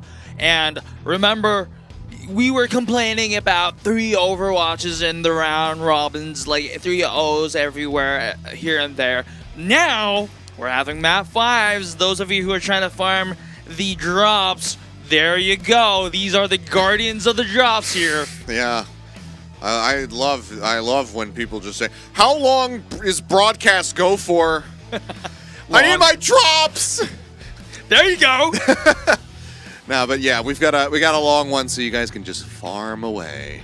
Yep, and those signs on the left says Violet, rocket delivers, yep, rocket delivers the go. ults, and FTG.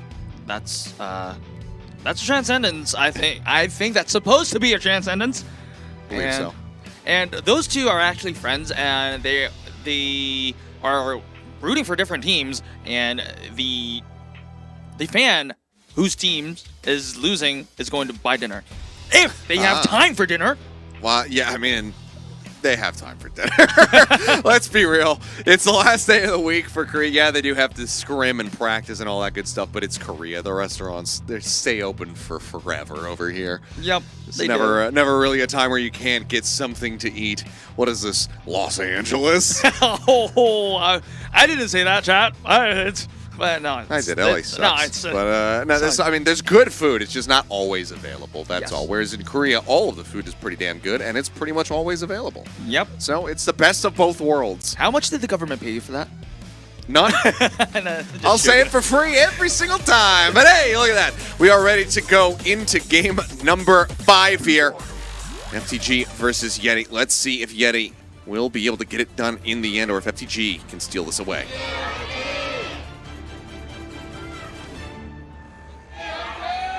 All right, the fans are hyped up as ever, as it is actually going to be a map 5, the final map that's going to define this series. Here. All right, this is the last thing that I will acknowledge from the chat. Somebody said, come to Jersey, it's and they trailed off. Look, I'm from Jersey! I am as well. I'm from New Jersey. What?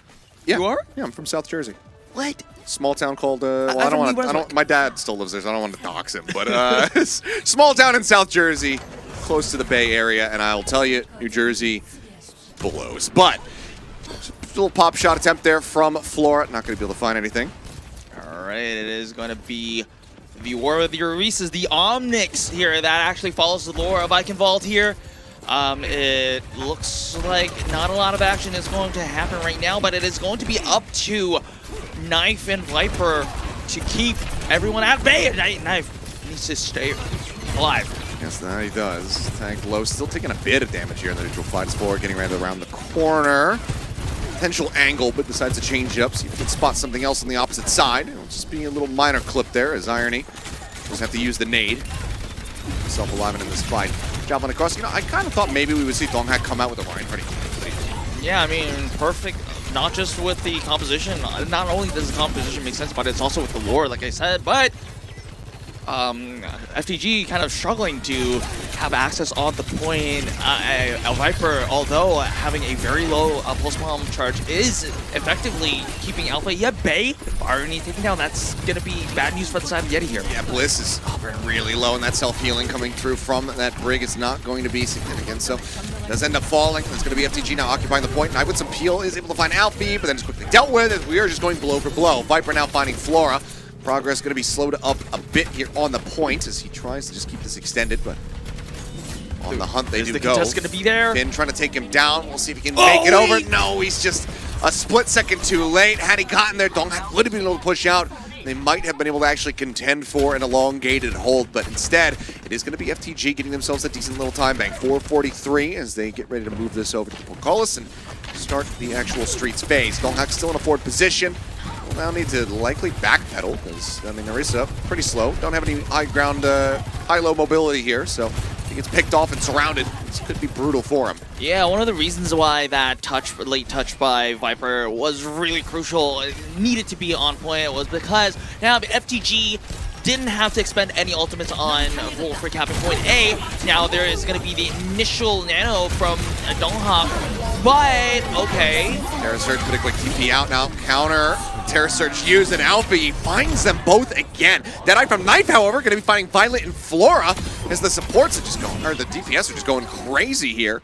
Yeah, on the DPS support on lines, both I should sides say. are just going crazy, but again, this is going to be a lot of resources having to be used on the side of the Yeti. More resources than necessary if, like in a world where they actually had the touch happen and then they would have another round of plans, they would have had FTG use more resources. In turn, Yeti would have used less resources for that push here. But what is done is done. They do have the rally to push in aggressively if Yeti so wants to. It is closer to a neutral fight unless Flora decides to pop that overclock here. Dive in, still needs 2% to try to build that one up, but Bernard's going to be taken down. Bliss with a rally, and let's go ahead and pick him off with the shield bash. Finn as well down to a sliver, and will get found as Knife. Just a little shot to the back. Viper taking out Viper, oh my god, he gets Alfie, and the Knife finds 2 more. So Flora and Violet both dead. And yeah, that will be a decently firm defensive hold started for the side of Yeti. Whether or not it can be broken, yet to be seen. Bernard thinking about what he wants to go for, swaps the Diva, now back over onto the Orisa. Yeah, he was kind of hovering the Diva for a second because he wanted the verticality, but it does leave his backline, I guess his rather Flora in particular with a lot less protection. So they decide to go with the Orisa. It is remaining to be seen whether it is going to pay off or not. Flora with that overclock needs to make something happen. Oh, or FTG could kind of wait out for the Kitsune Rush, but I think that's going to take too long. Well, not too long, but it's going to waste valuable time that FTG does not have. I have that pretty soon, but Viper, all right. Some peel going to be found there as the Sleep Dart going to go wide from Irony. I'm going to go find it. Nice little shot across as Nancy comes down. Having to be used. Alvi with the pulse bomb, able to find Irony. Gets that Ana off the high ground. Primal now rolling here for Donghak and playing along this bridge side. He's going to look to try to pick some people off and set up on the side. Oh boy! Luckily, he's got that tiny little platform to try to play off of, but damn if that wasn't close. Knife now up onto the high ground. Deadeye going to be expiring. Doesn't find much from that one, but Donghak able to find Flora before getting taken down. Pulse bomb at the ready here for Viper. See if he can find another huge stick for himself. Gets pushed back. It's a little bit of damage, but Knife finds Finn. Feeling cut down as Violet will also be antied out, but Alpha Yeet at the same time able to find Irony. Pulse bomb in. Viper does it again. Alpha Yeet dead to a pulse, and that is going to be the hold continuing. Cart gets close, but not close enough to get the cap quite yet. Oh my goodness, we need to keep count on how many pulse bombs both of these tracers are actually making it stick. It's so unreal, like Alpha, like one moment you see Alpha just taking out Irony with the pulse bomb, and then you see Viper taking out Alpha with the pulse bomb. So and Donghak is playing Wrecking Ball now. Does get pushed aside, so that is not going to be getting too much value on the pile driver. He's back up here onto the high ground. All right, it's looking like Donghak just doesn't want to fight with Bernard, play with Bernard anymore. The primary target is just going to be Flora. Oh, another stick on to Irony. Alpha Ye has just had him in his sights. Now Bliss gone, so supportless here are Yeti. This card again starting to work its way across the bridge, and Donghak, I mean, not a lot of staying power. We'll see what he decides to try to do, but yeah, the touch does come through. Now he's got to roll up, get himself over. His knife, very long distance here with the Deadeyes, looking for a pick, and I mean, Flora trying to deny line of sight, ends up getting caught. Bliss comes through. He's able to find that elimination with the rally rolling. The rally would probably be enough sustain for the backline to survive, at least for the current moment. It looks like this Wrecking Ball is actually working out really well. Violet has to pop a rally of his own. Okay, well, Pulse Bomb going to be taken now. Bernard able to consume that one, and the cleanup is looking swift and clean here. FTG able to break their way through this one as Viper will be the last one standing, but not for very long as it looks. Yeah, LV will be able to go ahead and take him down, get some revenge. 1 minute and 24 seconds, and a crack at the final stretch here for FTG, but it cost them quite a bit to get to this point. And Yeti have a decent amount to work with. That minefield nearly online, as well as a nano. Yeah, so I think Yeti was in the end, they knew that they were going to concede the point anyways, but they did contest, and although they had to pay the rally for it, they did also just bait out a lot of FTG's ultimates. So it's actually a pretty winnable fight for the side of Yeti, and there is that minefield. And Irony, if absolutely needs to, is probably going to use the nano, the primary recipient, likely to be the Cassidy or the Brig. Chasing in, trying to keep Donghak alive, but it doesn't matter because Knife continues to just absolutely dominate. Electric Cowboy in play. Is able to find some cleanup, gets that next Deadeye online. 34 seconds remaining here for FTG to try to get themselves to the end of the map. Only a smattering of ults available. Finn maybe in a fairly extended fight. So a lot of things to look out for here, whether Viper can actually make that pulse bomb stick, or is FTG with Flora able to going to make that overclock really valuable, because yes, Bernard does have that terror surge, but they have to be inside enemy territory first, and that is going to be step one. Knife trying to zone out people. Oh, but good javelin for the side of Bernard here. I mean, Bernard pretty much always going to be good for those. Does go ahead and take that one away. Pulse bomb as well from Viper, not going to get the connection that they were looking for. Overclock now rolling, rallies in from Bliss to try to keep everybody alive. They try to just survive through this Sojourn ult. Bernard, though, Zune Rush coming through, escorting him forward. He tries to maybe get set up for this Terra Surge, forces them back over towards the spawn room doors, and maybe can now try to lock them in position. as well as the cart gets ready around the final corner. Mortality field going to be used, javelin in, but Knife still able to stay alive for the time being, as cart going to be occupied by Donghak. The stun. Rally comes in from Violet. Terra Surge looking for the pull, and Knife's taking a big chunk of damage to the Amp Matrix. It's a little bit wonky. It's a little bit diagonal there, and Knife ends up falling. Violet going to be traded. Donghak going to be able to find one pulse bomb out from Alpha E. Looks to try to take them down, and will be able to find the tank here on the side of Yeti. Continuing with Bernard, hovering low. Finn doing his damnedest to try to keep this Orisa alive in the fight, but Bliss eventually does manage to find it. Now he himself is stranded on an island out in front, and Flora can go ahead and pick him off. Cleanup continuing. The swap onto the Genji, not going to be good enough for anything there. Push comes in, but the time bank gets drained down to 0. Yeah, I think Yeti, they had a chance to make the denial for that full cap happening, but in the end, it was good patience from the side of FTG. They had the Orisa ult, they had the Kitsune Rush. They used it in perfect succession in just the right order in order for them to make that push happen. Yes, a lot of heroes from the side of Yeti as well, but in the end, I think it was a big snowball from that failed attempt to contest point A. I think they definitely had one more team fight in them on that last commitment to point A. Of course, I'm not going to say that in itself just snowballed solely into the point full cap, but it gave, because it was overtime, maybe that one fight could have made a difference here. Alrighty, well, FTG now on the defense. I mean, we saw how close Yeti were to being able to get that recontest. And I think Viper, if he could actually rewind time, if Tracer was real, then he would love to make that touch attempt happen again. Stonehack was just millimeters away from being able to contest that point alongside of him. It could have been a very different story, even if they don't get that full hold, that much less time for FTG. Likely would be denied the finish here on the map. So now, Yeti looking for a very strong start as they go on their own push. Yep, Donghak was teasing the nozzle here, but is going to default into the Winston. Interesting to see that they don't have a Ana to provide that sustainable healing. Viper taken out, so Alpha E winning that 1v1 is going to be very crucial. So Yeti, they don't have any pressure on the sidelines. They have to back up completely. And Knife looking for a cheeky headshot there. It goes wide. So I think one of the Yeti has to do one of the following. Viper either has to win the Alpha E1v1 to alleviate sideline pressure and provide a threat to the enemy FTG's backline, or Knife has to make a headshot happen. Unless, if neither of those happen, they have to wait until Irony gets that Kitsune Rush and try how that works. Okay, well, good pressure there on Bernard, but he will be able to find some stability as Alpha E just trying to duke it out here against Viper on the outskirts of the point. Well, Donghak now taking the high ground as Knife trying to work his way forward. Decent pressure being applied, but decent amount of peels, so Donghak not really going to be able to stay in this position, but Yeti for now getting a touch of the point. Get this tick, so it looks like widely that will be surrendered, handed over to them relatively for free. Bernard going to be using Terra Surge off screen as Viper tries to make something happen here. Now spotted, pulls bomb out from Alpha E, doesn't find anything. Kitsune Rush still rolling, now expiring, and Alpha E going to be taken down. That's a moment before Finn will have his own Kitsune Rush available. The cap still coming through. Contest needs to be had, but there's none there at all. Violet? I mean, the beat comes through from Violet, but no one's contesting this point at all. Now Violet is just dead, and FTG are essentially just handing this one over to them for free. Finn cleaning up 2 on the back end, but okay, that's well and good.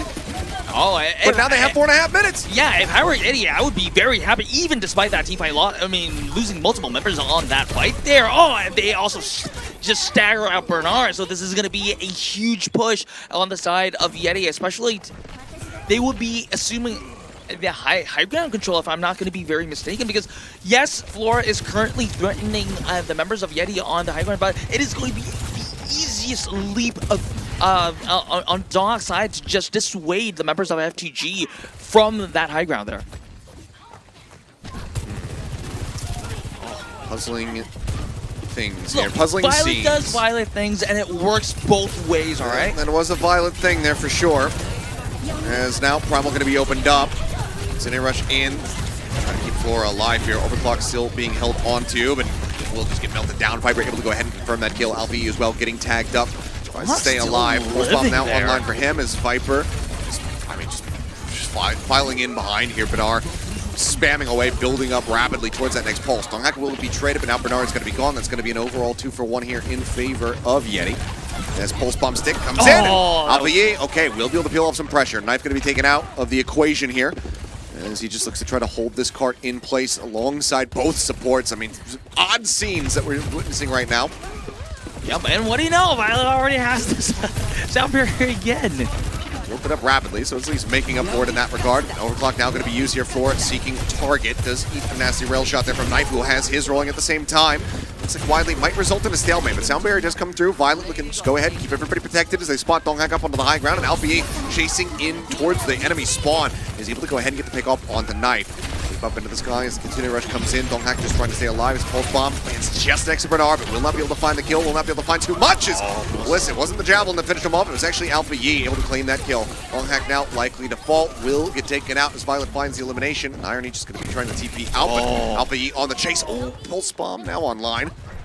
Just recall out to safety. The important thing about this fight was that Yeti had to expend the continuing rush. They don't have that initial tool of engagement now that they're on the attack. Whereas FTG on the defensive side, they have a lot of tools to select from. They can either just use the continuing rush out like a standard engage, and then they can just buy time or kill Yeti if they don't elect to disengage. Okay, yeah, everybody crowd together. It's going to be pull in his pulse bomb off the back of the Terror Surge.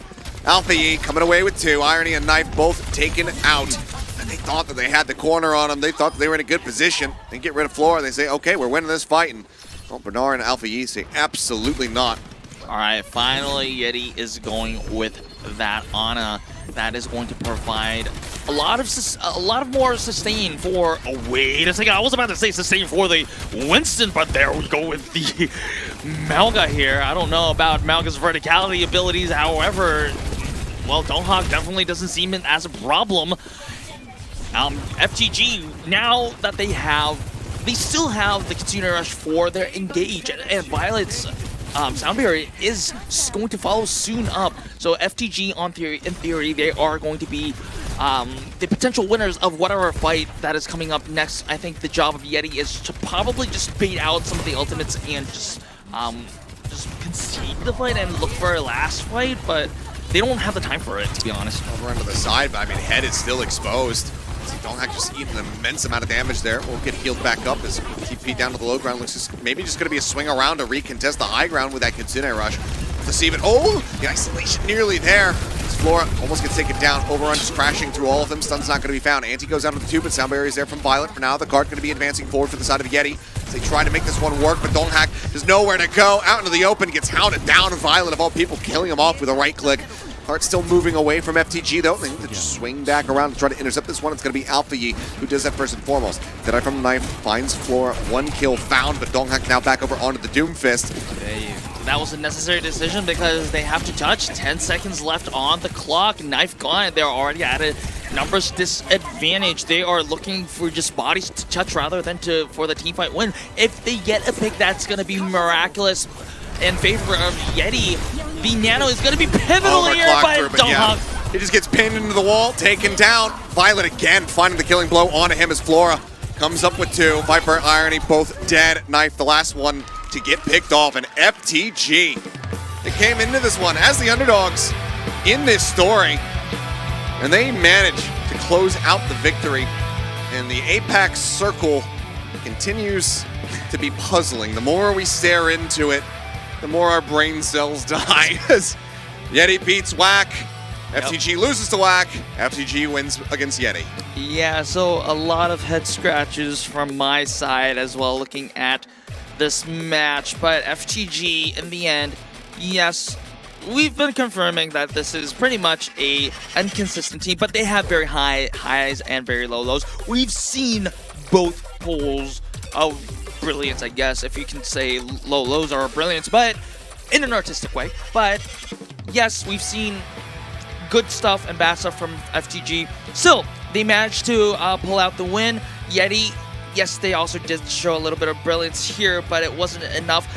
My question is, was the Malga a prepared tank for Eikevolt. It didn't look like it, but look, what I could say is that, if you want to build up your fandom, one of the things that, people always tell players is that you need to be more relatable. And Donghak, he was trying to relate to your average tank player out there who is struggling in a game. I'll just play every single tank in this map, and that will make me more relatable to the common man who's watching from home. All right, you Alpha know is our what's player of the match. not common is Alpha E and his pulse bombs. Like, this man, I don't know how many pulse bombs that he had connected this series, but what I know is that he made a match-defining difference here.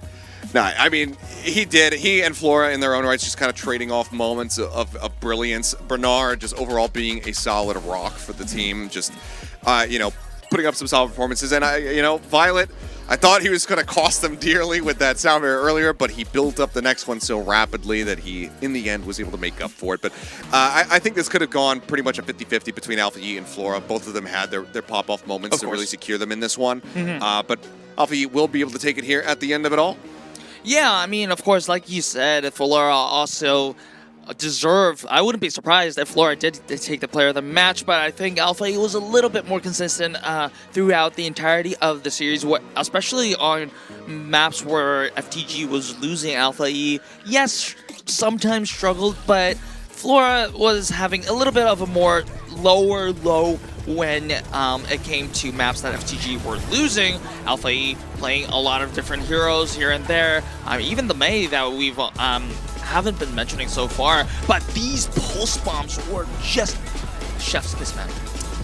Yep, I mean, great neutral fighting from Alpha E. Fast builds on the pulse and overall an immense amount of impact. I mean, this one here, finally get to see it. Bless the observers here. It was just punishing irony. Sometimes Bliss was also involved in the explosions. It was just really great stuff, especially from him on Eikevolt. But, I mean, hats off to Yeti. I think overall, still playing their hearts out. Knife and Viper continue to look absolutely deadly. Yep. But Alpha E, those double pulses, just a little bit better. Now let's go ahead and get ready to hear from members. We pass this over to Quest for the translation. Thank you very much, Achilleos. We are back with the second POTM interview of the day, with FTG taking the 3-2 victory over Yeti. Of course, we have the man of the hour on stage, Alpha E.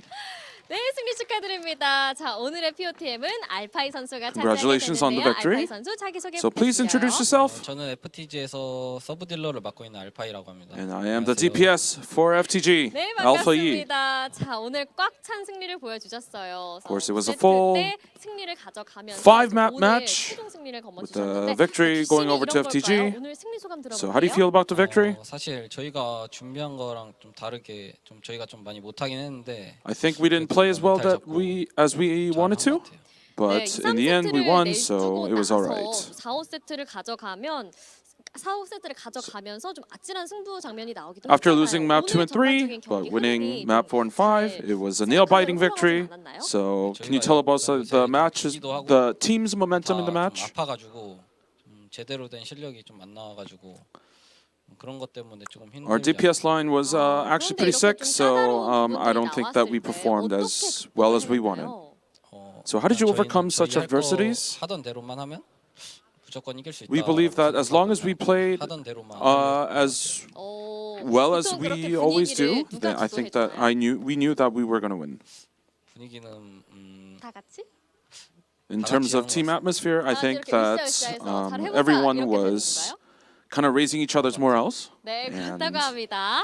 자, yeah. 알파이 선수의 오늘 트레도 정말 기가 막혔습니다. You have to talk about your tracer tonight. 싸움 진짜 치열했는데 그래도 부착이 뭔지 보여주면서 Of course, 오늘 his 슈퍼 pulse 플레이가 bombs 많이 were 나왔어요. just 자, 오늘 본인 out of this 플레이 world. 어땠나요? So how do you rate your own performance? 못하긴 했는데 좀 손이 좀 풀리면서 I don't think I played well in the beginning, but my hands got warmed up, so I think I got better. 사실 팀원들은 How did your teammates react? They didn't say anything actually. We were just all focused. 네. 칭찬을 해주더라고요. But Finn 선수는 이렇게 actually 따뜻한 complimented 칭찬의 말을 me 건넸군요. a little bit. Yep. 네, 그렇습니다. 자, 팀원들의 반응도 궁금했는데 되게 잠잠하다고 하니까 넘어가도록 하겠습니다. 자, 오늘 본인의 플레이뿐만 아니라 팀원들도 굉장히 잘해줬잖아요. 팀원들에게도 한마디 부탁드려도 Is there anything you would 될까요? like to say to your teammates who also played very well? 팀원들이 다 아픈데 아파요? Everyone is sick 아픈 몸을 끌고 이 정도 on our roster. 하는 것도 But 잘했다고 I think 생각합니다. that despite 네, that, 자, 아픈 몸을 회복한다면 앞으로는 us 어떤 playing this 기량이 well 나오게 될지 is a 궁금해지는데요. relief, 자, 끝까지 and I'm 믿어준 grateful that they did. 팬분들에게도 한마디 부탁드려요. 저기 And lastly, 보시면 알파이는 신이다라고 one of the fans' 적어주셨어요. signs says Alpha is a god, so can you say a few words to the fans as well? 오프라인에서 응원해 주신 분들이랑 이제 온라인에서 응원해 주신 Thank you for everyone that comes to support us and all those watching at home. 감사합니다. And it really gives us strength, so thank you very 그리고 much. 앞으로 경기가 또 남아 있잖아요. The fan sign says Alpha is a god. 나는 이 정도로 자신 있다라고 보여주는 And 세레머니 also, 혹시 보여줄 수 있나요? Can you show us a little ceremony to show off your confidence in your upcoming 이 matches? 정도로 자신 있다. 세레머니 좀 생각을 해오도록 하겠습니다. 아, He didn't. 그렇다면 He didn't 다음 think of a ceremony, 세레머니를 so. 기대하도록 할까요? 근데 관객분들이 야유를 보내주셔서 But the fans are not happy with it, so you have to kind of show it. So he 네, gives us a little thumbs up. 통해고 1등 하겠다라는 그런 뜻을 담은 세레머니를 보여주셨습니다. 지금까지 And that is it for the second POTM interview 알파이 선수 with 만나봤고요. Alpha E. 저희는 And before we head into the final match of the day, I'm going to send it back to Achilles and Unknown.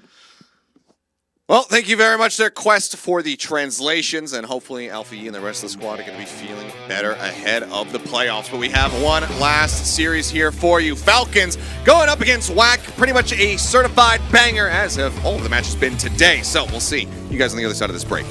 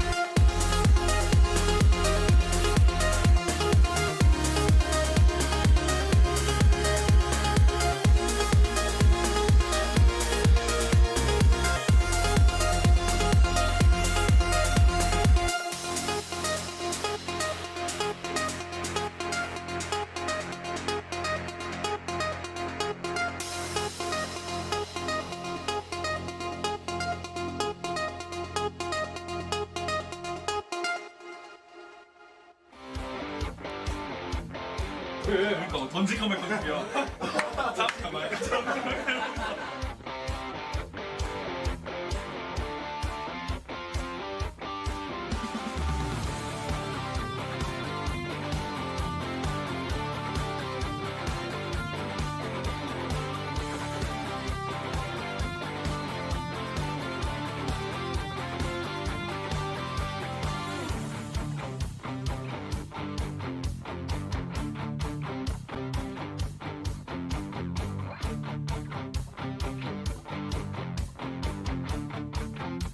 막내 어떻게 하는지 다 봐. 괜찮아, 어차피 민지 없어서 시간 많아. 그래. 천천히 해. 천천히 왜 막타 막내야?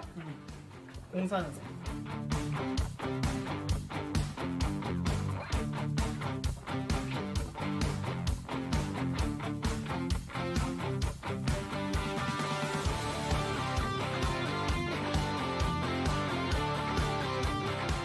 그러면 올라가다가 오늘 아닌 것 같은데.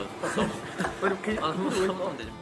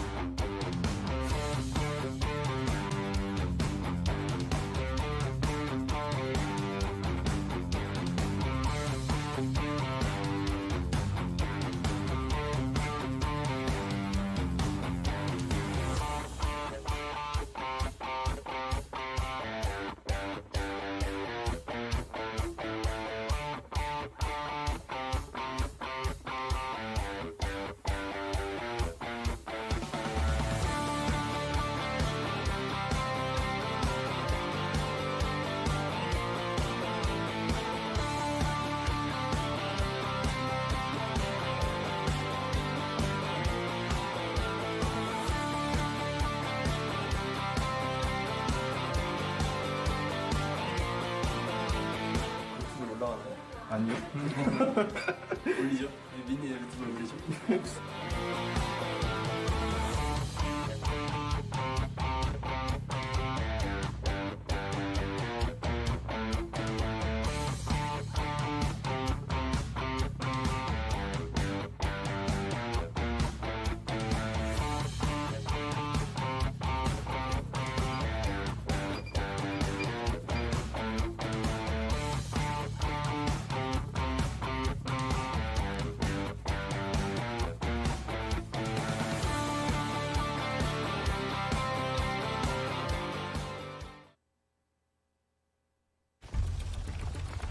Begin excavation log. Sloan Cameron here on site at Petra. Me and the Wayfinders just found the coolest artifact I think I've ever... Again? Come on! Whoa, whoa, whoa! If you want to mess with these artifacts, you gotta go through me. Hey, I'm on to you! I gotta tell you, I wanna scream it out. Hey! I'm gonna show you, here's what it's all about. Up top, you big doofus!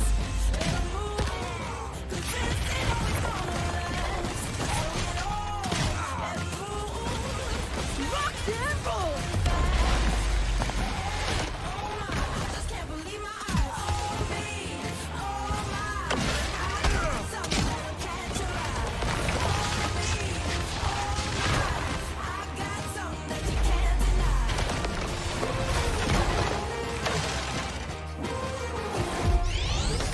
Excavation initiation! Time to really drill it in. We did it! We had a party or what?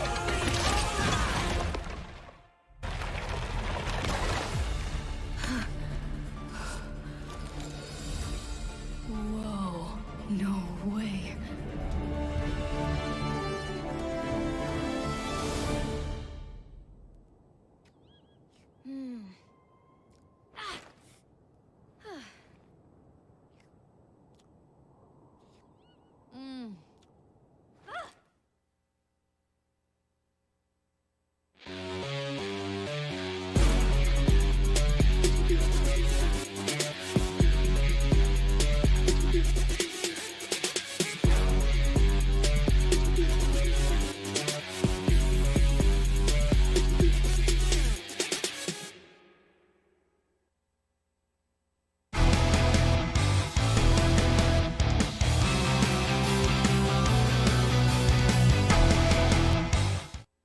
right, we are back and we have one last series this evening. We have had 10 maps of Overwatch action thus far. A reverse sweep in our first series, and FTG taking down Yeti in the second. Now it's time to see who's going to come out on top between two titanic squads in Falcons versus WAC. This could very well be another glimpse at a potential final here. So we'll have to just see who's going to be able to come out on top, because both teams have, I mean, not had necessarily their struggles so much, I'd say, for the side of Falcons. They are currently 2-0 here in the Seed Decider matchups, but they were pushed to their limits by Yeti. Were narrowly able to win that series, as well as dropping a map to the side of FTG. So both teams have been made to bleed.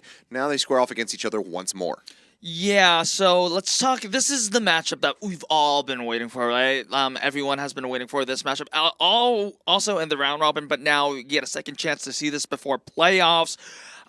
Let's just talk about what this means now that this is going to be the last match of the seeding decider. Right now, the winner of this match, whatever happens, whatever score, gets first seed. So not only do they get a round 2 bye, they also get opponent selection on that round 2 of playoffs.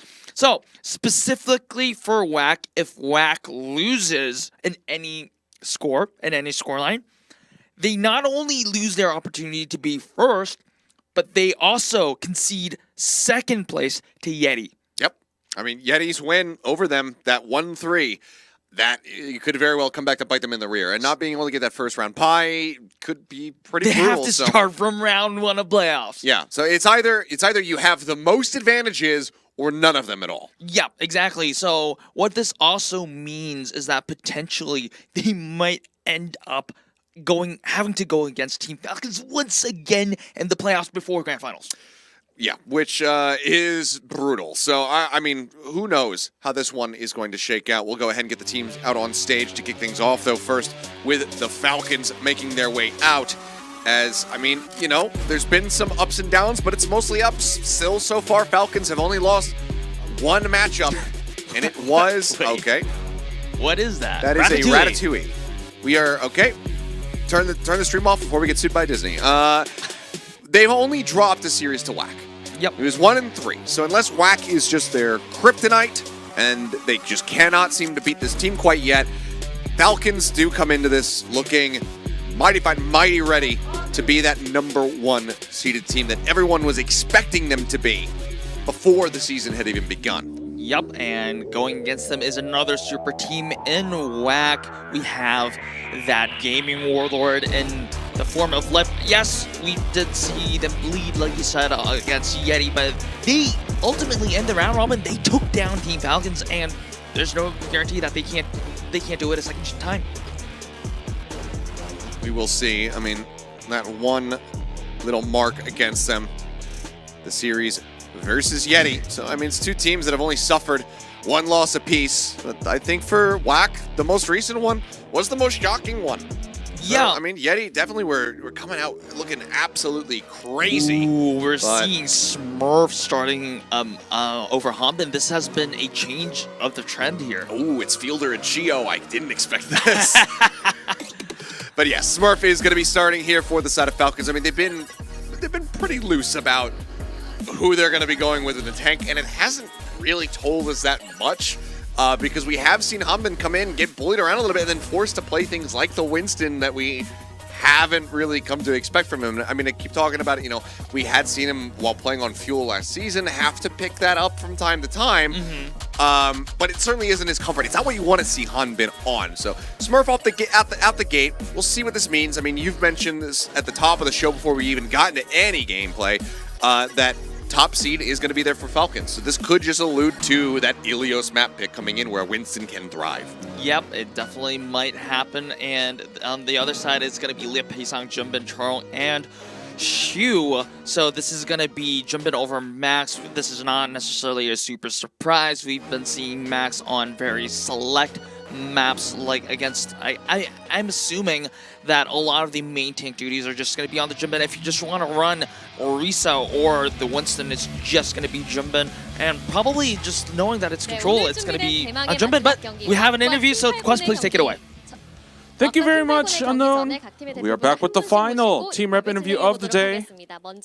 Of course, on Team Falcons, please introduce yourself. 안녕하세요. 팀 팔콘의 코치를 맡고 있는 This is 크러스티입니다. Krusty, always brimming with confidence. 반갑습니다. 다음으로는 And on the other side, 왁팀도 자기소개 we have- 부탁드립니다.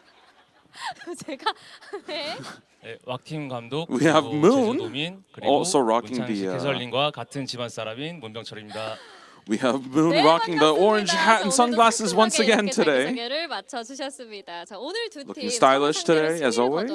상위 시드를 확보하게 So both 되는데요. teams need a 더 win 나아가서 today 1시드까지 in order to get a 차지할 수 bye 있게 in round 됩니다. 2 and claim 자, that number 팀 1 팔콘 seed 오늘 spot. 승리를 거두면서 1시드 So Team 달성할 수 Falcons, 있을까요? are you confident? 어, Oh, actually, can you ask Wack 감독님. first? Can you ask Moon 저희가 first? 1등인데 왜?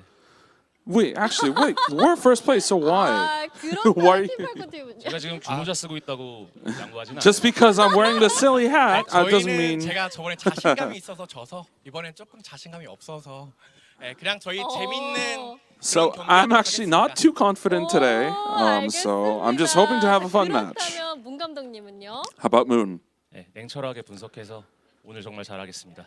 오늘 I'll be going 냉철한 그런 through 판단을 the cold 보여주겠다라고 analysis today. 말씀을 해주셨습니다. So 자, we'll make sure to 왁팀 win. 저번에 예티를 상대로 조금 안 좋은 모습을 보여준 이후에 So 네, after 왁팀을 losing to 상대로 Yeti, 승리적으로 다시 완승을 Wack took a 거두면서 dominating 3-0 victory. 왁의 무서움이 이것이다라고 보여주셨습니다. After that match, 이 and 어제 showed just 경기에 how 대한 scary the 감독님 team 평가는 좀 can be. 어떠셨나요? So how do you rate the team's 아직 performance yesterday? 한참 모자라다 생각하고요. I think that we're still lacking a lot. 네. 그거에 비해서는 한참 모자라다. Hence the hat and the sunglasses. 오늘도 집중 잘해서 I hope the players can focus a lot today 네, as well 그렇다면 오늘 and 경기를 앞둔 play 선수분들에게는 out 오늘 map by 올라오실 때 map. 어떤 말씀을 해주셨을까요?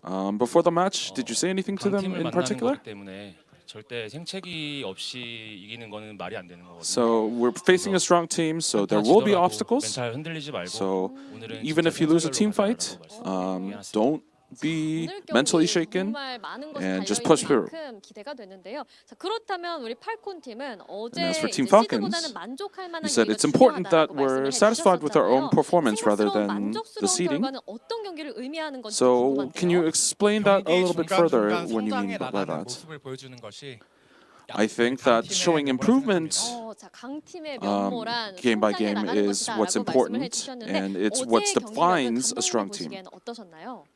처음에는 저희가 좀 흔들렸는데 결국 저희가 And 해내서 as for 승리를 가져왔다고 yesterday's match, 네, 맞습니다. we did 오늘 we did look a little 강팀끼리의 shaky, but 치열한 I 대전이 think that we 예상되는 were 만큼 기대 많이 able 해주셨을 to 것 같은데요. overcome that 지금까지 and 팀 become a strong 팔콘의 team. 왁의 문 감독님과 And that was 인터뷰 it for the team rep 나눠봤습니다. interview, the final one of the day. And before we go into the match, I'm gonna send it back to Achilles and Unknown.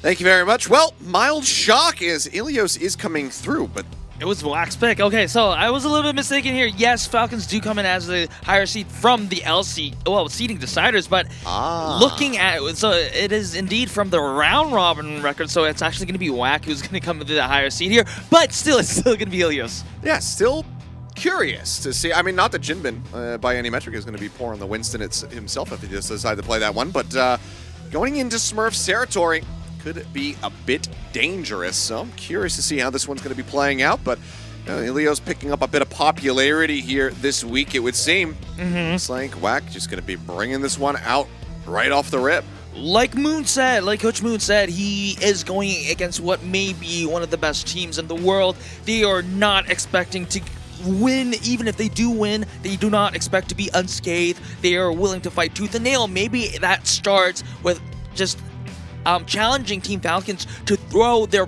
best and still win against Team Falcons' very best. Dude, that's how you open up a series, though. Oh, that is clever. Chorong. I like the way that the Chorong is written there.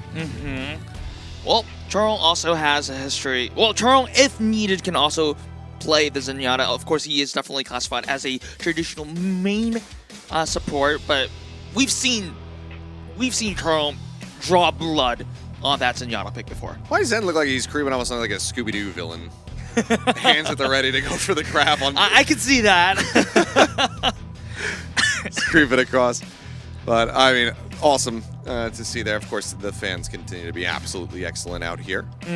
And it is, I definitely hope the match, and it will be probably the quality of the match is going to match that excellence here. Oh, wait a second. The sign on the left says that she quit her job to come here. Oh. Well, that's some dedication. Yep, that is. I hope that they were willing to quit their job regardless because they weren't happy with it and not solely because they wanted to come see this game. But either way, I respect the hustle. Yep. And I like the dog. Oh, the dog in the middle. Okay. I just noticed that. And I believe that was a Team Falcons fan, if I'm not mistaken. Yeah. Well, dedication from the fans. Definitely a lot of things to be dedicated for in this match, especially more for WAC, as a match loss here can lead them to having to play playoffs from scratch in round 1. There is one other possibility that I just realized with that fan. They could also just be lying. True. They could just be simply fibbing in front of the camera to get themselves out there and to entertain us watching from the studio and watching from home. But either way, the match is ready to go. Let's go ahead and jump into our final series of the evening as we have Falcons versus WAC once more.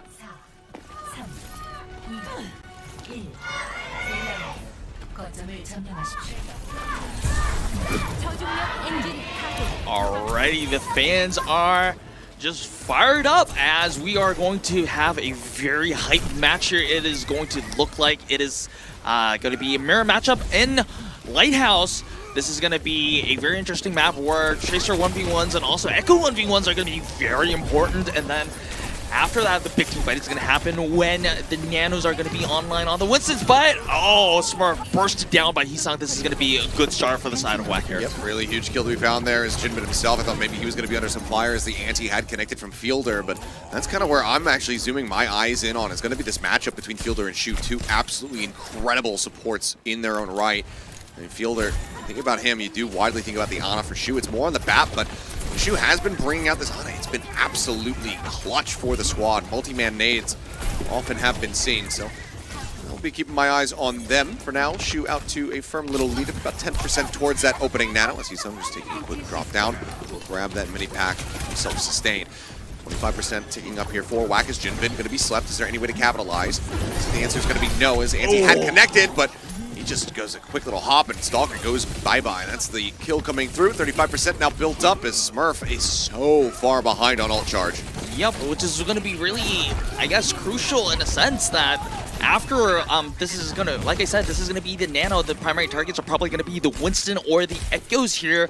But after the Nano expires, Jinbin will have the possibility, will have the option of extending his aggression with the Primal Rage, whereas Smurf does not, probably not be having that option. There is that Smurf Nano into Smurf, but it is actually going to be Chio who's going to fall first. I mean, Smurf's already been held at bay, and Jinbin's just into the back line. He finds Chio, dude from Heesang. Yeah, sure, not going to find any eliminations as he will get taken down. Stalker finds that kill, and maybe with their dupe, could find some kind of advantage, but ultimately, I mean, that's two ults invested here from the side of WAC. The Nano, a key one, out of Falcons. These do not get themselves onto the point quite yet. Shu. Oh, nice sleep there. Gets the timing, but as he gets woken up, Stalker just goes ahead, re-sleeps him. Fielder in the meantime takes out, gets a little kill there.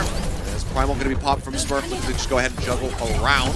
Nano from Stalker going to be invested for the cleanup, and Team Falcons have since gained control of the point. 82% though set up for WAC, so in a good position if they can just get the reflip into their favor. Yep, they still have the Nano, they still have the Primal Rage, and if they absolutely need it, they also have the Rally as well. One teamfight win is probably going to be enough, maybe two if Team Falcons can squeeze it out in them. And for Team Falcons, it is going to be all eyes on Proper for them to keep a chance in this map live. And as the recipient of the Nano is going to be Heesang, not making any kills here. Jinbin using the Primal Rage to take out Chio, so this is going to be very good news for the side of WAC. Proper does take out Shu. But Jinbin now able to find both supports, Fielder and Chio, both having been eliminated. Zaps coming through, and the flip back into their favor. WAC in strong position. Smurf just going to have to leap over to the side, push up onto the high ground here from Stalker as he tries to find the punish. Wanted to try to get that beam across on the Jinbin, but just could not make it happen. Heesang to the rescue, comes up with that kill. A touch through, Proper recalling out, forces the OT, just being held at bay as he continues to bleed down. Drop down has to be coming through. Is anyone getting the touch? Yes, he barely manages to make it happen. Lip let the pulse bomb go, doesn't find any elimination, so maybe a window of opportunity here as Fielder is about to get this next Nano online. Has it ready now, sends it. Smurf, the recipient, jumps forward, helps deliver a kill there on the Chorong. Heesang now going to be going for the dupe. Opposite Anna, Shu going to be taking a nap off screen at the meantime as they corral in on top of him. They're able to find that kill. Flip getting ready to come through. Falcons regaining control as last little touch there from the side of WAC as the OT almost bleeds down. They almost just completely C9 this one, but they will be able to regain control, but they're only at 40%. Yep, still whack.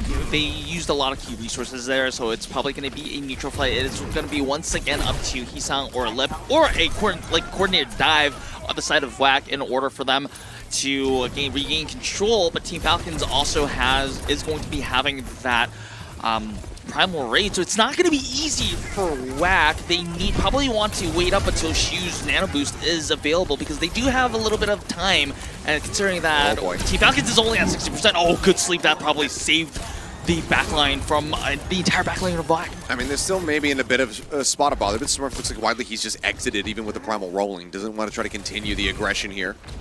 We'll drop down off just continue to leap up and down off this high ground. So for now, threatened on the flip here. 80% crescent for Team Falcons to win this fight. Will be in a good spot. Beam across has to be a quick cancel from Stalker. Now goes for the dupe. It's going to be the break that he ends up grabbing here. Let's see if he's going to be able to find a rally. Gets that into a position to find some value. As Flip coming back through into Falcons' favor, but now the touch confirmed. Sticky bombs across. Smurf into the corner. Going to be melted down with a headshot. Does ring true. Heesang finds him. Smurf fielder now gone, and that's going to be the cleanup. Just Stalker and proper left, and I don't think they're going to be able to do too much. The flip was there, but now it's a team kill, and whack will be able to take the opening round of Lighthouse. Yep, but this is really impressive stuff from whack. This is the whack. Well, so the question was which version of whack we were going to see. The whack that was 8-0 and the round robin, and also the whack that won, that swept FTG 3-0 and the seeding deciders. Not the whack that lost 1-3 to Yeti. And this whack is looking really strong. Like, interesting to see that the primary nano recipient is going to be Heesang instead of Junbin. That was the choice. That was the nano choice of Team Falcons. It looks like Heesang is paying off the dividends here. Good stuff from whack. I don't think if they keep this up, this might be at least in Ilios, a quick win for the side of whack. Right now into ruins, looking like Lip proper. Oh, never mind. I was going to say a Sojourn battle, but Lip opting for the cast at the very last moment. Of course, going to be flashing this fusion skin that he has been favoring the entire time. Yeah, so interesting to see. Well, Cassidy has a little bit of a disadvantage in terms of range, but it does provide a lot of, I guess, reliable, sustainable damage. And it also is good against the Winston as well, so I guess that's going to be a matter of preference here. Proper on the Sojourn, meaning that his shots will matter more. Every shot matters. Yep, the ante was good. That's going to be proper taken down. Now everything just spilling out here in favor of whack. Fielder, Stalker, all dead. The cleanup is going to be swift and smooth.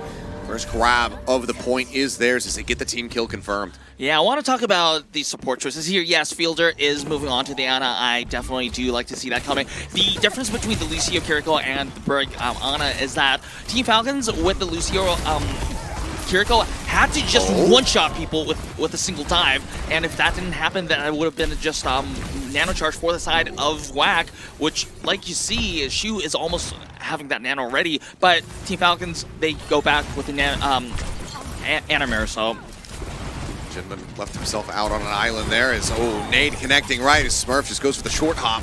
Gumas up wrong into oblivion. Now whack, it's really going to be about time buying and just getting as much percentage as possible, but Widely will just make the call to go ahead and peel away, knowing that any overstay could just result in additional staggers here. We want to be able to get the team back together as quickly as possible, so 36% is all they get for that opening cap. We'll see if they're going to be able to re-aggress and retake here. As just sniping away, shoots, trying to whittle down that Cowboys HP bar. So now we have a nano in play, so it's going to be interesting to see who the recipient is going to be. Smurf taken out means maybe they don't even need the nano for this push here. The flip bill already happened. Yeah, I mean, Smurf just dies. Everybody else backing away. They know that they need him in play here. It's picked off as, okay, a little bit of a challenge there from Stalker moving forward, forcing Heesang back. But both of them now having expended their recalls, but around that health pack, it's going to be a minor little advantage for Stalker. All right, so both teams have Nano. The primary recipient probably going to be the Winston here, as Smurf does, but Chorong does. The difference is going to be that Chorong has the rally here. Okay, he gets the primal up before getting taken down. That Nano was looking that anti was looking dangerous for him. To the back, looking for some supports maybe here yet again, but no, just taking a quick little jump up over the top to see what he can spot. And widely, I mean, primal for primal, Nano used by Fielder, but that's no space gained. Jimbin will still get taken down, so never mind. Smurf comes in, we'll find that, gets the diff here onto the tank, sleep out, now the Nano across on the Chorong, and that's going to be Smurf taken down. Pulse pump from Stalker, not finding much of anything as Lip, just trying to clear some space with this Deadeye, but once again, Falcons, without their tank, I'm not sure how much space they can try to play forward here. T-Sung, Pulse gone, kill not found. Yeah, Chorong going to be antied, and Stalker does manage to pursue deep enough to be able to get the kill here onto Heesung. Now a swap over onto the Wrecking Ball from Jinbin, but I think he's going to be regretting that one very quickly, and it's proper. This quickly hinders him there with the mag grenade. Well, still, WAC gets 99% on the point, meaning that it's going to be one fight win, and it's going to be secured. Not just Ruin secured, but also just Ilios in general is going to be secured by the side. I think it was just, the ball pick was just to make sure that they had the overtime running, as Jinbin is going back to the Winston. Team Falcons, they have the Nano advantage right now. They're at 87%, so Team Falcons, they will probably likely use that to their advantage.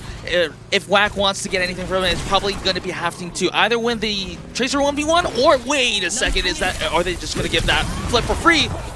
No, it does. Oh, actually, it does come through here at the very end, but they can very swiftly retake this, given that Chorong had gone down. But that causes enough distraction that ultimately they don't over-pursue with the Nano on the Smurf. So it is just Chorong going down. No further kills until Stalker is able to find a shoe here. So never mind, damage still going to be dealt. Smurf now wants to jump forward once again.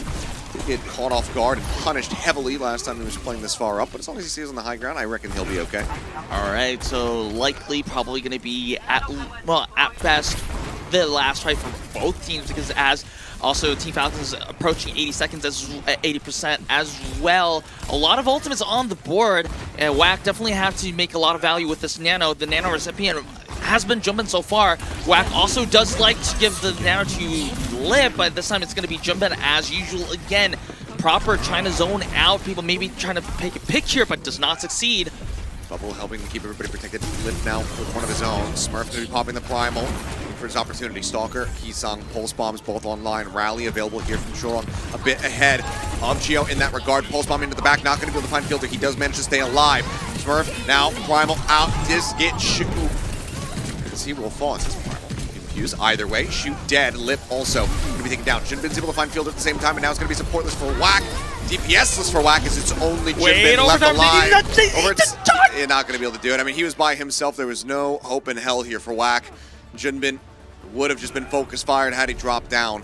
Wow, that was, I guess, that's not a C9. That was Chio with that rally bash stun onto Jinbin, and that denied the touch. So what a good play. I think that was really good understanding. I still think that they needed a little bit. Maybe Jinbin needed to jump a little bit earlier, but anyway, it was still a good play by Team Falcons. Still back and forth, as close as it can get. I think it all comes down to who makes the more, who makes the Nano turn more valuable. In this case, in Ruins, it was Team Falcons. Well, this is going to be they're still going with the Anna Winston composition. This time, it's one-on-one. Shu, Fielder also one-on-one on the Nano values. This is going to decide who's going to be, well, the more valued Ana, at least on Ilios here. Alrighty. All the marbles now. Well, in the neutral, not a lot of action, not a terribly lot of action here. Stalker taking that a little bit low, but this is, as long as he lives, that's just going to translate into more Nano charge. Okay, well, Fielder able to find the opening kill as he's going to be taken down. Shu's still out to a Nano lead as Proper.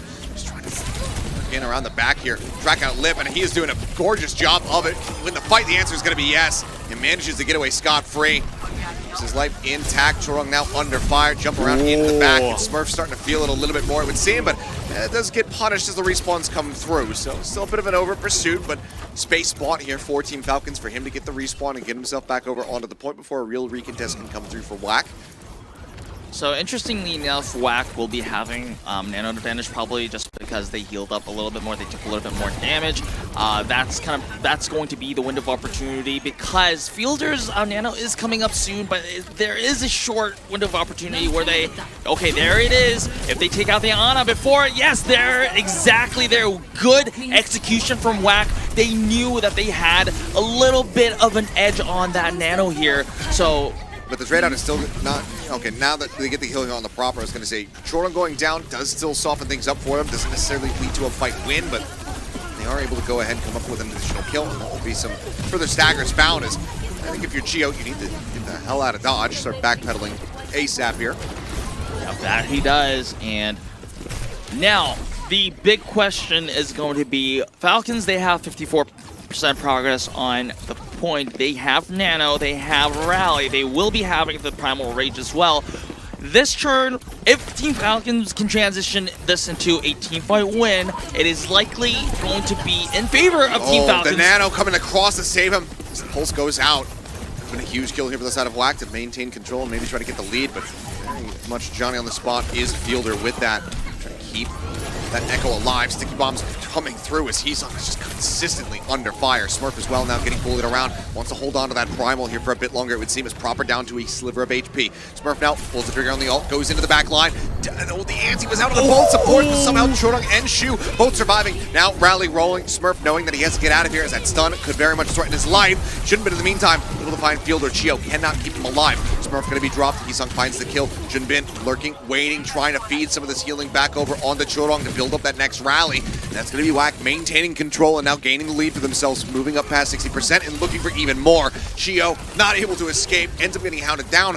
And unlike Smurf, Junbin says, okay, now I'm going to back away so I don't die outside of your spawn. Yeah, this was really important. Like, yes, Fielder did well to just save Stalker from certain death after that stick with the Nano. But the thing is, Achilleos, is that Team Falcons needed that Nano to win the fight, not save Stalker. Yes, was it a bad decision? No, but in the end, it was a forced mistake. Not a mistake, but it was a forced move by Team Falcons that did end up Okay. Yeah, that did end up leading to WAC winning that fight. So good play by Lip once again, 2 times in a row now. About to cross, Lip just getting chunked away. Yeah, but yeah, a great pulse bomb into the back line. Chio dead. Now overtime forced. Stalker looking for a target. Ooh, dashes back as Lip is chasing in, hungry for the kill. He himself still going to be down to about half HP, but there's the Nano into the back, and Lip getting the better of Proper. Takes him out. Smurf now woken up. Nano, however, the vestiges of it about to expire. Some damage across onto Junbin, but Heesung now holding onto the dupe. Will go ahead and pull the trigger. It's going to be a Brig versus a Tracer, but widely, I think the additional healing, the additional cleave coming through as he just flings the flail. It's going to be too much to deal with. The kills are swift, as WAC will be able to go ahead and close things out on the opening map of Ilios. It was their pick. They got played decently close until that final round of well. They do get the victory all the same. Yeah, I have to credit the backline of WAC here, Charong and Shu. Yes, there were times where inevitably they had to be dove on and had to give up their lives. However, Shu with those oh, there's Moon over there. Moon is their victory totem. Well, yes, with that orange hat, maybe it is. But once again, I have to credit Charong and Shu. They just constantly, a lot of the times, they shut down the dive attempts of Hanbin.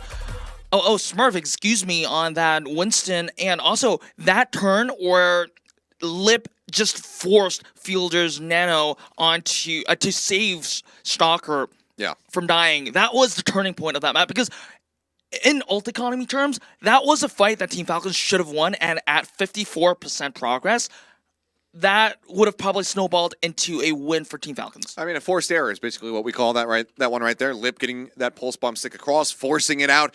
It means that they don't have it for the Winston to try to keep Smurf alive, who has been getting, somewhat regularly punished aside from Ruins. So a bit of a rocky start here for the side of Team Falcons. Still putting up a solid fight, able to make that a 3-rounder for us. But they don't come away with the win. So now they do have that map pick as we get ready to go forward. I'm curious to see where they're going to opt to take us, because we've had a lot of different variation, a lot of early escort coming through, but also some early flashpoints. So we'll see what they piece together, where they want to go when we come back in the break.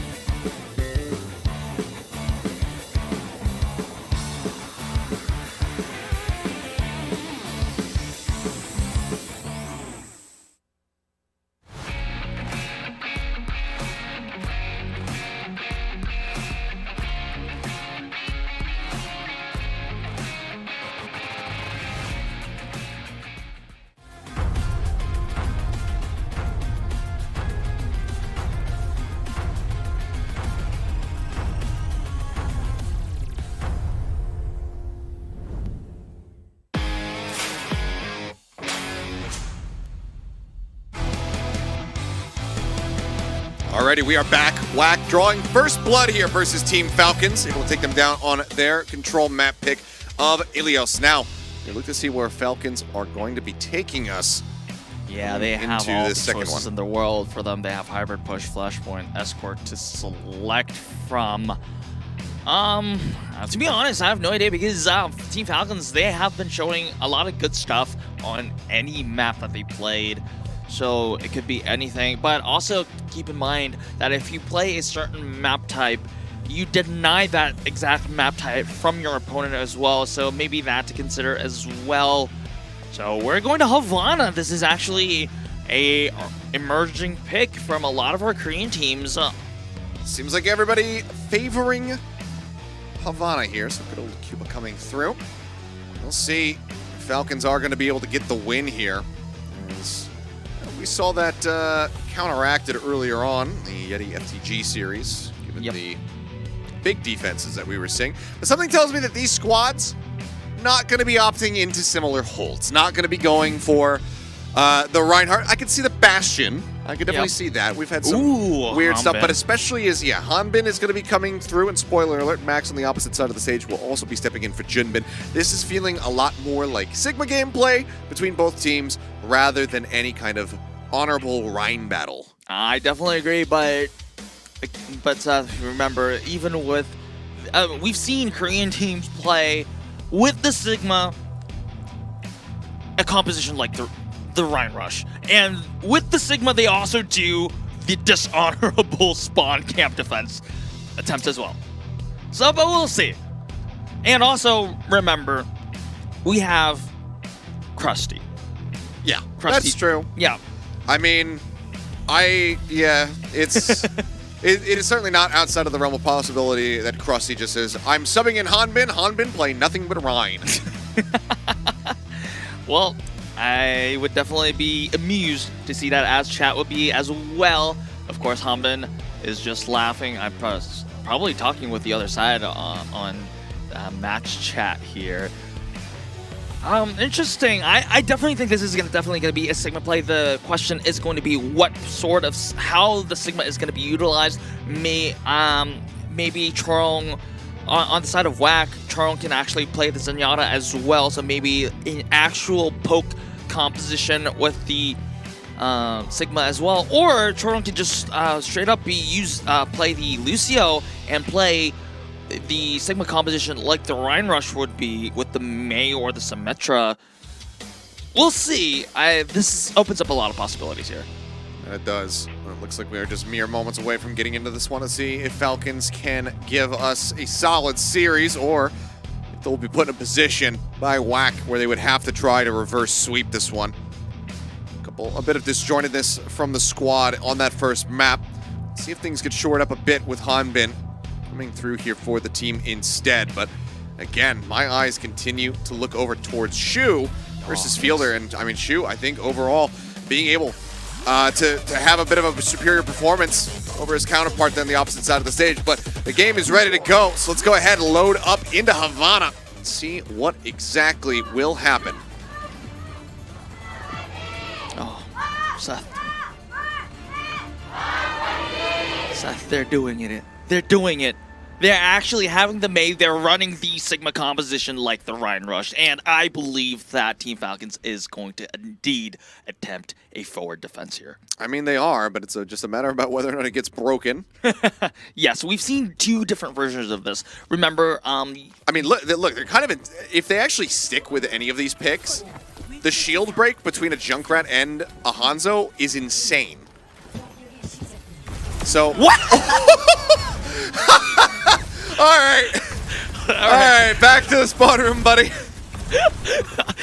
How long did that take? About like that half was, a second? Yeah, that somebody please clip that, slow it down, and let us know how long he lasted. Oh my goodness. That was insane. Now Max going to be knocked to the ground there by the accretion. Immortality field going to be cleared out. They're desperately trying to keep him alive, but Lip will be able to come back in here on the Sojourn. Finds a kill as proper will get taken down. Max eventually going to be traded, but Hanbin gone as well.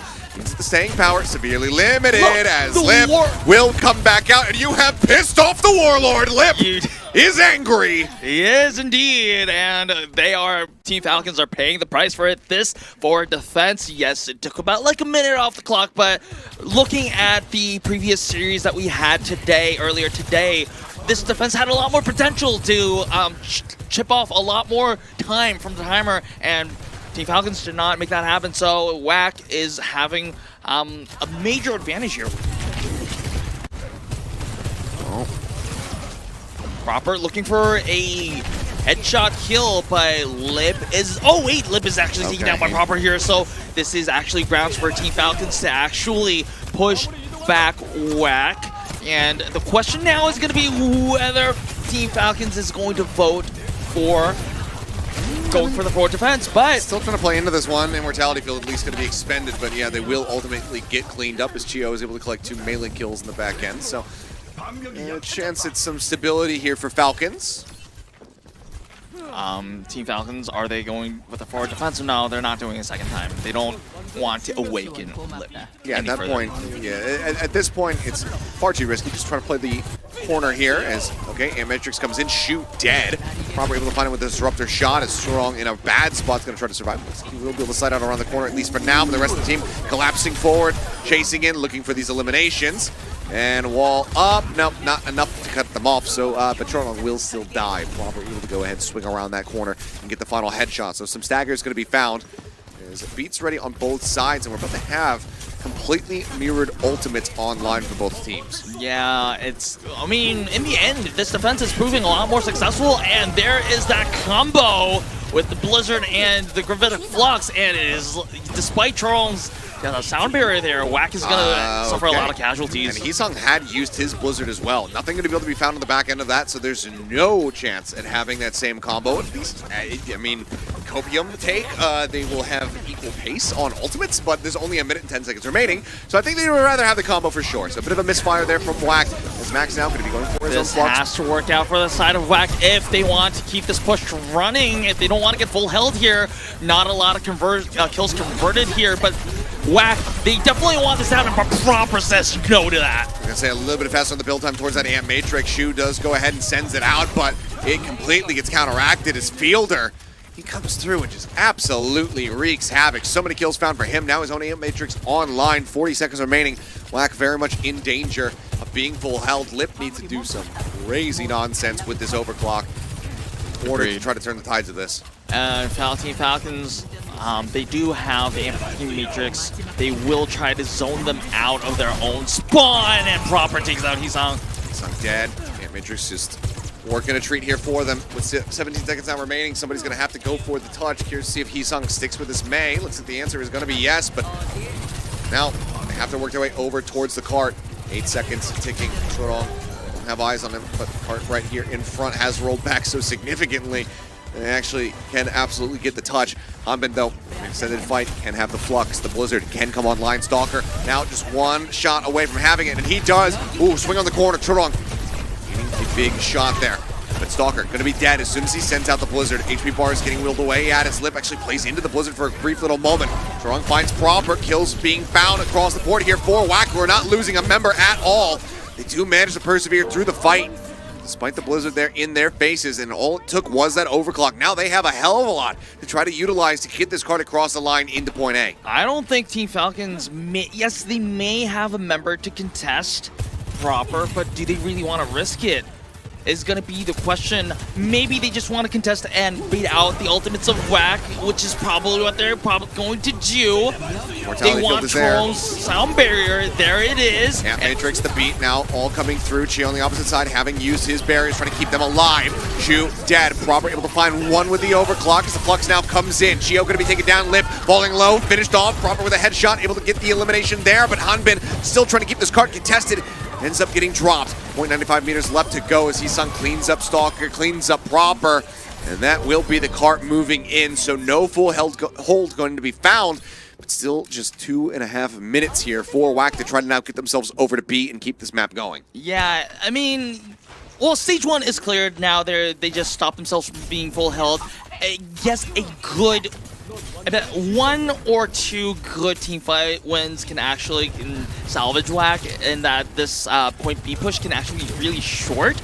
But Team Falcons, I think they were really clever in that, yes, they know that WAC had a lot of ultimates. If they were not going to full hold anyway, they might as well just make WAC pay all their ultimates just to get to point A. So this is a neutral fight, and Proper, just looking at how he's aiming right now, he is confident in the neutral fight, and they it shows right now. Well, it certainly does, as Stalker's trying to play in behind them, but front line has to be the concern, as it's going to be Hanbin taken out. Lip does vault for some pressure peel, as Heesung is going to be boosting himself up on top, but doesn't have the ice block, so it's a big overextension here from him. Ends up getting punished, and that's going to be a bit of a forced reset, especially if Shu cannot survive. He's coming through, he's trying to keep himself in this one, but now going to be slowed up. Forcing the ice block there is Stalker, but it doesn't matter because the supports come to the rescue. Fielder and Gio swoop through, they find one apiece, and that keeps them in control of this. So now a minute remaining. Yep, so this is going to get built up. This is basically probably going to be the last actual fight of point B until overtime ticks out. Team Falcons has Blizzard. They also have both support ultimates. WAC has to use, they should be prepared to use everything in their war chest right now because they may not have a second chance here. For now, it's the Ant Matrix and WAC.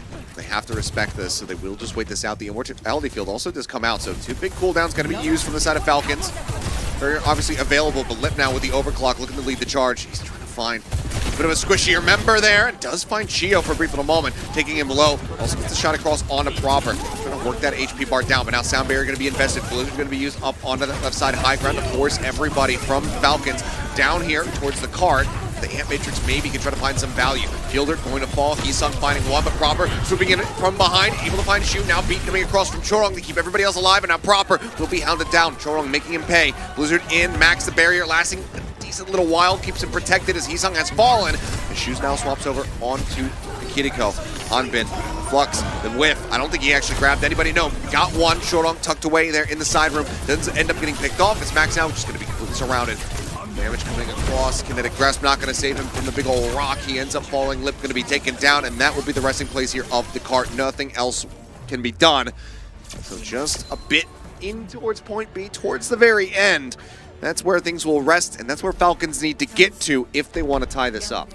Wow, so I think good stuff from both teams here. Team Falcons, yes, their initial attempt for a forward defense just wasn't that good, but after they won a team fight at the corner of the building at the building of point A here, then Team Falcons found a window for them, opportunity for them to have established a second floor defense, and that's where they just took all the time away from WAC. WAC, in the end, they had to use all their resources to just get through point A, and after that, it was either WAC just winning up a disadvantaged fight, or it was destined to stop in the middle of point B there. Now it's probably going to be WAC who wants that forward defense as well. They want to do the same thing. They want to have Team Falcons a taste of their own medicine. It is probably going to be a competition of how many forward defensive attempts that WAC could have, and also how much time could WAC take off Team Falcons on that forward defense here. And that's the thing, it was fairly narrow margins between the squads, so WAC absolutely with an opportunity to delay. Peeking out the window to know exactly what is coming their way here to Falcons. And see if they're going to be able to break down these defenses a bit faster. As Proper will come out the gate with that Sojourn, which is what we saw Lip very angrily utilize to get themselves going on the push. All right, so Proper is still on the Sojourn. Nothing specifically to counter that forward defense here. Chio taken out early, so this is, well, a reset, but not the end of the world, at least so far. They're kind of playing hide and seek right now and guessing which. Okay, I mean, Heesung trying to trap them outside, but he ends up just getting absolutely dominated. Ooh. Stalker now, weaving that headshot across, finds Shield, and that's going to be this defense getting broken down very swiftly. Stalker doing everything and more, just a bit overzealous, and overextending here is WAC, so that'll be the cleanup. Obviously, still chances at a comeback. We'll see if Lip is going to be changing over off the sim. Looks like he's going to stick with it for now. Yep, they still have another opportunity. This is pretty much what happened with Team Falcons at their forward defense as well. They just lost their initial forward defense early, and then in this corner, they won the crucial fight. And if WAC can actually reanimate that, repeat that, they still have another chance of establishing forward defense here. Okay, well, for now, Card still advancing. Does get caught now as Max drops to the low ground. Han been isolated. Lip able to take him down. Immortality Field's going to be cleaned up on both sides with a rail shot from Proper. Able to find Heesung and Churong dead. Shu, low. Stalker again coming up huge. Finds himself a third in the fight. Gets himself a fourth as Max will fall. And that is a team kill and a bit of a steamroll comparatively here in towards point A. Yeah, so definitely no chance of a forward defense here. Lip has to make a difficult decision of whether he wants to keep the photon barrier or just swap off to a more higher value DPS hero. Still playing for it. Stalker dead as he tries to invest the Blizzard. Max frozen. Spam across trying to keep him alive, but Proper with a rail headshot does eventually manage to break him down. But himself though, still going to be low on HP. Quick TP out from Lip before the teleporter gets destroyed. For now, Cart in position, but wall from Heesung helping to keep himself protected. But now the Flux, they're looking for the timing. They will be able to find it. Sound Barrier comes out. They try to keep Heesung alive. Knows that they need that Blizzard here pretty damn soon, but he will get cycled back into the spawn room, and Shu now going to be dead as well. Lip low, Flux coming through from Max, but I don't know if this is going to be big enough to really find any big value. Max gets Proper, keeps getting the cart contested for a little bit longer as Hanbin does get stunned up, but he answers back with a boulder of his own. And that will finally be the push coming through. So just shy of 4 minutes now for Falcons. Yeah, so they only need to have like 2/3 of those points be completed if they want to win. Realistically, you only have this Blizzard needs to be really good, or else it's going to be GG. But well, the saving grace for WAC is that the sound barrier is not necessarily the best counter to the Blizzard. So that if given that Heesung's Blizzard is really well placed, they might have a chance to snowball that into a defensive advantage here. The wall though, looking to isolate Max, try to pick him off, and it will work a treat. Blizzard going to be committed here from Heesung. See what they can find. You can see multiple players frozen up, but one of them is not Proper. He still needs to be respected, still needs to be feared as wall comes up and Lip has to go sliding away. Cart again going to be gaining some distance as the rail shot going to go wide, but Proper manages to find the kill. 3 minutes remaining, a couple meters left to go. As Heesung now swapping over onto the Symmetra, but Cart gets there all the same. Max a bit too late to try to press forward and get that contest going in. That means that we have a series on our hands to round things out here in the evening. Tied up 1-1. Falcons with their pick and managed to get the win on Havana. Yeah, Team Falcons, I think they look definitely more prepared on their map pick. Of course, this is usually how we expect loser map picks to be going. We've seen a little bit of the results going otherwise on other series. However, in this level of play, being able to select your map under your preparation actually pays off. Team Falcons, I think the reason why it was also a really smart pick for Havana, like in hindsight, is that they figured out in Ilios that if they match the composition with both Anas on the team, they will probably Shu is looking really good on the day on the Ana. Sure. And Fielder, yes, also although a very good Ana, is not matching the level of Shu's Ana. But the answer, if you can pick the map, then pick a map that Ana composition is not viable on. I mean, but even then, the map. I mean, that's this map. The map, that's where Shu basically made himself a household name in the Overwatch gaming sphere. That was the map where he had the huge clutch up and everything like that. And even then, Fielder had a whale of a time. So maybe just a bit of a rocky start for Team Falcons, but now they have us tied up. It's going to be Wax map pick, though, when we come back from the break. So we'll see where we go after that.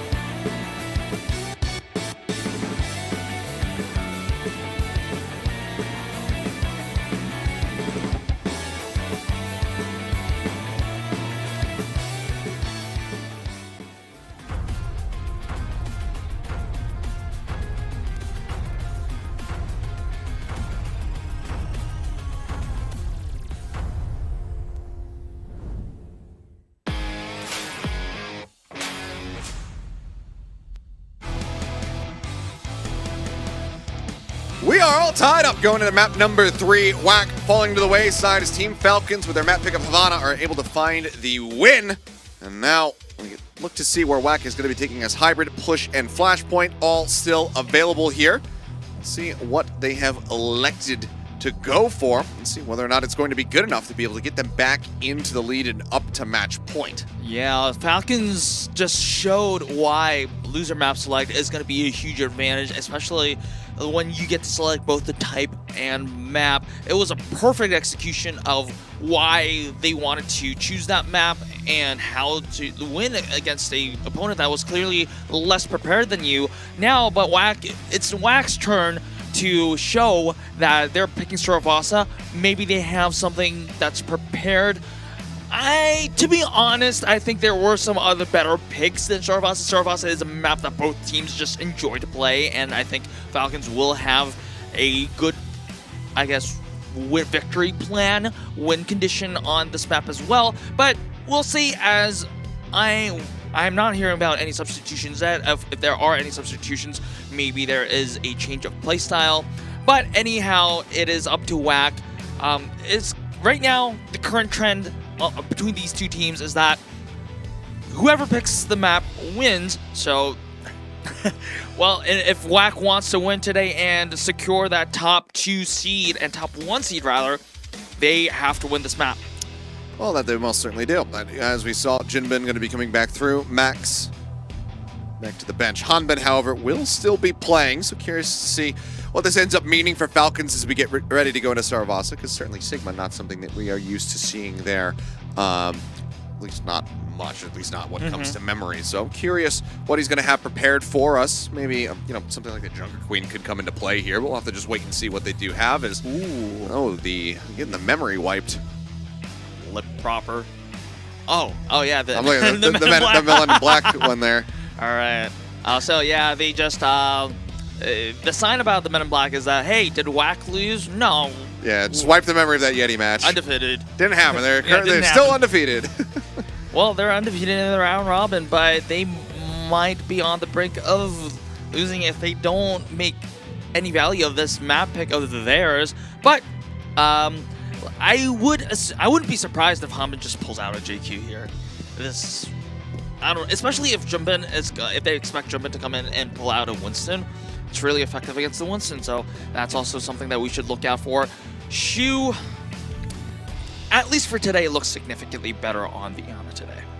It's been a very solid start for him, but the game is ready, so let's go ahead and jump into map number 3 and see which one of these teams is going to be taking the lead. Is it WAC back in the driver's seat, or will Falcons be able to get themselves out in front?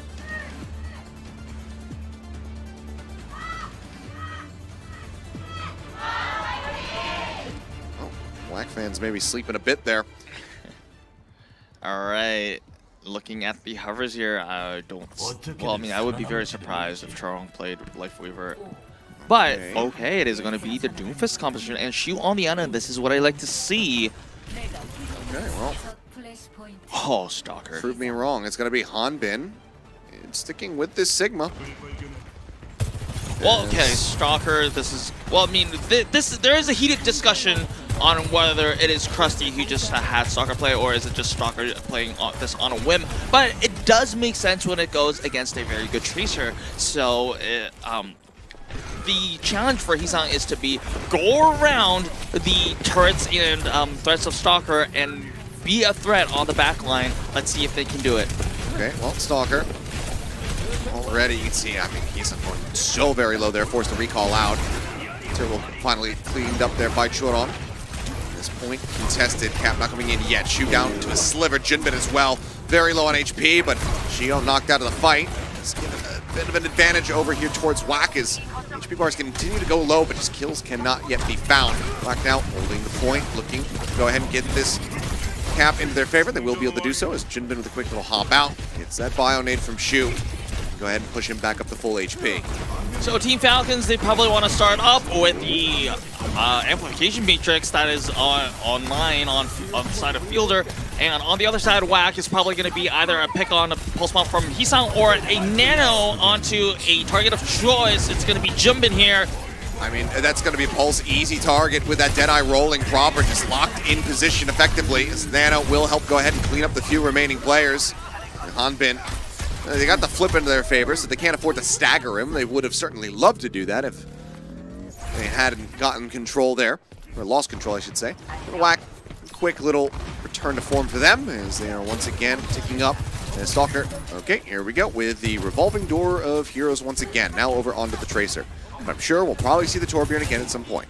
Yep, maybe if he feels confident that the game is won, probably. But at the current moment, Stalker is in his very serious pants right now.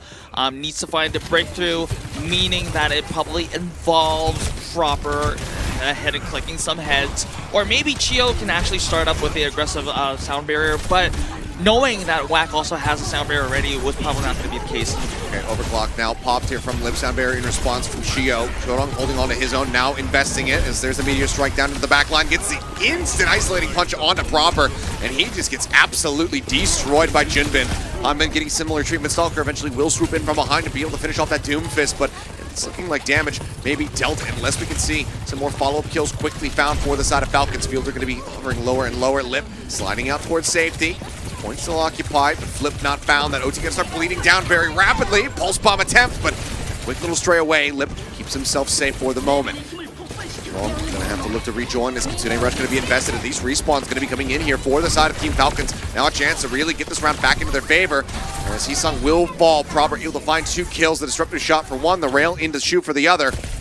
And also the cleanup onto Jinbin, but time on Whack's side, but Flux available here for Falcons. Yeah, Whack probably wanted to save that nano, but I think Whack was pretty confident that the fight was won. They are actually going to the Winston, but is going to drop the Ana. So interesting decision to see here. However, they think, I think the thought process here is that once they have a dive target, Chorong and Shu can just follow up and just have an instant kill.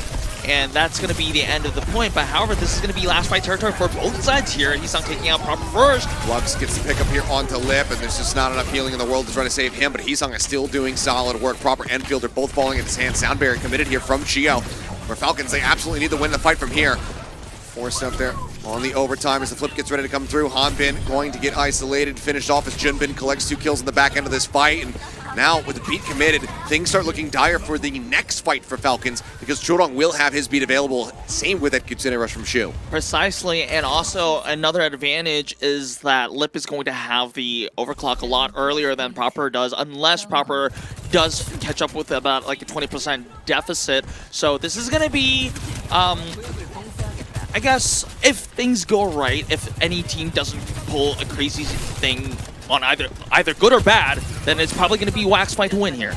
This is, again, I mean, Hanbin being kind of forced into some uncomfortable territory with that Winston having to come out. Fielder going to be taken low, finished off. Hisang finding the kill. Rail shot built up. And Slip getting a little bit scattered in the fight. He does fall, and Hanbin to collect Shu at the same time. So with a point unlocked, Pulse Bomb lob in here from Stalker, not going to be getting the connection. Jinbin still relatively healthy, leaps back out over towards the point, which has not been capped by either side.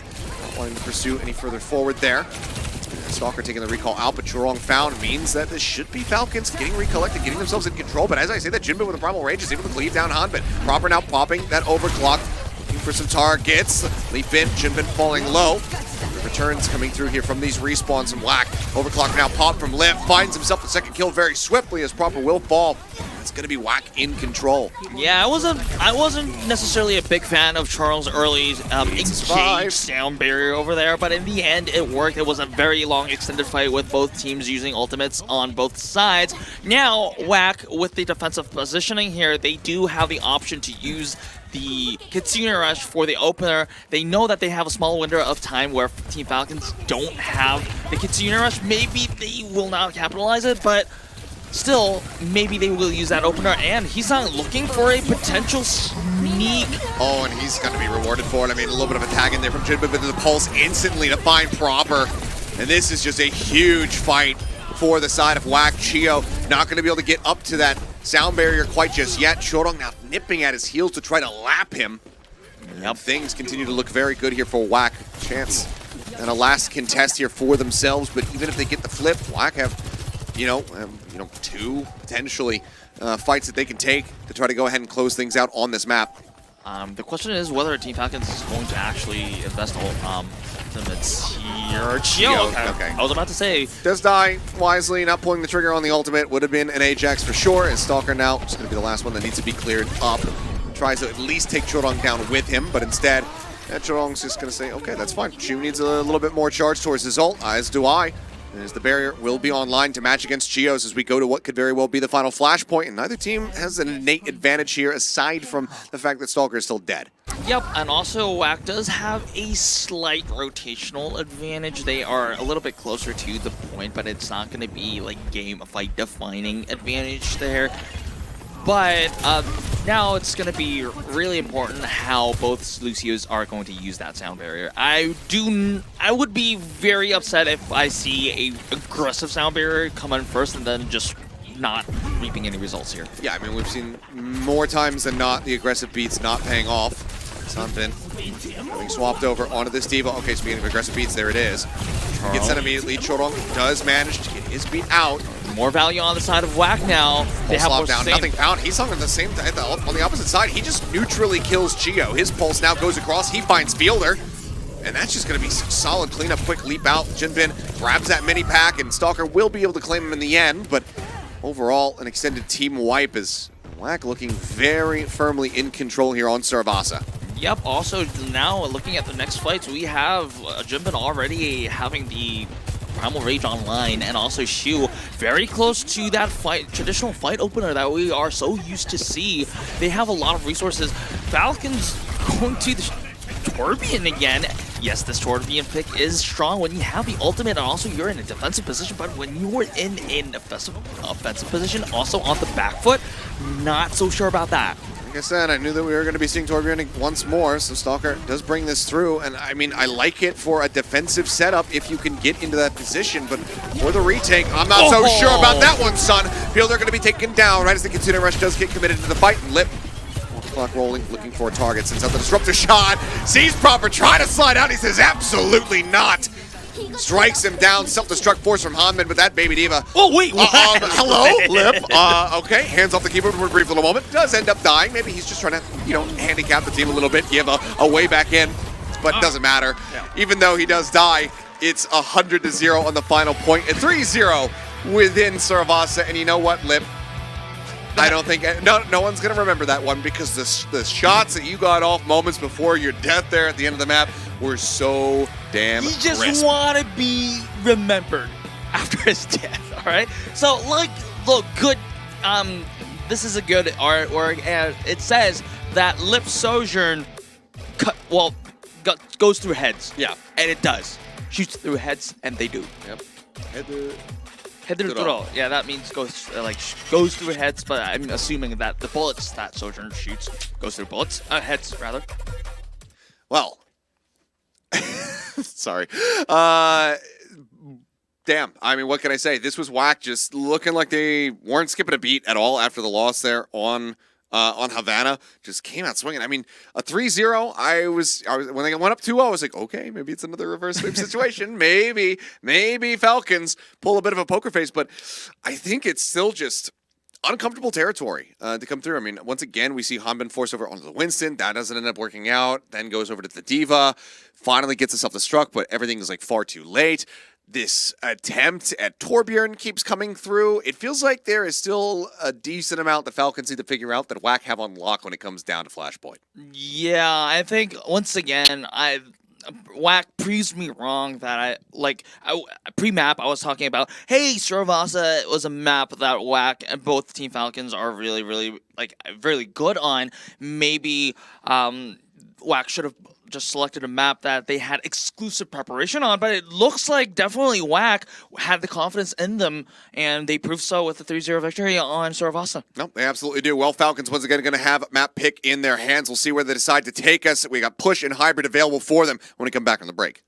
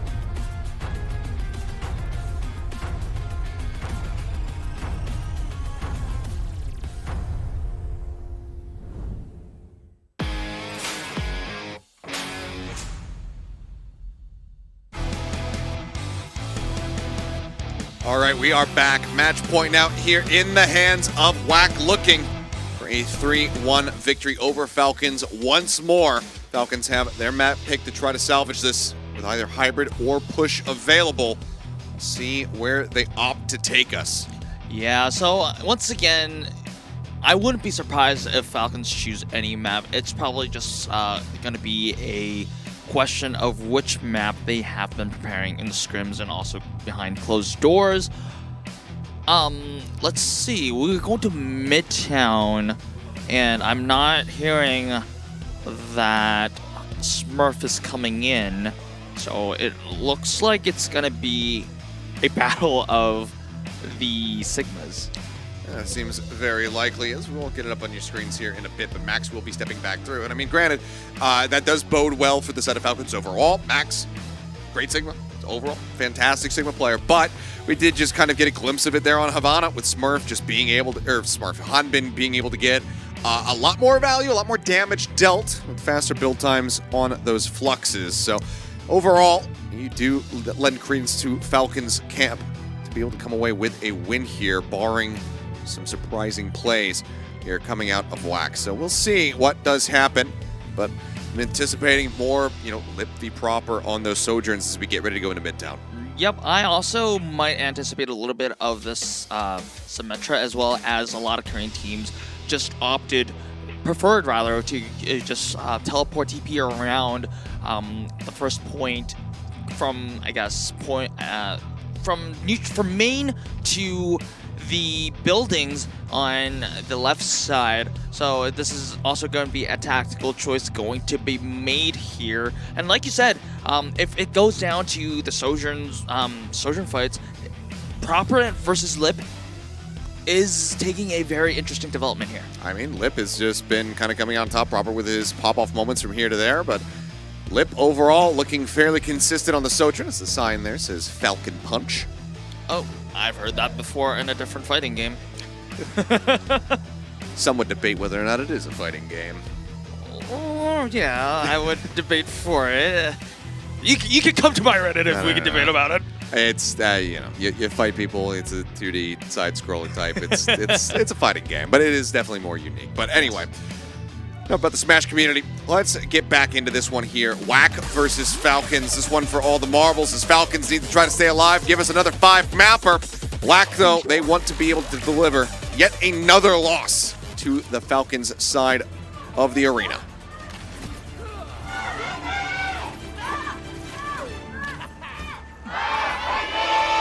All right. Okay. Very much loud and fired up, as we will have WAC first on the attack. Stalker looking like he's going to be going back over onto the main. I think it makes perfect sense. He was looking so very crisp with it. The question is going to be, are Team Falcons going to... Okay, never mind. I was about to ask whether Team Falcons was going for that forward defense once again, because they did that in Havana and they enjoyed a lot of success. Yes, Humban is a little bit far forward, but that's not considered a forward defense. Architecture, a little bit different here, so a little bit more difficult to try to go for something like that. So we'll just be looking for an opening shot and then playing back. Stalker's going to be forced back there as whip shot comes through. All right, Lip not opting to go with the Surgeon and going with the Cassidy here. Let's see how that pays out. And surprisingly enough, there's no Symmetra. We've seen a lot of. Oh, wait a second. They're trying to push up onto them here, and I mean HP bar's low on the side of Falcons, but getting Shu early could be a big boon for them. Now Chodong just the only healer alive, or at least joined in with the team at the moment to try to keep them in this position. Now Heesung gone. Proper will be able to take him out of the sky. Things a bit rough on the opening approach here for Watkins. Dying now, this is already going to be about a minute burned. As Mortality Field goes out, does get cleaned, and Stalker ends up falling down. Nice opener there from Chorong. The wall's gone, so don't have to worry about anyone getting segmented off from the rest of the team. So they'll make their way across and behind this fire truck, as Heesung is just going to be poking and prodding from above, below, whichever direction he finds suitable towards these players in the train car. They have, WAC has a temporarily numbers advantage at the current moment, as Stalker is walking back in. Yes, he is joining the fray right now, but already WAC has a very, I guess, good position. But Lip with the headshots, able to go ahead, take down Fielder. Mortality Field going to be cleaned up. Max on the ball, but Lip does manage to find a second kill. Gio dropping the sound barrier to shield up the 3 remaining players, but Lip now just going to be taking position here onto the point with the rest of the squad. Chorong's got that rally rolling.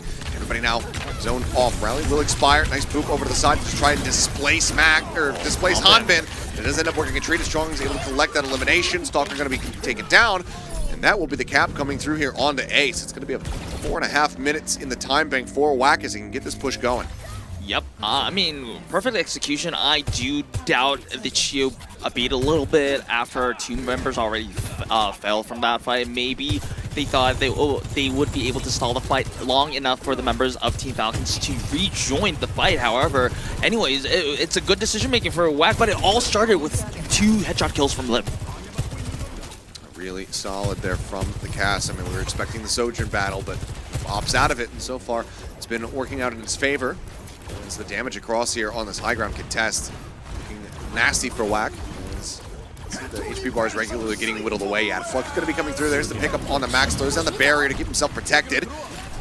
This Lip trying to clear the way, has this Deadeye and Hanbin. I mean, I think he's just completely unaware of it. Yeah, but Lip he just spawns him, or maybe he just knew he was dead to rights and was just trying to find anything else that he could possibly get. Either way, Hanbin put himself out in the middle of absolutely nowhere. Yeah, I think that Hanbin thought that his shield angle was just enough to save him from certain death here, but this is going to cost them a lot. Not only did they all just use the Gravitic Flux and not profit from it, and by the way, good usage of the Immortality from Shu to keep Max alive. However, now it's going to be Wax's turn to just pour all the ultimates that already the duplicate is going to be there. And stun up, it will be broken very quickly. Proper trying to find something here on this high ground, but he's going to be forced back. But, oh man, as he drops, does manage to find Heesung, but still overall, you'd say a trade up as Hanbin does end up getting taken out by Lip. Mortality Field here, the rally rolling, trying to keep Max alive in this fight. Shield getting a little way out here for Strong as the Ant Matrix was played through. Shu's Immortality Field now going to be gone. Max again continuing to be the target focus here for the side of Team Falcons. They will be able to come away with him, but Lip comes up with 2 kills now, looking for that third as he swings around the backside. Gets the melee hit onto Proper. A rejoin from Hanbin as he tries to stay in this one. Lip getting tagged up, dodges out on the accretion, and that will be the cap coming in. 4 minutes again in the time bank here for the side of WAC as they continue to push. Once again, Team Falcons is definitely feeling the sore from Hanbin taken out by the Deadeye earlier on at that point. After that, it was just all downhill for the side of Team Falcons because of WAC. They had the necessary ultimates. They had the advantageous positions. They didn't probably even have Hanbin in the fight until very later on, and that was where all the difference was made. Now, WAC, currently, they do have the amplification matrix. They also do have the Deadeye. If they make a pick here, they might absolutely make steamroll through the entire full cap here. Yeah, I mean, this is where we have seen teams struggling. Getting to the end of this map has kind of become the new, the new Blizzard world, whatever it may be. As Ant Matrix is going to be invested, there's a TP up onto the high ground, getting in behind WAC, but well, not finding much of a contest. Fielder, though, will be able to get Heesung, but the cart continues to move forward for WAC, getting closer and closer to the end of the map. Remember, Strong Lip still with a Deadeye. As there's another TP. Go ahead and take cut down the way Shield, across. that's big. Yeah, Shu will fall, though, as the Flux comes in. That was even before the drop. Lip popping the Deadeye, not going to clear out much of anything there. This time Hanbin is able to stay alive, hasn't fully isolated himself like the last time, as Max just going to be poking and prodding, trying to get that next Flux online. Yep, good stabilization from the side of Team Falcons. However, it is, I don't know, I would be very surprised if Team Falcons is able to deny the full push here. WAC, for all I know, is that they can even just sacrifice another fight if it means that Team Falcons is going to use ultimates to stop WAC from pushing, and then they can use all their ultimates in a single play. Well, yes, we've seen that might even go wrong in some points, but knowing WAC and knowing Lip right now, it's probably not going to be the case. Okay, rally rolling. Max taking some damage to that Ant Matrix, comes in around the corner. Flux looking for the pickup. Looks like it does manage to find one, and Chio going to get dropped. That's a big pick because now Chio was very near to that sound barrier that Team Falcons solely need. That's the further stagger coming in as Fielder will fall, Stalker dead, and that's them gliding through. I mean, a minute and 50, getting to the end of the map alone already. Very strong effort here from WAC, but doing it with nearly 2 minutes remaining in the time bank is just very, very strong here. A very firm push from WAC. Now Team Falcons needing to replicate and best that. Because again, I mean, unless they can get to the end with time in the bank, and this is going to be, it would only be them, playing for a draw. Yep. And I still looking in hindsight, I think that snowball from Hanbin over there just cost them the, at least cost them the defense over there. Yeah. I don't know why he thought that was going to be a safe position. Well, maybe if he had the barrier at least set up to deny sightline from Lip. But I mean, that would okay, Hanbin putting himself in that position was basically the equivalent of the stick in the bicycle spokes meme. He's just like, stupid Lip. Like, that's what it felt like. Where he sailed out into the middle of the ocean and then put a hole in the bottom of his canoe and went, oh my god, how did this happen? Yep. Well, that, of course, definitely did not go well. But Team Falcons does have a chance of redemption in a sense that, okay, Hanbin is still going on the Sigma, of course. Hanbin is, despite that mistake, he's still a very good elite player. So he does have the ability to make things work. WAC doesn't look like they're changing from their setup, from the offenses as well. So we'll see how it goes. And once again, the timing from, so how fast Team Falcons, if any, point A cap is going to be crucial here. All right, well, let's see how the approach comes through here for Falcons. So now, Clip just taking a bit of damage. Proper getting some nice damage in as Shu almost picked off. And it's just a tuck away, keep himself safe for now. Shocker looking for a sneaky angle and a possible assassination here. Right now, but looking like right now, WAC is looking like they are covering all corners right now, and Team Falcons is struggling very much to find an opening here. They're just corralling in. Stalker down low, out in the middle of nowhere. Hisung just going to be able to beam him down, and I thought, okay, maybe they would try to stagger Chio a little bit, but I suppose just letting the break free swing not going to be great. You don't want that rally to come online, so they will just go ahead and show some mercy as they get that kill. Well, Shu is very close to that amplification matrix, which is probably just going to be used to just zone out Team Falcons, although I mean, if you find kills with that, that's going to be great, but even if you just zone Team Falcons out to a position that they're uncomfortable with, that's going to be good enough, because you know what Lip can do when you're just putting the opposition into a very uncomfortable position. Not using the amplification matrix just yet. Just holding it. Would be good if, for a retake of the point, if Falcons can work their way over there. We'll be just holding on to that. Deadeye at the ready as well. Dupe coming up, but Chorong, okay, gonna get dropped. Now maybe you can see that ult forced to come through. It's gonna be Deadeye to lead first. Seeking target, none found. This does just lock them in position, so a little bit of time bought as hop around the backside of the bus stop. Nate does get the connection there on the Proper, and Hisung swoops in. Oh, the alley-oop between this DPS duo, and now Stalker dead as well. Amp Matrix use here from Fielder, but it is just far too late and far out of position. The push forward comes in. Shu will just go ahead and finish the job there as Max was pushing down, trying to find that elimination. Unbelievable composure from the side of WAC here. They were a man down, and good use of the Deadeye to just buy time. Yes, he probably did know that unless he got really lucky, or Team Falcons just pulled another Hanbin there, it would have probably not find any kills, but it did buy enough time for the side of WAC to set up a position where Hisung could just laser down the side of Team Falcons. And now, we only have 1 minute. Yep, they are very much at risk of being full held. Amp Matrix now here from the side of Shu, but Stalker, double kill with the sticky bombs. Finds Shu and Lib. Hisung broken out of the dupe. Chorong going to be taken down. Okay, so if they die quickly, there can at least be a chance for a recontest here from WAC, but that is going to be Team Falcons making their way over onto the point. So, okay, decent rotation from them. Really big value found from Stalker. Let's see, though, if WAC can try to get back into position, but he's okay. Swapping over to the Tracer. But do they pull the trigger? And it looks like no, they're nowhere close. Okay, so a second lease on life as they get the cap with just 30 seconds remaining. Interesting to see the Genji from Stalker here. And WAC, their plan right now, as long as they don't lose Lip in the neutral gunfight against Proper, they do have high ground control. They can just elect to go back the stairs, go up the stairs, and just be on that bridge. And it's gonna be, well, very difficult for Team Falcons to gain control of that unless Hanbin.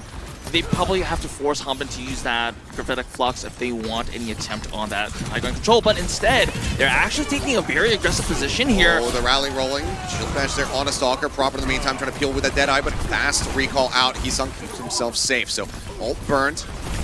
Base overall not gained too much. Cart still swinging around in this opening corner as Flux now coming through. Gets the pick up here onto the high ground. Looking to try to take them low, but Immortality Field comes in. Delayed chuck of the disc there from Fielder. Keeps them all alive for now. Yeah, stun does connect onto multiple players, but now the Amp Matrix in play. Proper, Nine Grenade goes through. He's able to find Hisung. Big shield bash out from Chio. Stuns two at the same time, and that's going to be a team kill and a bit of a breakaway here for Falcons. Yeah, this is a team fight need that Team Falcons really needed, and it came at a very good time, I think, but the thing is, I can't stop thinking that WAC is being punished for their overly aggressive positioning here. WAC could have easily just had a good positioning on the high ground on the bridge, and then just can shoot from below and have to force Hanbin's Gravitic Flux first, and then just have the next fight in their terms. However, they elected to stay on the ground and be in a very forward position. Yes, they had some good moments on Max's Gravitic Flux as well, but it was punished. Okay, Immortality Field comes out, dead. Fielder. Don't have that tool anymore here as he sung that pulse bomb. Wasn't able to find any value. Choron going to be taken down though. Chio. Shield Bash finds that elimination. Immortality Field invested from Shu to try to keep Max alive, and Lip will be able to find Hanbin. That's going to be some great appeal delivered here by the 8'9" Gaming Warlord.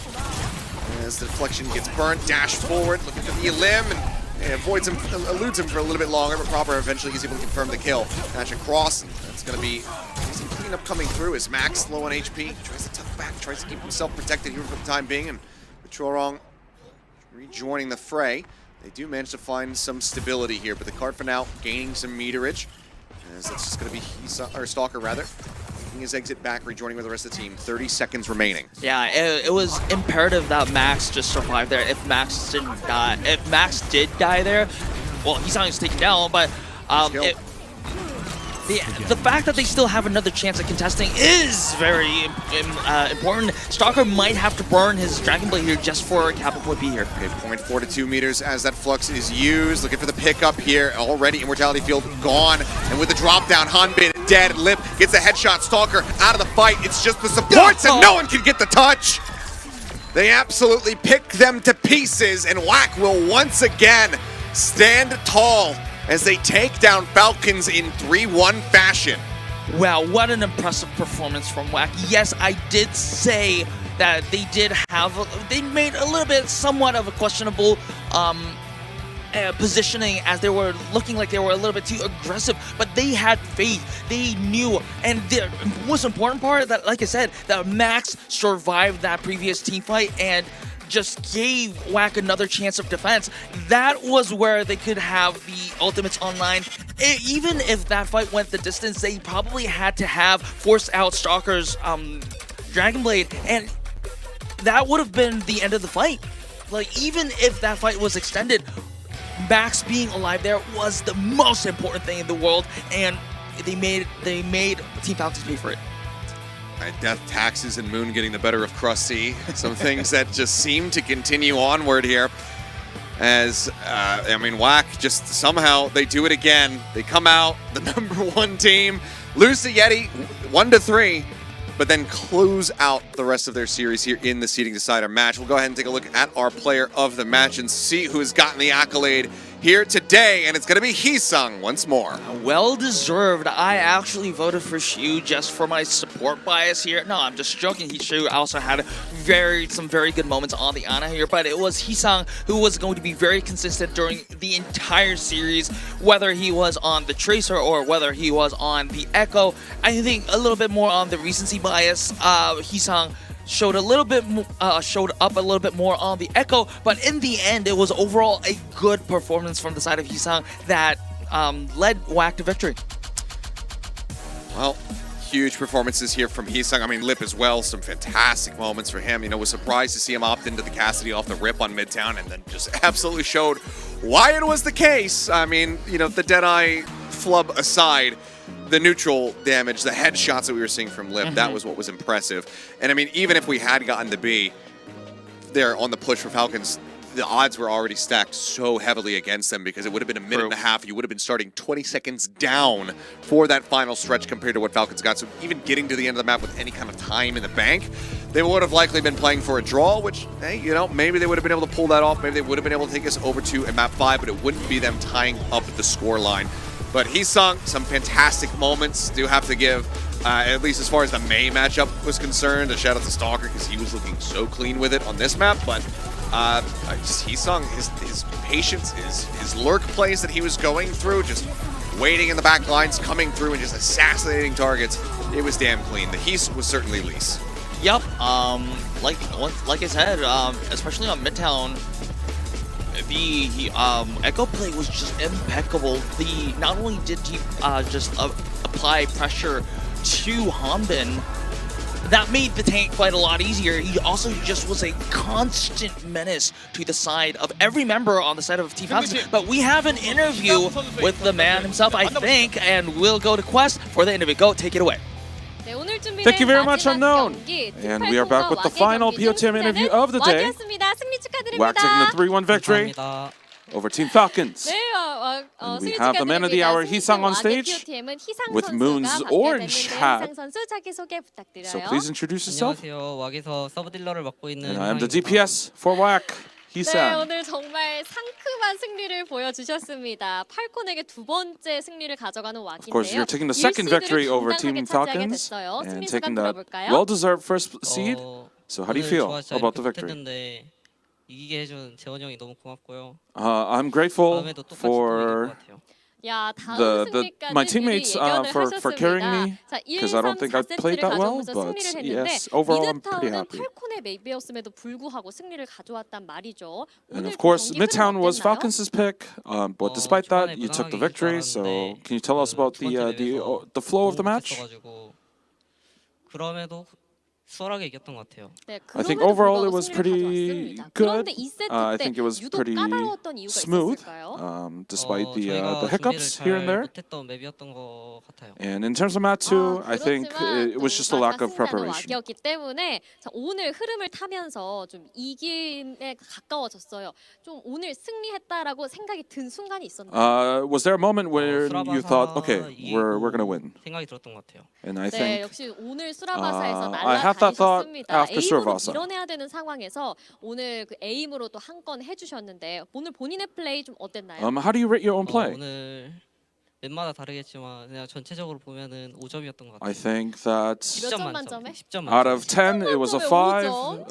Again, it depends on the map, 아닌 것 but 같습니다. overall, it's a 자, 5 out of 오늘 10. POTM을 받으시면서 POTM 총 1등을 하셨어요. Of course, he's at the top of the standings in terms of POTM 5점이라고 rankings. 하니까 팬분들이 손바닥을 And 하면서 when they said 10점 5 out of 10, 10점이라고 말씀을 the fans 하셨는데 go 자, 오늘 10 좀 경기 흐름도 with their 굉장히 fingers. 좋았고 오늘 또 이렇게 감귤 모자도 쓰셨잖아요. Of course, he has the stylish hat on 감귤 모자를 수여하셨는데 from 다시 Moon. 돌려받았단 말이죠. 감독님께도 한마디 부탁드려요. Can you say a few words to your head coach? 해드려서 죄송합니다.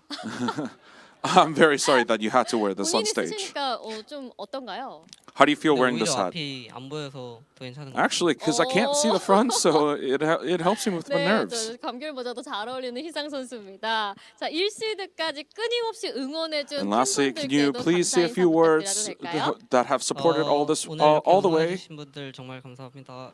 Thank you for supporting us as always. 네, 자 이렇게 오늘 희상 선수 만나봤습니다. And that was the final 지금까지 POTM 왁인 interview 선수의 인터뷰 with 나눠봤고요. Hisang. 다시 And 한번 to close us off for the 감사합니다. day, I'm going to send it back to Achilles and Unknown. I thank you very much, Quest. Well, you know, I think a bit hard on himself. 5 out of 10. I disagree. I disagree too, and I would actually give him at least 8 or 9.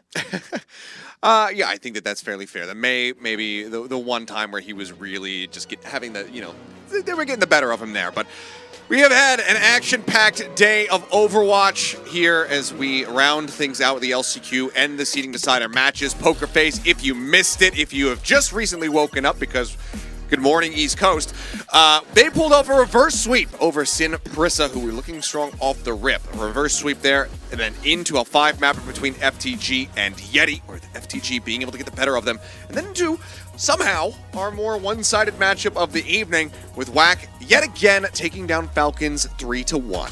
Yeah, that was, I think this is a very important indicator of how the playoffs is going to look like. This is going to be a new narrative of now Team Falcons going to be in the very uncomfortable position of being the challengers to be the best team in Korea. Right now, Team Falcons, before the season started, they were touted to be the best team in Korea, if not the best team in the world. Now they're going to be in a position where they have to definitely challenge WAC to be on that best team seat because they lost 2 times in a row to WAC.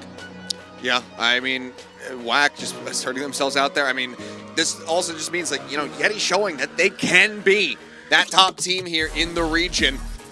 But does it happen on the day? It's just not quite consistent enough. A little bit too much craziness. So I think coaches Fleta and Fate going to have to do some work behind the scenes to figure things out. You know, I liked the forward hold Reinhardt.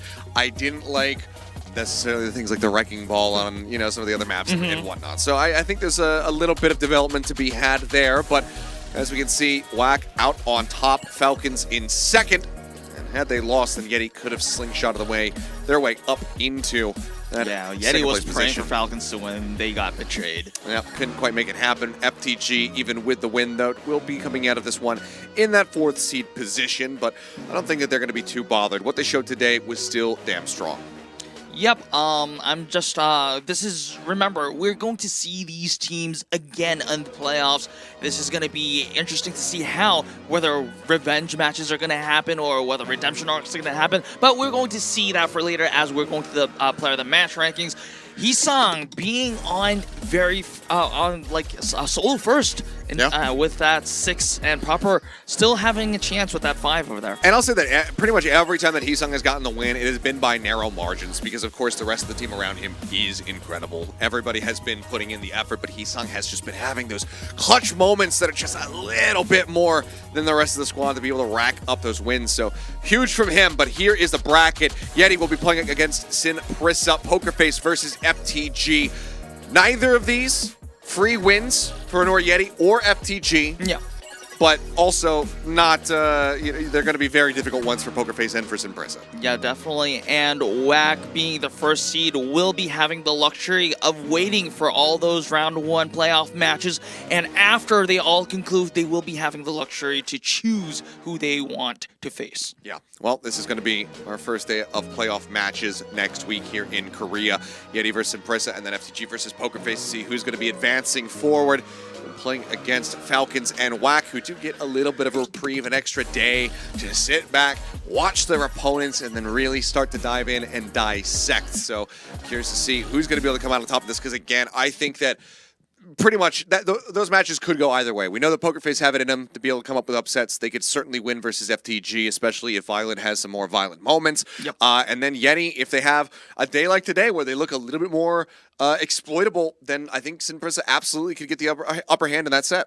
Yeah, and it's also going to be very, very interesting to see in the narrative side of things, because Yeti and SPG, if anything, they have been both the icons of improvement across the season, and SPG, of course, some of them didn't even expect him to make him this far, and also Yeti, a lot of people didn't think that Yeti would be good enough to challenge the best teams in the playoff, the higher bracket, higher echelons of competitive play in Korea, but we'll see who's going to be the true anime hero on that side of the bracket. So it's going to be a interesting week all around. No, it certainly is. And I mean, of course, that is just Korea. We have plenty more coming up just tomorrow, as the Overwatch action does not really cease over here in Asia for us. We got matches every day of the week. And at EMEA, the hell are you guys doing? 2 days a week, weekends only sometimes, and then you have these breaks. Some stuff's you're not not playing tonight? Yeah, I don't know what they're doing. I don't know what they're thinking, but we have games every goddamn day of the week, and tomorrow the playoffs will begin for OWCS Japan, so we will get to see which one of those squads, which of those teams is going to be able to advance and earn their spot in a LAN here in Korea. We might also see Roadhog in playoffs. Nozzle, baby. Yeah. Nozzle is there. Namakuchi brothers are going to be involved in that playoffs. But, guys, that does it for us here tonight. Thank you guys so much for tuning in. Of course, Korea will resume next week on Friday. But make sure you tune in tomorrow and go ahead and watch some good old Japanese Overwatch. We'll see you then.